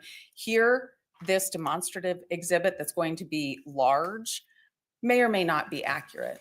Conversely, I have the photographs, so does the state. I've been in the house, so is the state. There's 3D imaging that was taken by the state and by the defense. With all of the thousands of photographs and all of the people that have been through the house, there's no reason to take a chance on this exhibit that will be speculative and will confuse the jury. To allow this is allowing the state to ignore the discovery process. They're just slapping a new label on this model and saying it's not to scale, so we don't have to disclose anything to you. To allow them to rename this is a violation of Mr. Kohberger's constitutional rights to due process and a fair trial. This should absolutely not be allowed. Mr. Kohberger we have done everything we can to be apprised of what the state's going to do. And at the last minute to pull this out after we've asked in discovery for this and to label it a demonstrative exhibit, Your Honor, that just can't happen if Mr. Kohberger is to have a fair trial and if his due process rights are to be adhered to. We strongly object and ask the court to order this excluded. The 3D, or in the, I don't know if it's LiDAR or what they use, the 3D information. I'm sorry, Your Honor. You have the laser information, As of March 4th or 5th, I think that we did receive that. We sent that to our expert. He wrote a declaration in support of our objection to this to let you know how long it would take him to do the work necessary to even measure this, and then he'd need an on-site visit for this. And if the court allows it, that's what we have to do. But the court should be well aware that when the state does these kinds of things, these things mean taking their time and throwing things out long after deadlines come. There's a ripple effect that happens. We have to work with our expert. The expert has to carve out time in his schedule. We have to take time to understand what's happened and figure out how to respond to it. We are very close to trial, and those deadlines are important for a reason. All of the stacking up of things like this at the last minute outside of the deadline set by the court and outside of the rules further prejudice Mr. trial.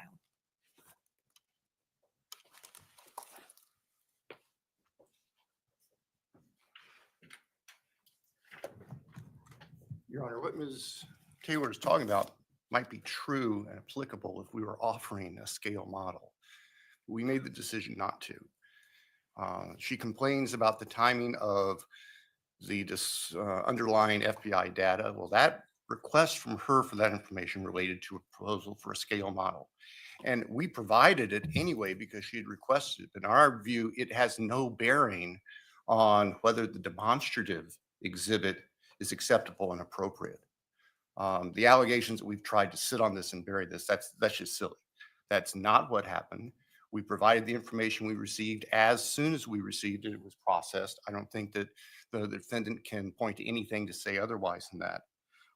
It's just simply a demonstrative 3D model to help the witnesses explain their testimony and help the jurors to understand the testimony. That's all we're asking for.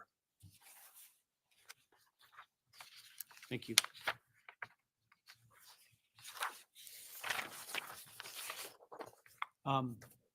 I will give you a written decision on this soon, shortly, but there is a significant distinction between demonstrative trial exhibits or trial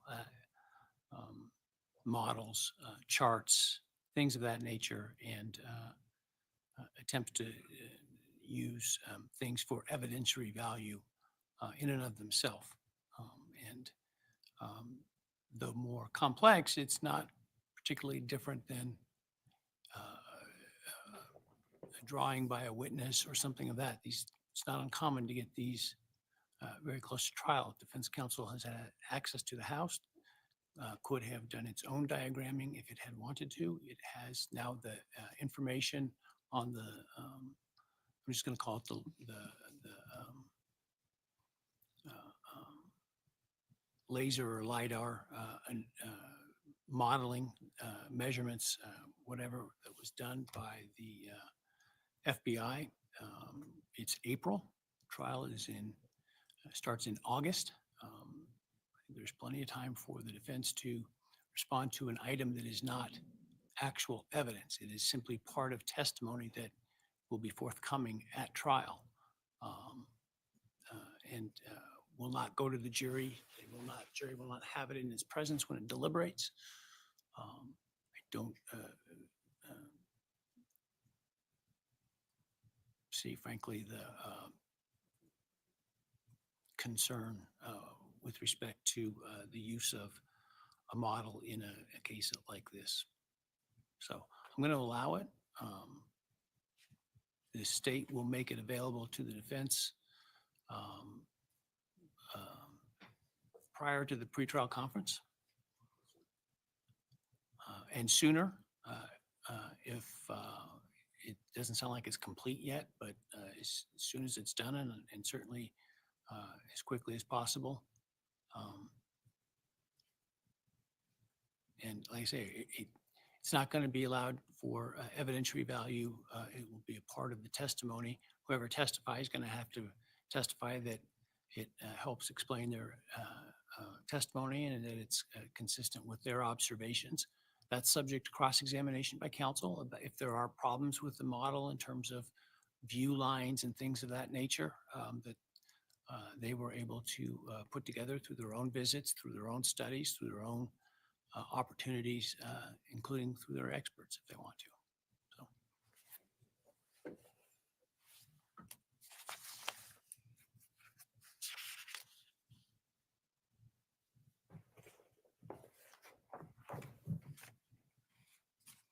All right, next I have self-authentication of records and reliance on 803. I'm not sure we're ready to argue this because I don't think the state has complied with the obligations in order to rely on the self-authentication issue if they haven't provided the specific documents and certificates that they're intending to rely upon in advance of the motion at this point. So I'm not sure that this isn't premature.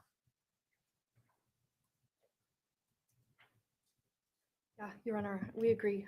That's probably an accurate statement, and a better time will be after the exhibit witness list is due, and then the parties have to get together and determine what exhibits we have objections to, and then we can address this issue. Part of my scheduling order is a meet and confer over the exhibit lists to determine whether there's a good faith basis for an authenticity objection or not.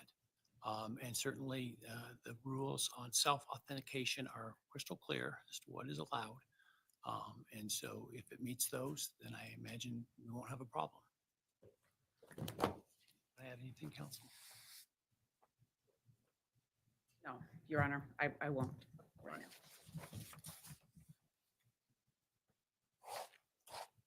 All right, let's talk about alibis.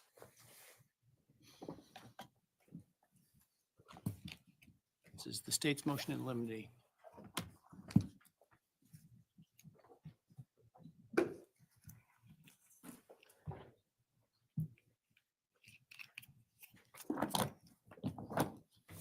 Thank you, Your Honor. Excuse me. First off, I want just for the record to make a record of the corrections to the typos that I missed in our initial filing. I emailed Your Honor's staff attorney and counsel over the weekend. There were dates that were wrong. Page 1, item number 2 of our motion. It should be July 27th instead of July 22nd on that particular court filing from 2023. We overlooked, and I apologize, the defendant's July 24th, 2022 initial alibi response, which, as the court can see, essentially wasn't a response at all other than we'll come up with an alibi at some point. And then page 2, item number 7, it should be February 29th instead of February 23rd for the date. And I apologize to the court again for those oversights. And they're certainly entirely my fault. This issue has been argued back and forth in court since 2023, as the court can tell from the numerous filings that have gone back and forth up in Latah County that brings us to today. The state filed in accordance with the applicable rule and statute 19-519 and Court Rule 12.1, a discovery request with an alibi demand that requires the defendant to specify the place or places that he claims to have been at the time of the alleged offense, and then identify witnesses who the defendant intends to rely on to establish that alibi.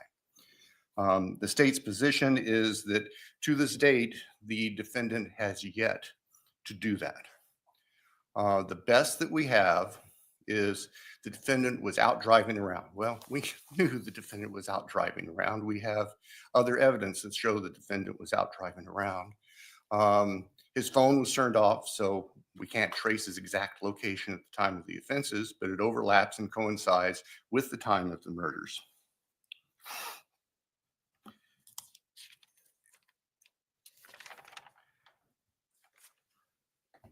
The can's been kicked down the road several times on this, and it's nobody's fault. Judge afforded the defendant multiple opportunities to provide a compliant alibi response. That never occurred. The defendant's response from earlier this year doesn't have anything new or different. It talks about partial corroboration of a partial alibi, which frankly, the statute doesn't talk about partial anything, nor can we find that in the case law. The defendant acknowledges that their cell phone expert, Mr. Ray, can't account for the time of the homicides itself. Of course, we know that because the defendant's phone was turned off. So the only person who can testify to an alibi, if there is an alibi, is the defendant himself. If he elects to testify, that's fine. And the state's position is that he's allowed to testify, but under the statute and the rule for alibi notifications, there should be an order from the court prohibiting evidence from any other witnesses as to the defendant's location at the time of these offenses. The defendant retains his right to testify to that if he elects to do that. But nobody else should be asked to testify about specific places where the defendant has been, because we can't respond to that at this point. And to our knowledge, there's nobody else who can say the defendant was at a specific other place. What about their expert, cell phone expert, who, as I understand it, will testify as to where he was or wasn't? I don't believe that that's what his expert can say. The best their expert can say is that before the defendant's phone was turned off, the defendant's phone was south and potentially west of Pullman. But that was a significant time or a notable time before the homicides themselves occurred here in Moscow. There's nothing in the cell phone data that shows where the defendant was at the time of the homicides. You don't disagree about the ability, the right to put on that evidence? No, that's fine. I mean, that's an issue, the battle between the cell phone experts on the activity of the defendant's cell phone and what direction it was, but that doesn't apply to the time when the homicides occurred. You're just looking to ensure that there's no witness who's going to appear who says, oh yeah, he was at my house at 4:06. Yes, sir. Thank you.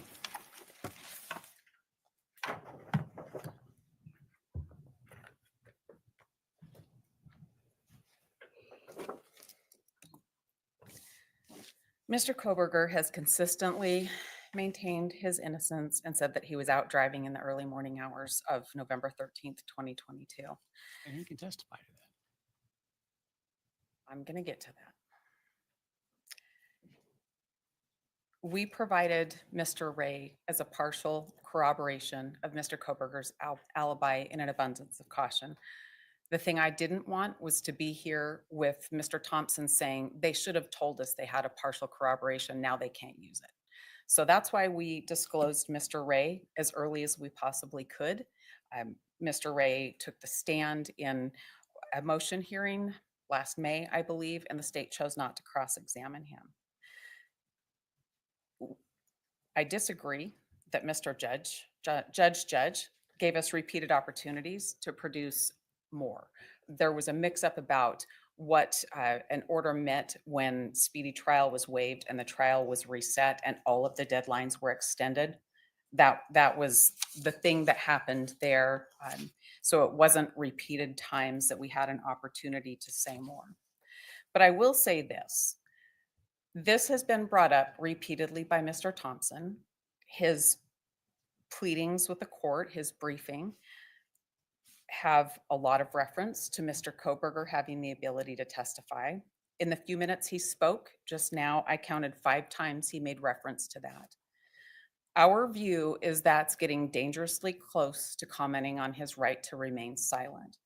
And I would cite the court, the closest case we could find was State versus Haggard. That's at 94 Idaho 249. I think the issue is who's going to say he was out driving around looking at the stars? Well, Your Honor, I think that's going to be a trial issue. And I think that if that's commented on trial, that's a comment on his right to remain silent. The question is whether they can comment on it. The question is whether you have a witness who's going to testify to that he was at a particular place between the hours of 2:57 and whenever his phone came back on in 5, whatever it was, 4, so whatever it was. 448. 448. If so, you have an obligation to produce that. If not, and your testimony, your presentation is that this is what was going on, you have to have somebody that's going to put that into evidence. You can't testify to that. I'm certainly not planning to testify to that. I'm responding to requests for alibi. And a lot of times in cases, there is not going to be a response because a person's alone. The court's aware of that. But when you have what I considered a partial corroboration, that had to be put out there so that I could make sure I could call Mr. Ray to the stand. I don't think they're contesting that, as far as I can tell. That's what I heard them say today as well. I'm explaining why we put that out there. I would say that the state is continually asking a question that is a problem that hasn't arisen at this time yet. The only fear that I have, because of their repeated questions, is that there is something somewhere in the 68 terabytes of discovery that I haven't come across yet.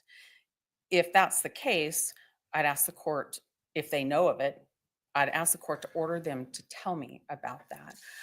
I can let the court know I haven't read every document in 68 terabytes. I haven't watched every minute of video in 68 terabytes of discovery. We have answered the question now. We've answered the question before, and this continues to come up. I would point out, though, that Idaho Code 19-513, subsection 3, that says if we learn of an additional witness that was not previously known, we can disclose that and the state can challenge that at a later time. I don't have that person now, but if I continue to review discovery that the state produced to me and I find something, then I'll bring it up. But I don't have that now. What I have is partial corroboration, and that's what I intend to produce. I also intend to cross-examine the state's expert about that if he's allowed to testify. That's it.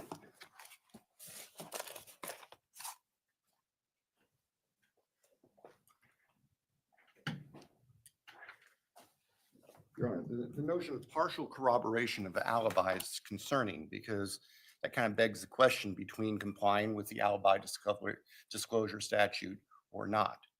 And Well, it's that, why shouldn't we just look at this in terms of the defendant's version is that Mr. Ray, in his expert work, is going to testify the defendant was at a certain place at a certain time, which is up to 2:50, whatever it was. As of this point, they have provided no other alibi witness, yes, sir, or the alibi instruction likely is not going to be given. sir. If they come across evidence that supports an alibi, is their obligation to immediately make you and the court aware of it? And then we'll deal with the issue of whether it is the timeliness of it and how we deal with it. Thank you, Your Honor. The court articulated it much better than I could. That's exactly what we were looking for. Thank you. Right.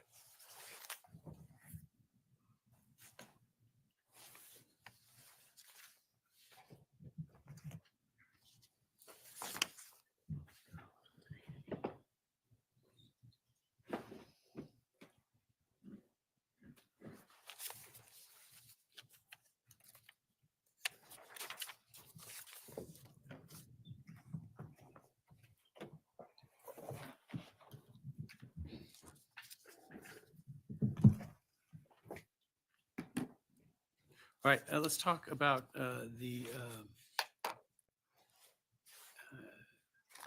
TNT stuff.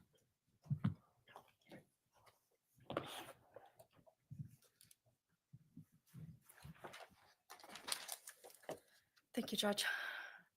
This should be fairly simple. The state seeking an order prohibiting the defense from continuing to allege that the state received timing advance records from AT&T for Mr. Kohberger's When you phone. say continuing to allege, I'm assuming you mean in front of a jury. Yes, what we don't want, throughout the entirety of this case, they've alleged that. We're seeking to prohibit them from making that same allegation in front of a jury because it's false. Timing advance records, really timing is what's at issue. And in 2022, the days that we're concerned about are 7 days. The event that we wanted records for was obviously November 13th. So in 2022, we had 7 days from November 13th to get AT&T timing advance records for anyone's phone. We did do search warrants for other people's phones. We did a tower dump and we did a search warrant for 3 individuals. Those were all done on November 16th within that 7-day period. So the state did receive some timing advance records. However, by the time that Mr. Kohberger was identified in December 19th, and by the time we applied for a search warrant for his AT&T records, we were outside of that 7-day window. So there were no timing advance records to be received, and we did not receive any. The state has submitted an affidavit from Stephen Gordon, the AT&T Director of Compliance, essentially stating that we sought timing advance records, but they were not included because more than 7 days elapsed since November 13th, 2022, and the date of the search warrant, December 23rd, 2022. And the state just submits these affidavits should be dispositive of this issue. Defense filed a document yesterday, and I don't have all the attachments, but it talks about a timing advance that was produced by AT&T in last April, I think. Yes, so for that, it's still in reference to these search warrants that were initially asked for in November 16th of 2022. We did a part 1, and then later we did a part 2.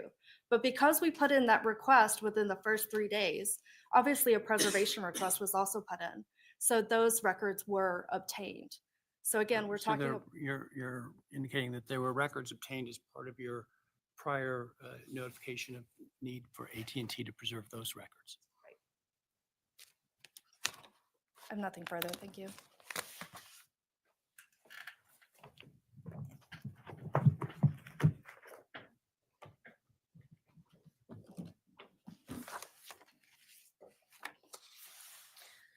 Your Honor, we're requesting the court deny the state's motion and allow us to cross-examine their expert, Nicholas Balance, with regard to timing advance What records. evidence do you have that timing advance records existed that the state could have acquired for Mr. Kohberger?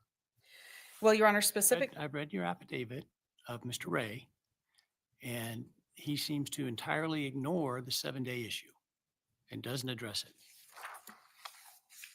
Your Honor, his affidavit, I think, starts before to explain to the court some of the history about where the timing advance records come from.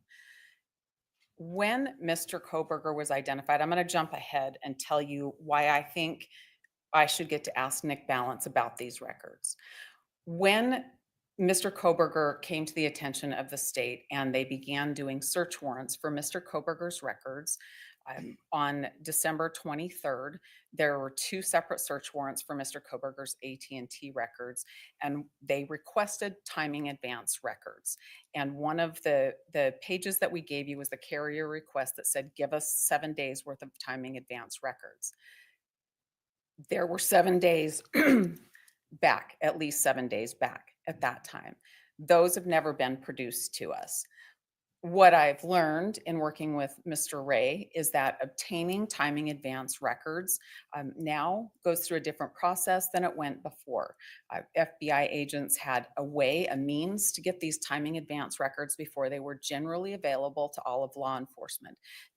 Generally available now comes through the GLDC program, and that happened in 2023. But he's not indicated he has any evidence that, at least for the time of the murder, that those would still be in existence. We've never heard from Nick Balance, who is FBI and who has the back door. From AT&T. You've heard from AT&T that GLDC did not produce these records in 2022. You've absolutely heard that from AT&T. What you haven't heard is the other way that That's the other way. I haven't heard that either. I've heard a general description, and I've heard in the affidavit that he received some once and they said, oh no, don't use those. I don't know if those were acquired within the 7 days. He doesn't address the 7 days. And that's a glaring, particularly given the inflammatory language in that accusations in that affidavit, it's a glaring omission. Your Honor, we don't even have the 7 days worth, which is what the carrier request says. That The 7 days that he's back home, maybe. I'll ask the state about those. If they receive those, I'm not sure their search warrant covered that time frame, but Your Honor, I would say that it did. And I would say their first search warrant was just a 48-hour period. It asked for timing advance records. But then the second warrant, you would which agree there's no evidence that AT&T provided those, or that those were still available by the time that Mr. Kohberger was identified. Your Honor, An officer of the court. as an officer of the court, I would like to ask Nick Balance that. And here's why. Here's why. The things that I've learned is that the 7 days is on paper. Sometimes they go back further than other days. What's the evidence of that, counsel? The evidence has been in the practice that I've learned from people that I've worked with. You're giving me that testimony now? I'm not giving you testimony. I'm answering the court's question. Okay. But you've made some serious accusations against the state of hiding evidence. And yet you've provided no factual basis, zero, that that evidence existed for them to be able to obtain it in December. Your Honor, in April of, or I'm sorry, it was probably by the July date that I got it, of 2024, I got records from 2022. In some other time in 2024, I think it was May, I got 3,800 people's timing advance Because they were asked within 7 days of the date that they sought it. It was the tower dump from the night of the murder asked within the 7 days. I understand that. Okay. So where is the evidence that Mr. Kohberger's timing advance records from AT&T were available to anybody in December without a prior request that they save those?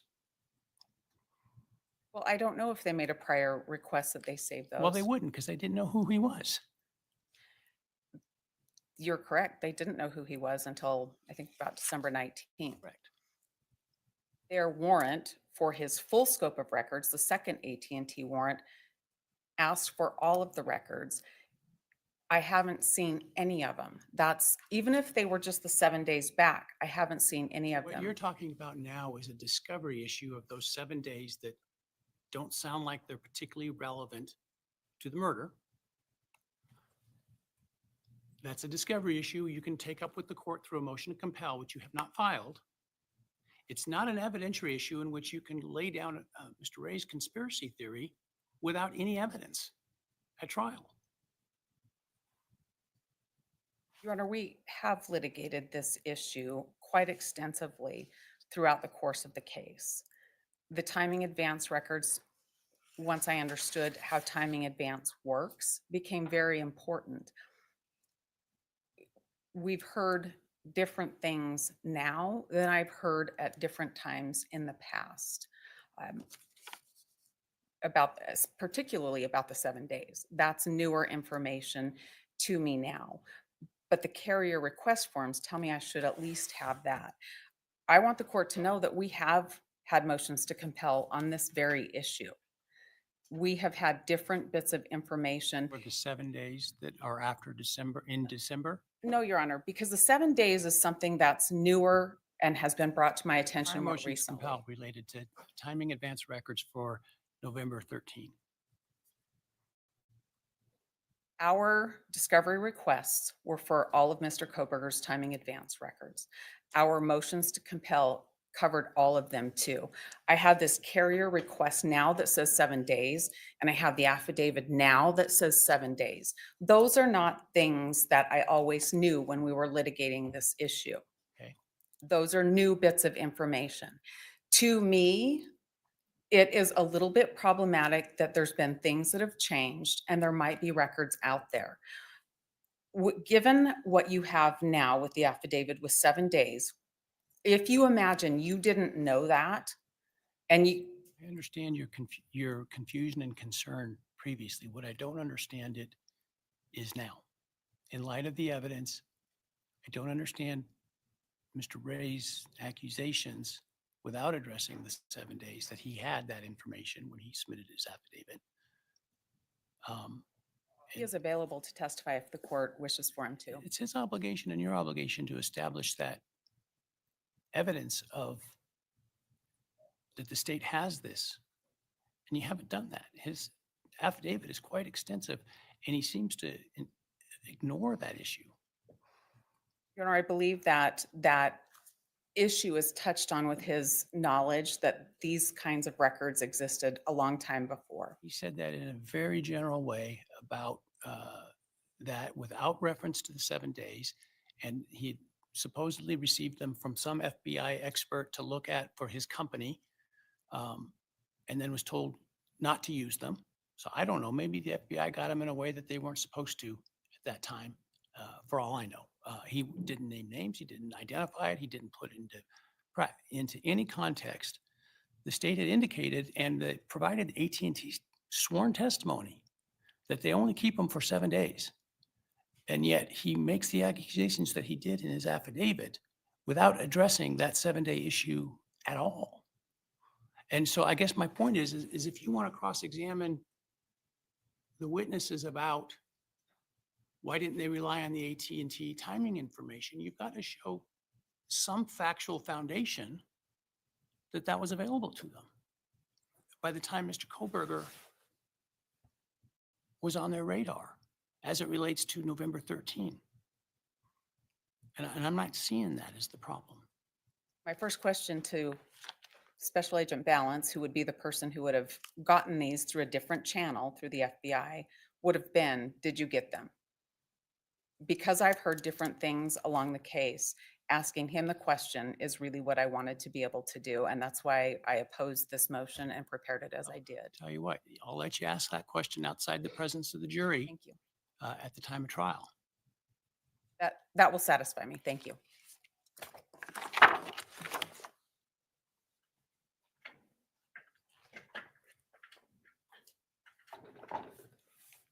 I'm not upset, but I just for Mr. Ray's information, because he wasn't here the first day I started this trial with you folks.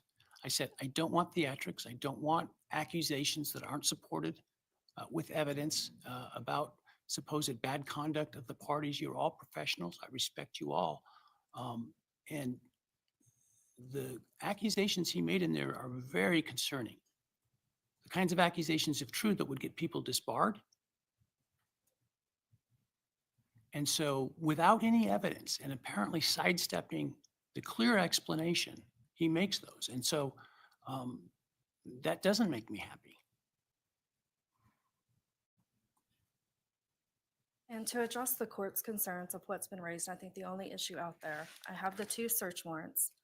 The state asked for the AT&T timing advance records in our search warrants. The state wanted that information from Mr. Kohberger. We did not receive it. I did not receive those records from AT&T. I do not have them. Thank you, Your Honor. All right. There's not been a showing that those records were available, and I think it would be unfairly prejudicial to try to impeach the testimony of the agent that somehow he hid or didn't provide or didn't use records that he didn't have available to him.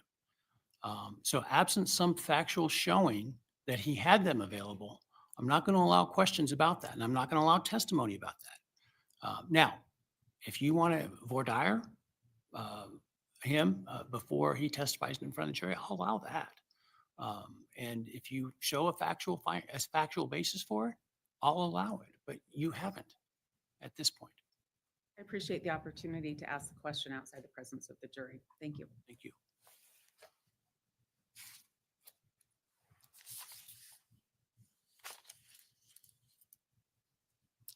All right. The vague and undisclosed expert testimony, I think in part touches on this, but not entirely. So I'll let you talk about the other entirely part. Yes, thank you, Judge. Then you'll get a break from me in a few minutes, I think. I enjoy dialoguing with you, counsel. I appreciate it.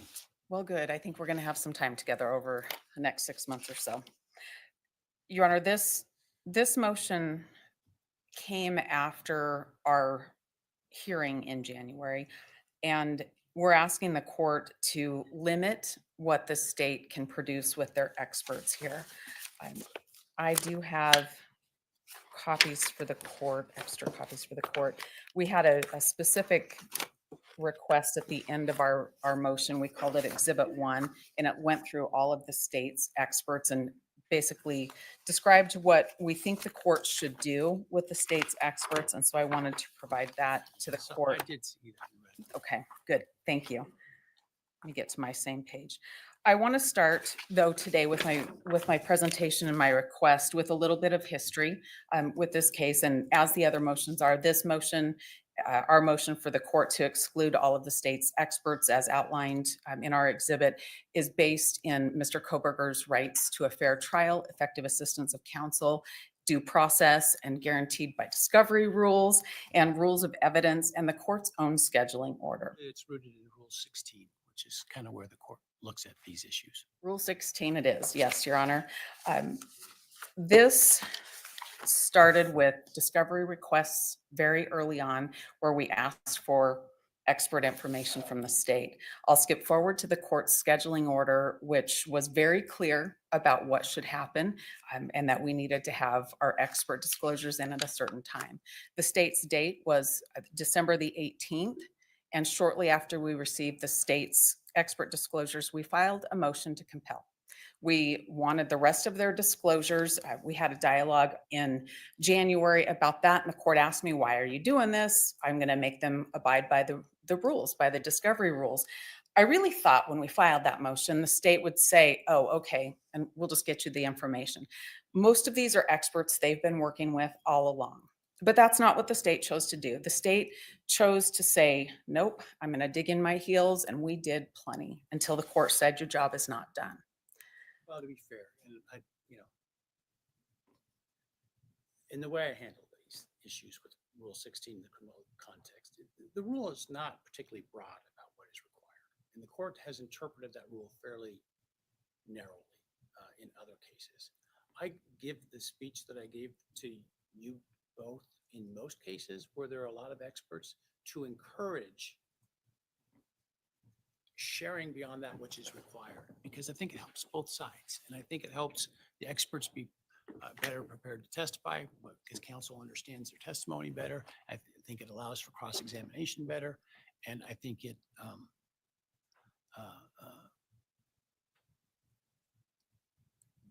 creates just a more fulsome picture of things that way. And that's why I invited the state to supplement And I also invited you to be likewise broad in your disclosures. Now, at the end of the day, I am bound by Rule 16. And so that is my guidepost. Well, Your Honor, I believe Rule 16 references the Idaho Rules of Evidence. And I believe that the state's requirement is to provide at least the opinion that their expert is going to offer. And case law, it's the State versus Marin case, says that bare lists aren't good enough in this case. Your Honor, the state didn't immediately file and fix the issues that they had, but we filed our disclosures, and our disclosures weren't bare bones. They were exhaustive in method and analysis and opinion. And the state gained an advantage when it happened that way. The state then went from having their experts due on December 18th and really setting the bar. We have the burden of proof. This is what we're going to do. These are our experts, and this is how we're going to do it. They went from that place with their duty and their obligation to giving minimal, which were just lists other than a couple of their experts, and then receiving all of ours.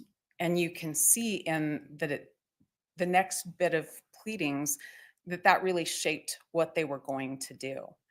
When their rebuttals came due, they got an extension until February 17th, but that didn't see them fixing the problem that they had in large part. Some reports came in March 3rd, some March 14th. So the state has effectively given themselves months of additional time and the advantage of having our expert reports. And that just can't be when you're looking at fairness of trial, when you're looking at who has the burden of proof, when you're looking at due process. The state is to say, this is what we have, this is how we're going to prove this case, and for us to decide how to respond to that. And that got turned upside down with what the state has done here. They held back, gave us bare lists in large part, and then had the advantage of having all of our work, how we would anticipate we might rebut the state's evidence, and allowed them the advantage of deciding what to give us and when. It is extremely difficult when the state gives things just a piece at a time to us. It is extremely difficult when we have a deadline and we have plans, we have our experts, we have our schedules with our experts so that we can continue to prepare as we head towards trial. To have the state act in this fashion, to hold back and then to give things little bits later without even giving a full expert analysis in some cases. The court has the duty to ensure that we have a fair trial and that Mr. Kohberger's due process rights are adhered to. And the court should exercise its discretion and apply the rules and limit what the state is able to produce as far as their experts. I'm going to talk a little bit about the different experts here. They are outlined in Exhibit 1. I don't think I have to go through every single one. We tried to be pretty clear for the court if the court looks at that when considering our motion. But I do want to talk about a couple of them. And obviously, agent balance is the one I'm going to want to talk about. Your Honor has heard some things about this disclosure. I can't call it a report because it's a PowerPoint. I don't know what Agent Balance's conclusions are. And Agent Balance doesn't, the PowerPoint obviously isn't going to be complete. PowerPoints aren't designed to be complete reports of what happened and what somebody thinks has happened. We've had several different disclosures now. They don't help much. On March 3rd, for the last time, we learned that Agent Balance acknowledges he analyzed the last 7 minutes of data on the phone, but we don't know what his opinion is about any of that. To give an opinion about those last 7 minutes? I'm sorry. Doesn't that just mean he's not going to be allowed to give an opinion about those last 7 minutes? I mean, I can't force his expert to have an opinion, their expert to have an opinion. You can't. And we're here asking you to limit what they can testify to by surprise once we get to jury trial. Agent Balance is worth further comment to the court. Agent Balance was co-located with investigators in this case from the very early days, just a couple of days after the killings took place. He is somebody that the prosecutors have had meetings with and have had ready access to throughout the course of the proceeding. So it's not like he's a stranger that they couldn't get his report from him. He has offered his PowerPoint with no analysis of these phone transactions, no analysis of the mapping that was done. And to understand that he conducts drive testing and he carries around a scanner when he does his drive testing, and that scanner will collect data about which towers are working at that given time. So you can get a lot more accurate information about where a device might be. The other way to look at what devices are doing is when you're looking at different cell towers and the phone transfers from one to the other as the phone might move around in a car. But the drive test data working with that shows you a place where there's a tower, all the places that there might be coverage. And then if the phone hands to the next tower, it'll show you that coverage too. So you can see limits, you can see gaps in where coverage is, and that helps you identify where a phone is more. Agent Balance hasn't analyzed all of the data he collected, nor has he told us what it means. So for Agent Balance, the court should preclude his testimony about the last 7 minutes, and the court should preclude the rest of his testimony, really. I think the state's initial disclosure was that he was going to talk about cell towers and how they work with cell phones. That might be fine. Anything else, they shouldn't. I want to tell you, though, while we're on the topic of that last 7 minutes, that it's more problematic. That was part of the initial disclosure, correct? The PowerPoint, I believe, was provided as a disclosure. Did he testify for the grand jury? No, nope. Officer Mowry, Detective Mowry testified before the grand jury. Agent Balance did not. So I don't have any of his testimony. But I want to tell you about the 7 minutes. And I want to tell you that those are problematic. When the phone's moving, when Bryan's phone's moving the last 7 minutes before it goes off the network, and you look at the locations of where the phone was, it places the phone in a place at 2:54.45 in the morning. And for Agent Balance to ignore that, there's a cascading impact on other bits of testimony that will come in. So it's imperative. That's just impeachment. Well, it's actually exculpatory to Mr. Kohberger, so it's worse than that. So You're doing this in the frame of a motion related to the expert disclosure, and so his opinion is what his opinion is, and he's disclosed what he's disclosed. And let's just hypothetically say he can't opine about the last 7 minutes because he hasn't disclosed that, and I haven't gone through in enough detail to make that conclusion, right? Isn't that then just a matter of you putting on testimony from your expert about that 7 minutes and impeaching him about, you didn't even look at the last 7 minutes, you missed that. And what could that mean? Couldn't it mean as my expert, obviously your expert won't have testified by then, but impeach him essentially on his lack of diligence, as you would put it. well, I anticipate impeaching for the lack of diligence. Here's the fear, though. I don't know what he's going to say about those 7 minutes, so I want to impeach him about that. I want to impeach him about a whole lot more too. But if I do, and he says, well, I did analyze it, actually, I hope the court's order stands and he's not allowed to talk about it.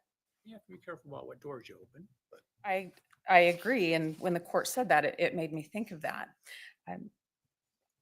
Going back to what I'm asking you to exclude, I'm asking you to exclude everything that wasn't contained, and there's no opinion, there's no analysis contained in that original PowerPoint. There's just PowerPoints with a few things on them that he won't be able to explain because They did supplement and explain, at least in some detail, more about what each slide kind of means, as I understand it. well, Your Honor, that comes back to kind of where we started with the state waiting to see what we had.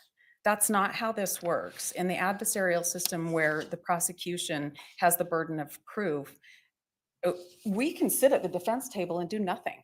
I don't have to produce a thing. They have the burden always to prove the case. And what they've done is they've turned that upside down. They've essentially and figuratively shifted the burden by holding on to what they had, even though they have the duty, and said, show us yours first, and then we'll rebut your experts. And that's just not the way it works. And I think the court should look at their disclosure deadline, and they didn't go home from the January 23rd and 24th hearing when the court said your job's not done. I'm not going to allow things in that aren't disclosed. They didn't go home and say, we got to get this done now. They trickled things in bits at a time. And that is just not the way the system works. And that's in violation of Mr. Kohberger's rights. And we're asking the court to limit it. What they gave us on December 18th, that's what they get to talk about. There was no opinion in there, no real analysis in there. And that's our position. And that's the way to bring it back and keep the burden at the table it should be and protect the due process rights and the right to a fair trial at the table it should be.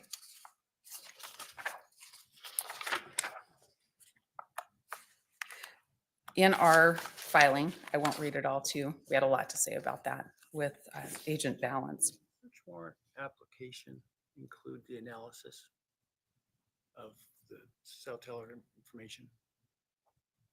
Did the search warrant application include the analysis? Let me think what the search warrant application said first. That large, omnibus document that they used, Oh, Exhibit 1 that was attached to all of them.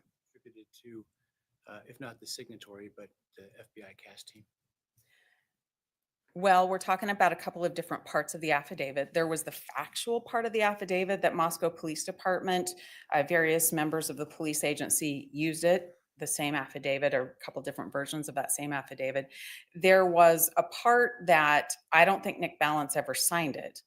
I think he My point is dictated that it. Were you on notice of what the state's version through the CAS team of what that data showed? If I look at the affidavits, there are a few things, yes, that I would be on notice for. They're not attributed to Nick Balance, but there are a few things. Those are the problem areas, and I don't want to open doors that I shouldn't. I mean, I either need his analysis if I'm going to open the door, or he doesn't get to talk about it. And let me tell you what I Talk mean. about the adversarial part. I also looked then in that case at what information you did have about what the state's case was. And so, it seemed to me that in general that cell analysis was part of that, because part of the motion on your part was the missing 7 minutes. That definitely was part of the motion, and now for the first time, I know he actually analyzed it. What that affidavit, those two affidavits, I would tell you about 3 parts that could be attributed to any cell analysis, and then I'm going to tell you the problems with those 3 parts too. The first is that the phone went off at 2:47 a.m., which it did not. It did not. That's untrue. The other is that the phone was traveling towards Moscow when it went off, and that's absolutely untrue as well. I recall the 47 said it was traveling southwest. Well, that's what we say. That's what the affidavit- record what the- shows. That's what the application said. The application said that the phone stopped reporting to the network at 2:47 a.m. Traveling southwest at the time. Southwest of Pullman. That's not when the phone stopped reporting. I realize that, but it's not like they were representing that it was at 2:47, halfway to Moscow or traveling to Moscow. It said it was southwest of Pullman, which, as I understand, the 2:52, 54, 70. 7 minutes later, indicates that he's traveling southwest to Pullman. None of the search warrant affidavits have anything about 254. It was, I understand that. My point is, the time was wrong, but the point, the direction of travel is the same. there are paragraphs in the affidavit that talk about the phone traveling towards Moscow. There are slides in Agent Balance's PowerPoint that have an arrow, and that's not true. Well, there is a, in the search warrant affidavit, I think as part of the PowerPoints, I don't remember the language it used, but basically the believed route of travel or something like that. In other words, their opinion of what the travel route was. And so that was disclosed, what that alleged travel route was. Cell phone records would indicate something different than they said. So if, and I see what the court's doing. The court's saying, okay, you have this PowerPoint. What else were you on notice of? I'm on notice of things that the records contradict, the records being the AT&T records that we received from the state. And those records contradict those things in the affidavit. I'm also on notice. Allow for supplementation of expert disclosures to correct errors, to provide new information, to make them fuller. I mean, the rules allow for that. That's not what they've done. I understand that's what you're saying, that's what they haven't done. That's not what they've done, Your Honor. And That's why I'm looking at what did they actually say beforehand, because I think part of it is a notice issue to you. well, I'm on notice of things that the records don't support. I'm on notice of a PowerPoint that doesn't have any analysis or opinion in it. So those are the things that I'm on notice for with regard to Agent Balance testifying. So I'd ask the court to not allow him to testify beyond the December 18th very limited disclosure.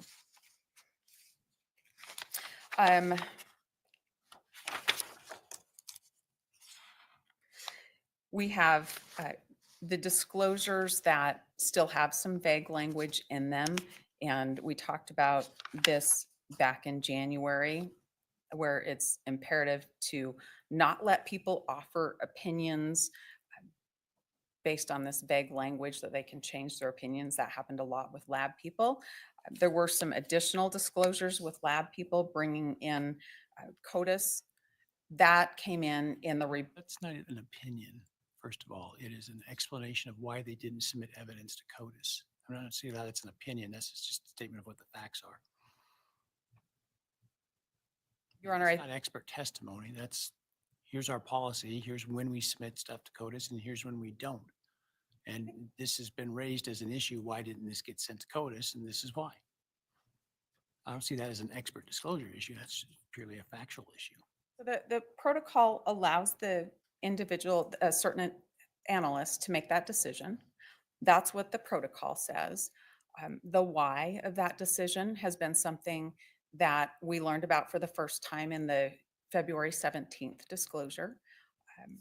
That was curious. My point is, I don't really view that as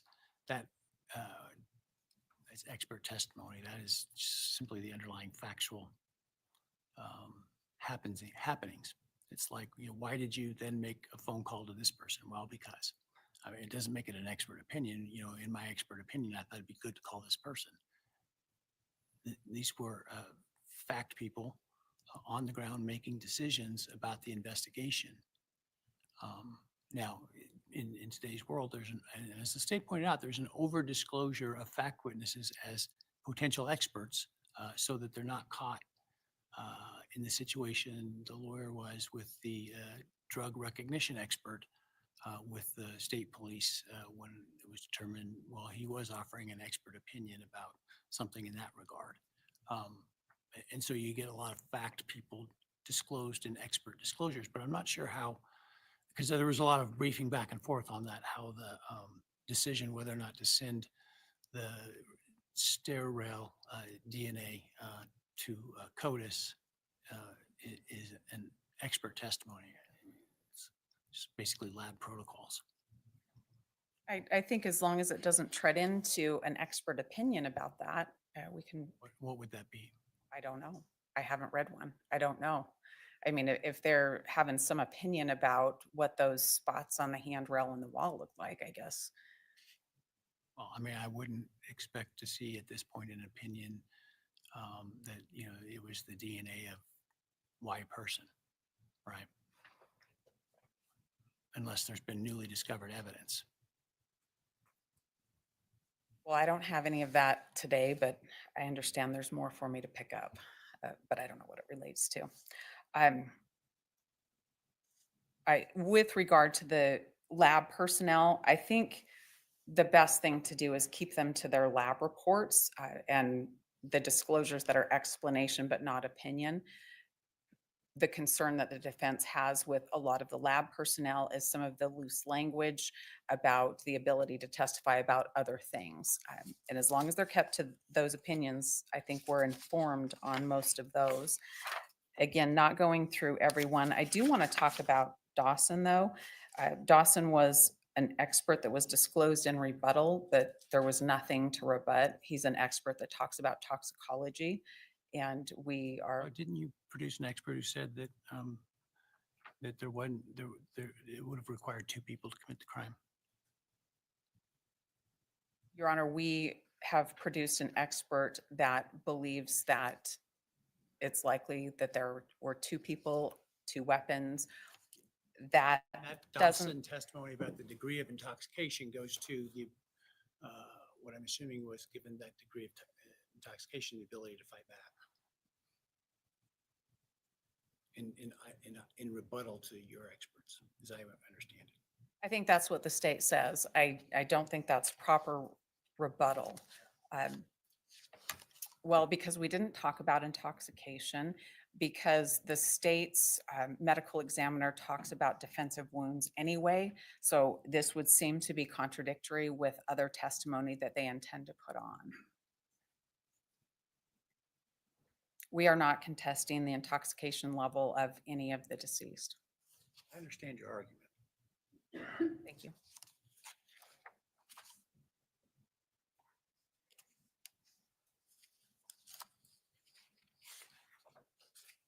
Again, Your Honor, I think that our exhibit stands on its own, and I just wanted to highlight a few of these. I do want to talk about the cell phone and third-party data, digital data disclosures.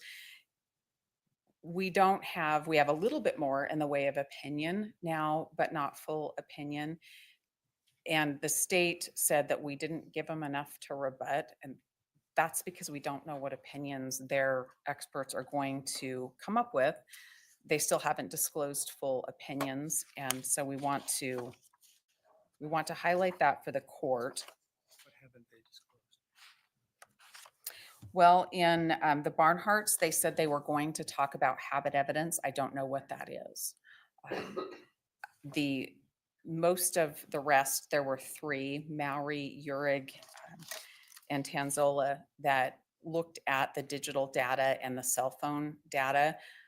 I don't have any idea what they're going to talk about, except Urig is going to say that there's no connection between Mr. Kohberger and the others. That's the only actual opinion that's been disclosed in that. The last one I wanted to highlight for the court is the Douglas, Special Agent Douglas's testimony. That seems to have shifted a bit from he's going to talk about bank records and debit purchases, and it's become bigger without any opinion. I don't know what his opinion about anything will be. That needs to be limited. I think he can come in and talk Through the financial records and say, this shows a transaction with Mr. Kohberger's credit card to purchase a Amazon gift card, and that this Amazon gift card was used to purchase a knife. if he can say all of those things. I think that his ability to talk about receiving the bank record and looking at it and saw a purchase history, I think that's fine. But to provide an opinion about what that means, that's not disclosed. Well, Your Honor, I don't want to wait to find out. I'm asking the court to. My point is I'm not in a position to exclude their testimony because they haven't shown me that they're offering something beyond what they've disclosed. Your Honor, I respectfully believe that the court is in a position to limit what hasn't been disclosed and would ask the court to do so. The state has had a lot of time to provide these disclosures to us. And what they've done is taken the advantage of having our disclosures and bit by bit giving them to us. This is challenging to prepare a case of this magnitude in any event. And to have things piecemealed out just delays our preparation time. And it's also in violation of the discovery rules. It's in violation of the court's order, and it violates Mr. Kohberger's rights to a fair trial, effective assistance of counsel, and due process. And it is within the court's realm to say, you're not going to do any more after this particular date. There's no opinion written down for certain people. It can't be offered now. And we think that's what the court should do. If we wait until we take it as it comes during trial, that's better than nothing, but it's very difficult to prepare, and it eats into what limited time we have to prepare, and it will waste a lot of jury time to have to take these things up again and again and again. The state knew what their duties were. They've done this for a long time, and they chose this course of action, and the court should limit what they can do and issue an order limiting their experts.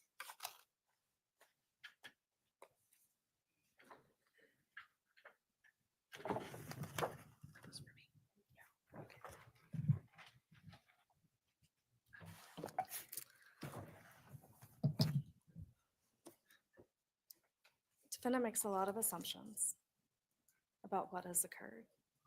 However, I can tell you the state didn't wait to see what the defendant was going to disclose first. That would be an incredibly risky game for us to play. And that's not what happened. We know what happened. As laid out in the state's response, the state filed our initial disclosures on December 18th, 2024, disclosing 25 experts for the guilt phase. And then at our last hearing on January 23rd, the court addressed this issue. And Your Honor stated and issued a word of caution, instructing the parties that the disclosure should cover over-disclose. We should really go back to our experts, lay out, and you talked about the amount of work that this would take well in advance of trial to go through everything that they intend to testify to and put that into a disclosure. And that it doesn't go as far as the civil rules, but that you didn't want to have these issues coming up at trial. You were very clear in that you directed to the state that our work was not done. We took that to heart. You did not set a specific deadline, but instead instructed both the parties that supplements would be reasonably allowed. In response, we did immediately go back. We went back to all of our 25 experts and asked them to review their testimony. We had to have several meetings to discuss what their testimony was going to be, and they supplemented their disclosures. On March 3rd and March 14th, the state filed the supplemental expert disclosures. I submit to you that the state has complied with Rule 16. We have a continuing duty to supplement. The defendant has filed expert disclosures past their deadline. The state has allowed that. We are trying to be reasonable in this. And in fact, in that stipulation to allow them more time to disclose, we stated, it serves the interest of the parties and the court for there to be reasonable flexibility to facilitate the development and exchange of relevant information to assist the trial jury. That's where we're at, and that's what we're asking for. Thank you.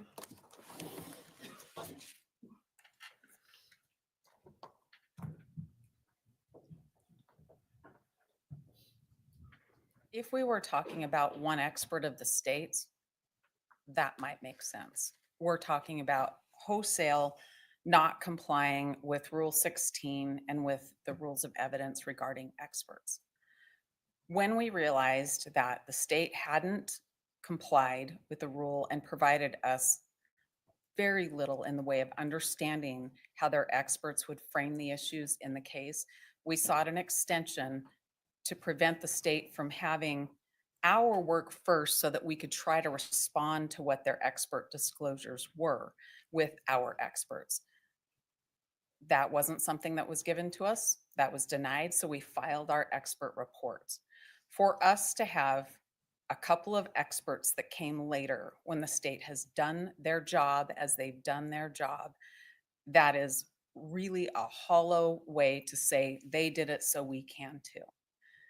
The state did not comply with Rule 16 or with the court's order, and the court should limit what they're allowed to produce at trial. All right, I'll take that matter under advisement. I want to, I did invite the parties to supplement. It takes time to supplement. I'll look through to see if there's any significant new additions. Well, first, I'll look to see if there's what is given is adequate. Secondly, if there's anything that was provided that wasn't shaping and as I've said, making more fulsome, making more whole, making more clear what opinions there are. The defense I know was given, and as I explained, the defense has the ability to supplement as well in response to the state's supplementation. Part of the reason the discovery order is as early as it is to the trial date in this case is because in my experience in cases of this, we have this problem always of ongoing, continual supplementation and disclosure, and so I wanted to accommodate that within the time frame, within the several weeks to months in advance of trial. And so I'll look at it and I'll get you an opinion. All right. Amazon click activity.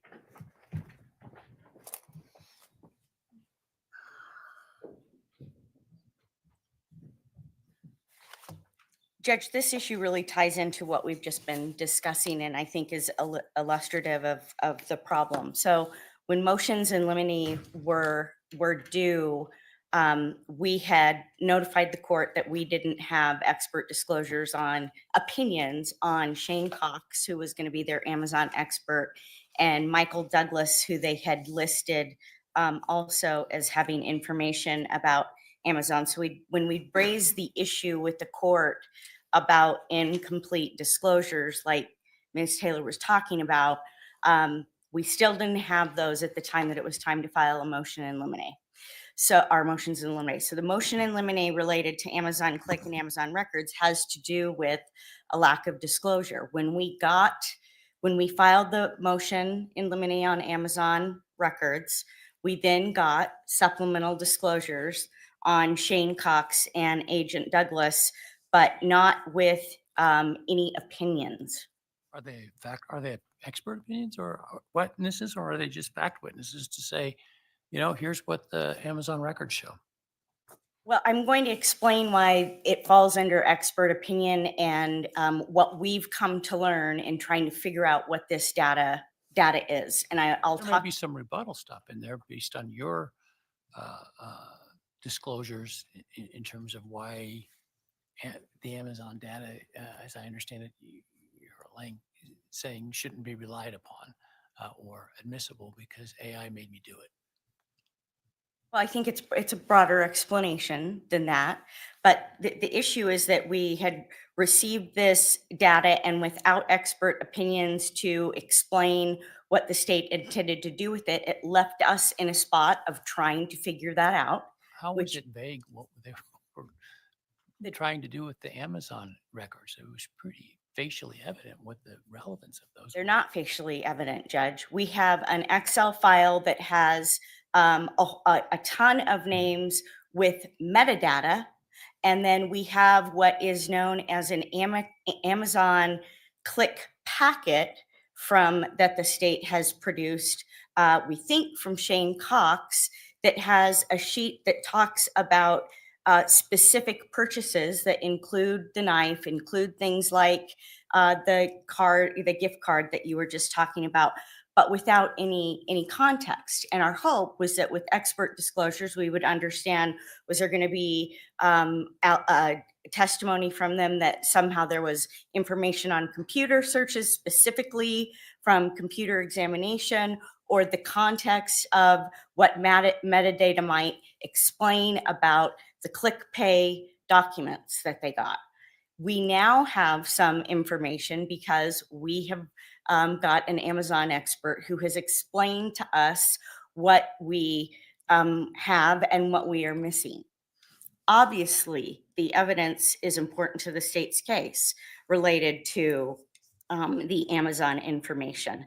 And given the court's direction about its intention for us to call experts today, which Mr. Howell is available, we went ahead and submitted a declaration when the court said that you were disinclined to allow testimony, and we sought leave, but we didn't get a solid answer. So you've now got an affidavit in front of you, declaration. Typically in motions in limine, I'm not being in a position to make factual credibility findings and the like. And so the testimony on paper is more than adequate to guide the court. Okay, I appreciate that. So I'm going to explain then what the basis is for where we're at. The other issue that of course the court knows is that we sought to seek suppression of the Amazon records because the warrants were extremely broad. We expected to be getting significant data or have data that we hadn't yet reviewed. The court denied that suppression issue. And so what we know that we have now is the list that I explained, but it's without metadata. And so for the purposes of what we've got going on here, there is, pursuant to Rule 106, a whole level of context that's really important to the Amazon data. And it's not just AI technology, it has to do with machine learning. And I think a lot of this is something that AI. Pardon? Isn't that AI, machine learning? I think that machine learning, I'm definitely not an expert on this, Judge, but I've provided you with a declaration. And if you want me to put Mr. Howell on to testify about That's the not difference important. between, he's far more articulate at it than I am. It's a combination of both with what happens with Amazon, because in terms of machine learning, one component is that when there's a household account where there's multiple users with multiple cell phones and multiple laptops going into purchases, there's machine learning and cross references there. In terms of the way that Amazon works as a company globally and artificial intelligence, they're doing all kinds of things to understand what consumers and purchasers and sellers are trying to do to actually prompt people to buy certain things. So in this instance, with regard to these purchases, we have very limited data regarding Mr. Kohberger's purchases without the metadata and the context. And that's the reason that we are seeking to exclude it. Now, You got what they got, right? Not really, because what we have is, we know that they're going to draw conclusions and that they're going to draw conclusions about intent, but the way that they've presented it to us in data is that this relates to Amazon clicks. Well, Amazon clicks makes it sound like to me and you, someone goes on and actually, with a mouse, clicks, opens a document, takes it into a cart, purchase it, and it's a much broader term than that. And the state's testimony from their person who will testify that this is what the Amazon data shows, is that Amazon data shows that Mr. Kohberger, or at least his name, purchased the knife sheath and cleaning thing, knife sharpening, pardon me, equipment. And looked as anybody who orders on Amazon does. Where's it at in delivery? And then later on that same account, after the homicides, looked at knives again. Now, I understand the defense's position and evidence and expert to be that, well, that's a shared account and anybody could have done that on that shared account. I don't know that that's a matter of exclusion, though. Isn't that a matter of just impeachment and cross-examination and your own experts? That if the court doesn't exclude it, then that would be the remedy and the approach that we Would would it ever take. be the remedy of exclusion? Judge, if you don't exclude it, then that would be the alternative, I On guess. what basis would I have to exclude it? I started with that we did not have expert opinions at the time when we had to file a motion in limine regarding this data. And it's misleading that the way that you just portray it, that because there is a purchase in a household account, that is automatically attributable to him, and then and that there's It's more than somehow a purchase in intent. a household account. It's attributable under his particular name in the account, as I understand it. Now, could somebody else in the family get to it? I don't know. I suppose your expert will tell us that. But I'm not sure how that is excluded, and I'm not sure how that's expert testimony. I understand you have an expert to say, well, all these other factors come into play and all these other things could have happened. And okay, you can put that on, but I'm not sure why that excludes the state's evidence. Well, it would be extremely misleading given the declaration that we've put before the court about everything that goes into the way that Amazon You're functions. asking me to be the fact finder again. I mean, I'm not asking you to be the fact finder. I'm telling you that when we don't have complete disclosures and we're playing a guessing game of what this information means, and we have deadlines where we have to file motions, then we end up in this circular situation right now, right? Because we had to file a motion about this without knowing what the opinions are and what we're lacking in data. Now I have an expert who's explaining it. We've asked you to exclude it. You're indicating you don't think it's an expert opinion. And so then the next logical step would be our expert comes in and we're allowed to confront the evidence. But you also just proffered that, that based on the information that you understand, that equates to a purchase. And I've put a declaration in front of you from an expert that says that Amazon doesn't work exactly that way. And that's the problem, that when it is represented as a click, that indicates to the average person that he sat at a desk and clicked and made a purchase when there's a lot more to them. and maybe I'm completely out to lunch, but as I understand it, to buy something on Amazon, you got to put it in your shopping cart and hit purchase.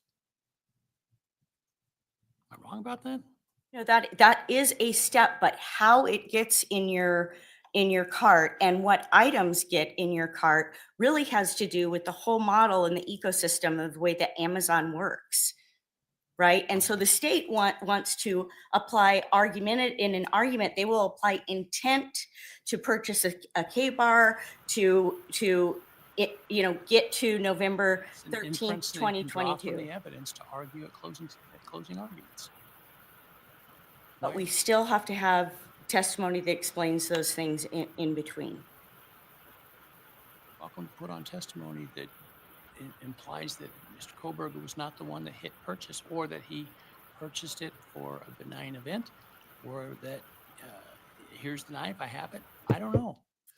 And based on what you're saying, that the Mr. Cox you think is a lay witness, then I'm assuming that also extends to him not being able to testify beyond what the disclosure is as a lay witness and no other opinions, and including Agent Douglas, who's given us no opinions whatsoever. I don't know what they're going to say beyond that. And if they say something beyond that that is an expert opinion that hasn't been disclosed, then the state's going to have a problem with it.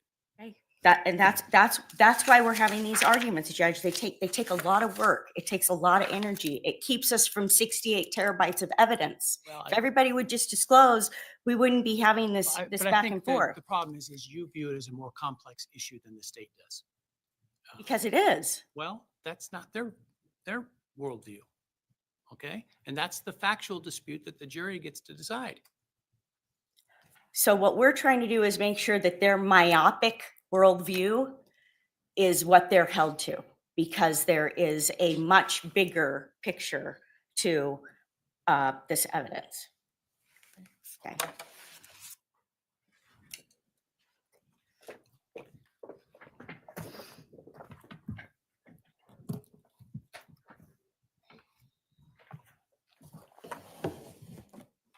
Judge, this is pretty simple.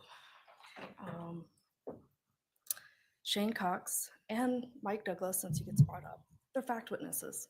They're not going to have opinions. They review records. They're going to testify to what those records show. Shane Cox's testimony is laid out in the supplemental amended disclosure. This is exactly what he's going to testify to. And what he's going to say, he's very careful in what he says that he's going to say. That's what we're anticipating. There is no grounds to exclude his testimony. We applied for and we were granted a search warrant for Bryan Kohberger's Amazon.com user activity. The search warrant was narrow in scope to items related to the homicide and evidence related to the seizing of knives. In this case, it was knives and knife accessories. It directed law enforcement to see certain items: his customer click activity pertaining to knives and accessories, his payment methods used, details of items in cart, including all items added to the cart or removed from the cart or wish listed or in a shopping basket, all suggestions made to the account, all records regarding reviews by other Amazon users, advertising data, devices used to connect to the account, and all accounts linked to the account. The state requested the data between limited time periods, March 20th to March 30th, and November 1st to December 6th. Those were the relevant time periods. And in response, we got responsive data, and that's what we plan on presenting to the jury. Amazon's use of AI is not a basis to exclude, and it's completely irrelevant. AI doesn't click on things for a user. There are no legal grounds to exclude this. We ask that you deny their motion. Thank you. Thank you. So I think there's a fundamental, just different worldview as to the relevance and impact of the Amazon data. And the defense is entitled to challenge the data in terms of, does it really show who bought it? What else did they buy? In what circumstances? I understand the state's not really going down that apart from what the data shows, which is the purchases that have been laid out in the report. If the state tries to go beyond that without having disclosed those, or without a rebuttal disclosure to some of the things the defense has disclosed on that, they're not going to be allowed to testify to it. But there's not a ground for exclusion, because you have an expert that thinks that the evidence can be explained in a different way. That's just simply a fact determination for the jury based upon the conflicting evidence. All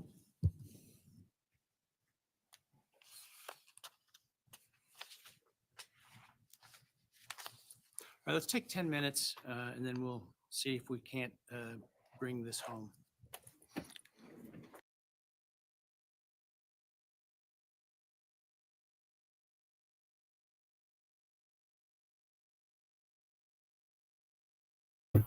Ten-minute break.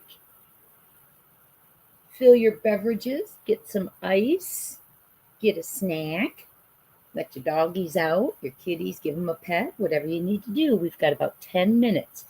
So right now it is about 3:30 in Idaho. So they'll probably, I don't know if they stop at 4 or 5.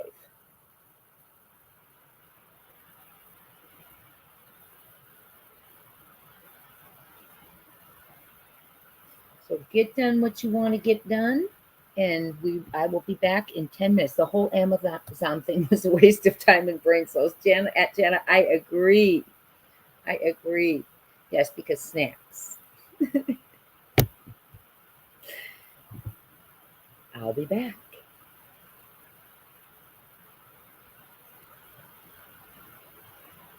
Same here, Prayer Warrior. I only buy Prime so I get my free shipping. But the overnight delivery is wonderful. So sometimes I do just hit buy now. Like if it says you have 6 minutes to get this in for overnight delivery, I'll just hit buy now. And if I need to keep shopping, just put in another order. We're also such pros at Amazon, aren't we? Except June. June will train. Actually, stay away from it, June. I'm very impressed. I'll see you all in a few minutes. Hang tight. Mods who are in, staying, the mods who decide to stay in, entertain the chat, please. Thank you. You're doing a fabulous job with these long days.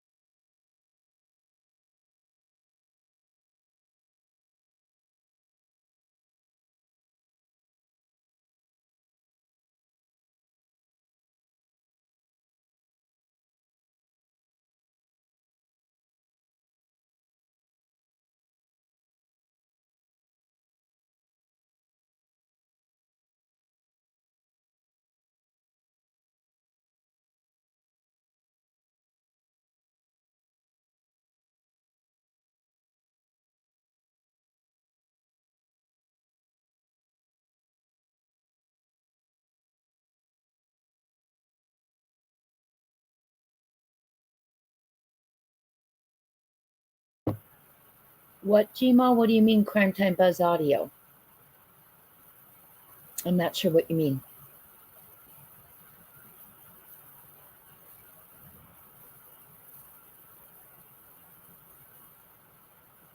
It's on break.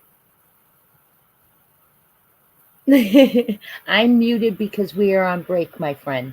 Sorry, I forgot to explain that to those who are just coming in. We've been doing the Valo trial. When they go on break, I mute. Sometimes we all go get what we need to, and then we meet back here. So in about 10 minutes, okay? Get your snacks.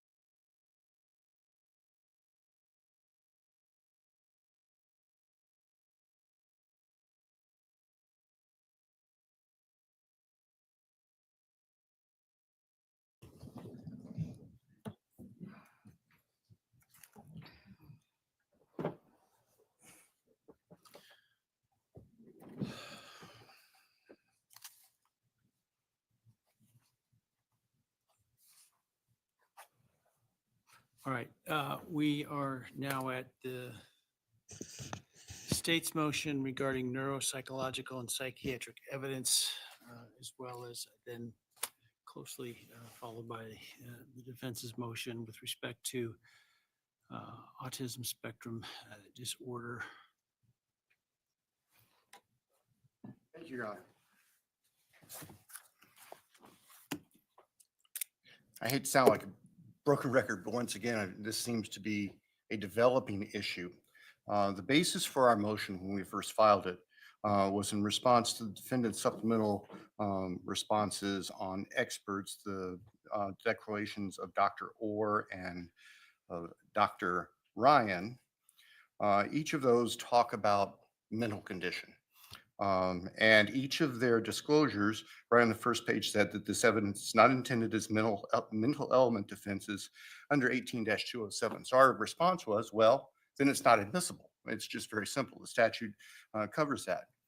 What happened after that is that it morphed now into a new position from the defendant that there are neurobiological and physical conditions that are come into play. Not to the exclusion of the mental conditions that were alleged before, but Dr. Lewin talks about the physical conditions are predominant as opposed to exclusive. So that kind of brings us to where we are for the issues for today, and I'll try to be as succinct as I can. The first issue, what was initially raised by the defense, is they expressed concern about how the defendant's demeanor is going to present to the jury as the defendant is just sitting in the courtroom at counsel table like he is right now, and assert that they should be able to offer evidence that the defendant has autism and these other disorders that make him appear, I guess, arguably in like he's not involved or something in a negative fashion. The defendant cites no authority for this, and indeed, I'm not aware of any authority. We can't find any authority to say that the defense can come in and even before jury selection say, okay, ladies and gentlemen of the prospective jury, here's this expert testimony that our defendant has this developmental condition, this autism condition, and so he might appear different in court. And so please don't hold that against him. There's just simply no basis for that. And we looked for that. It's irrelevant to any of the factual issues in this case. It's irrelevant to the elements of the offense.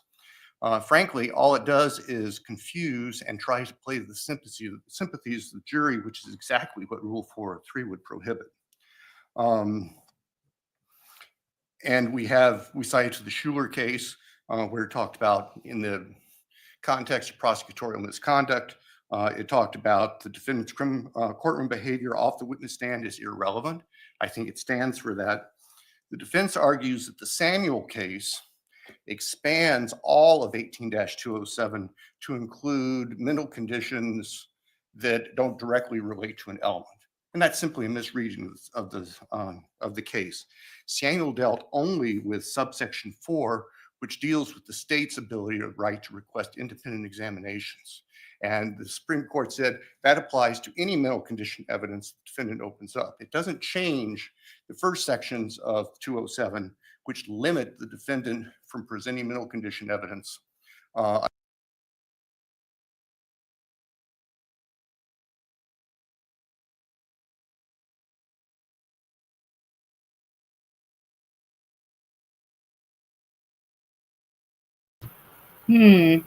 on. See what's going on.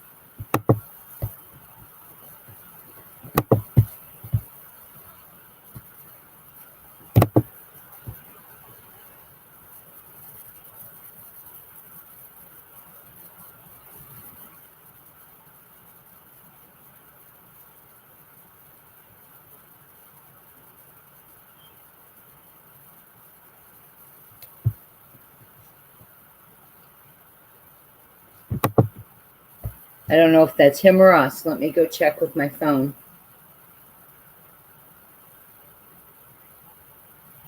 And I don't know why it would be us. I have full, unless it's StreamYard, because I have full Wi-Fi again.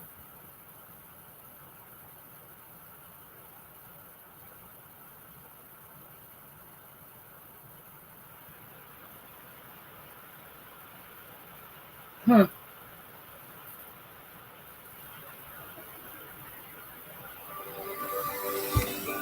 let me check.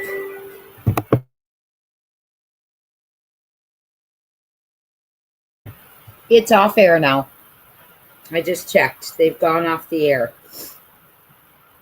So that's strange that it ended like that. Let me check one more place.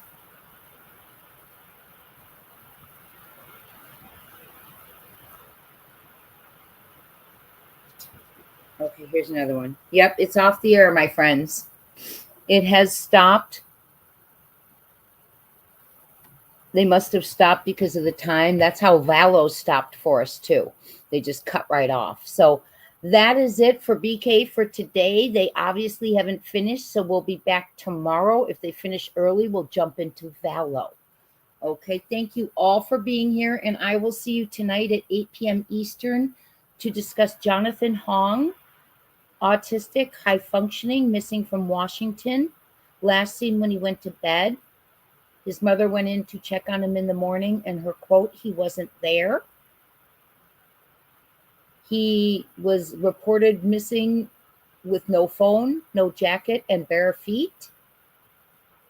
No shoes, but took his iPad, maybe. Now reports are, and the clothes, he was in khaki pants. He's in khaki pants and a green shirt. Now that has all changed. They think he might have mom's black slip-on shoes on. And today, which is, 7 days in, the sister found his clothes in her clean laundry. So they have no idea what he's wearing. Very similar. They've given a lot of information on Jonathan's characteristics. And I think we're gonna discuss both he and Sebastian because they are so similar. Thank you so much, Jen and Georgia. Thank you, mods, for all you do. Thank you, everyone who spent the day with us. And I will see you at 8 p.m. Eastern, where we will talk about Jonathan Hong, missing from Washington, and Sebastian Rogers, also missing. Very similar circumstances around their disappearances. See you tonight, everyone. Thank you for everything. Talk soon.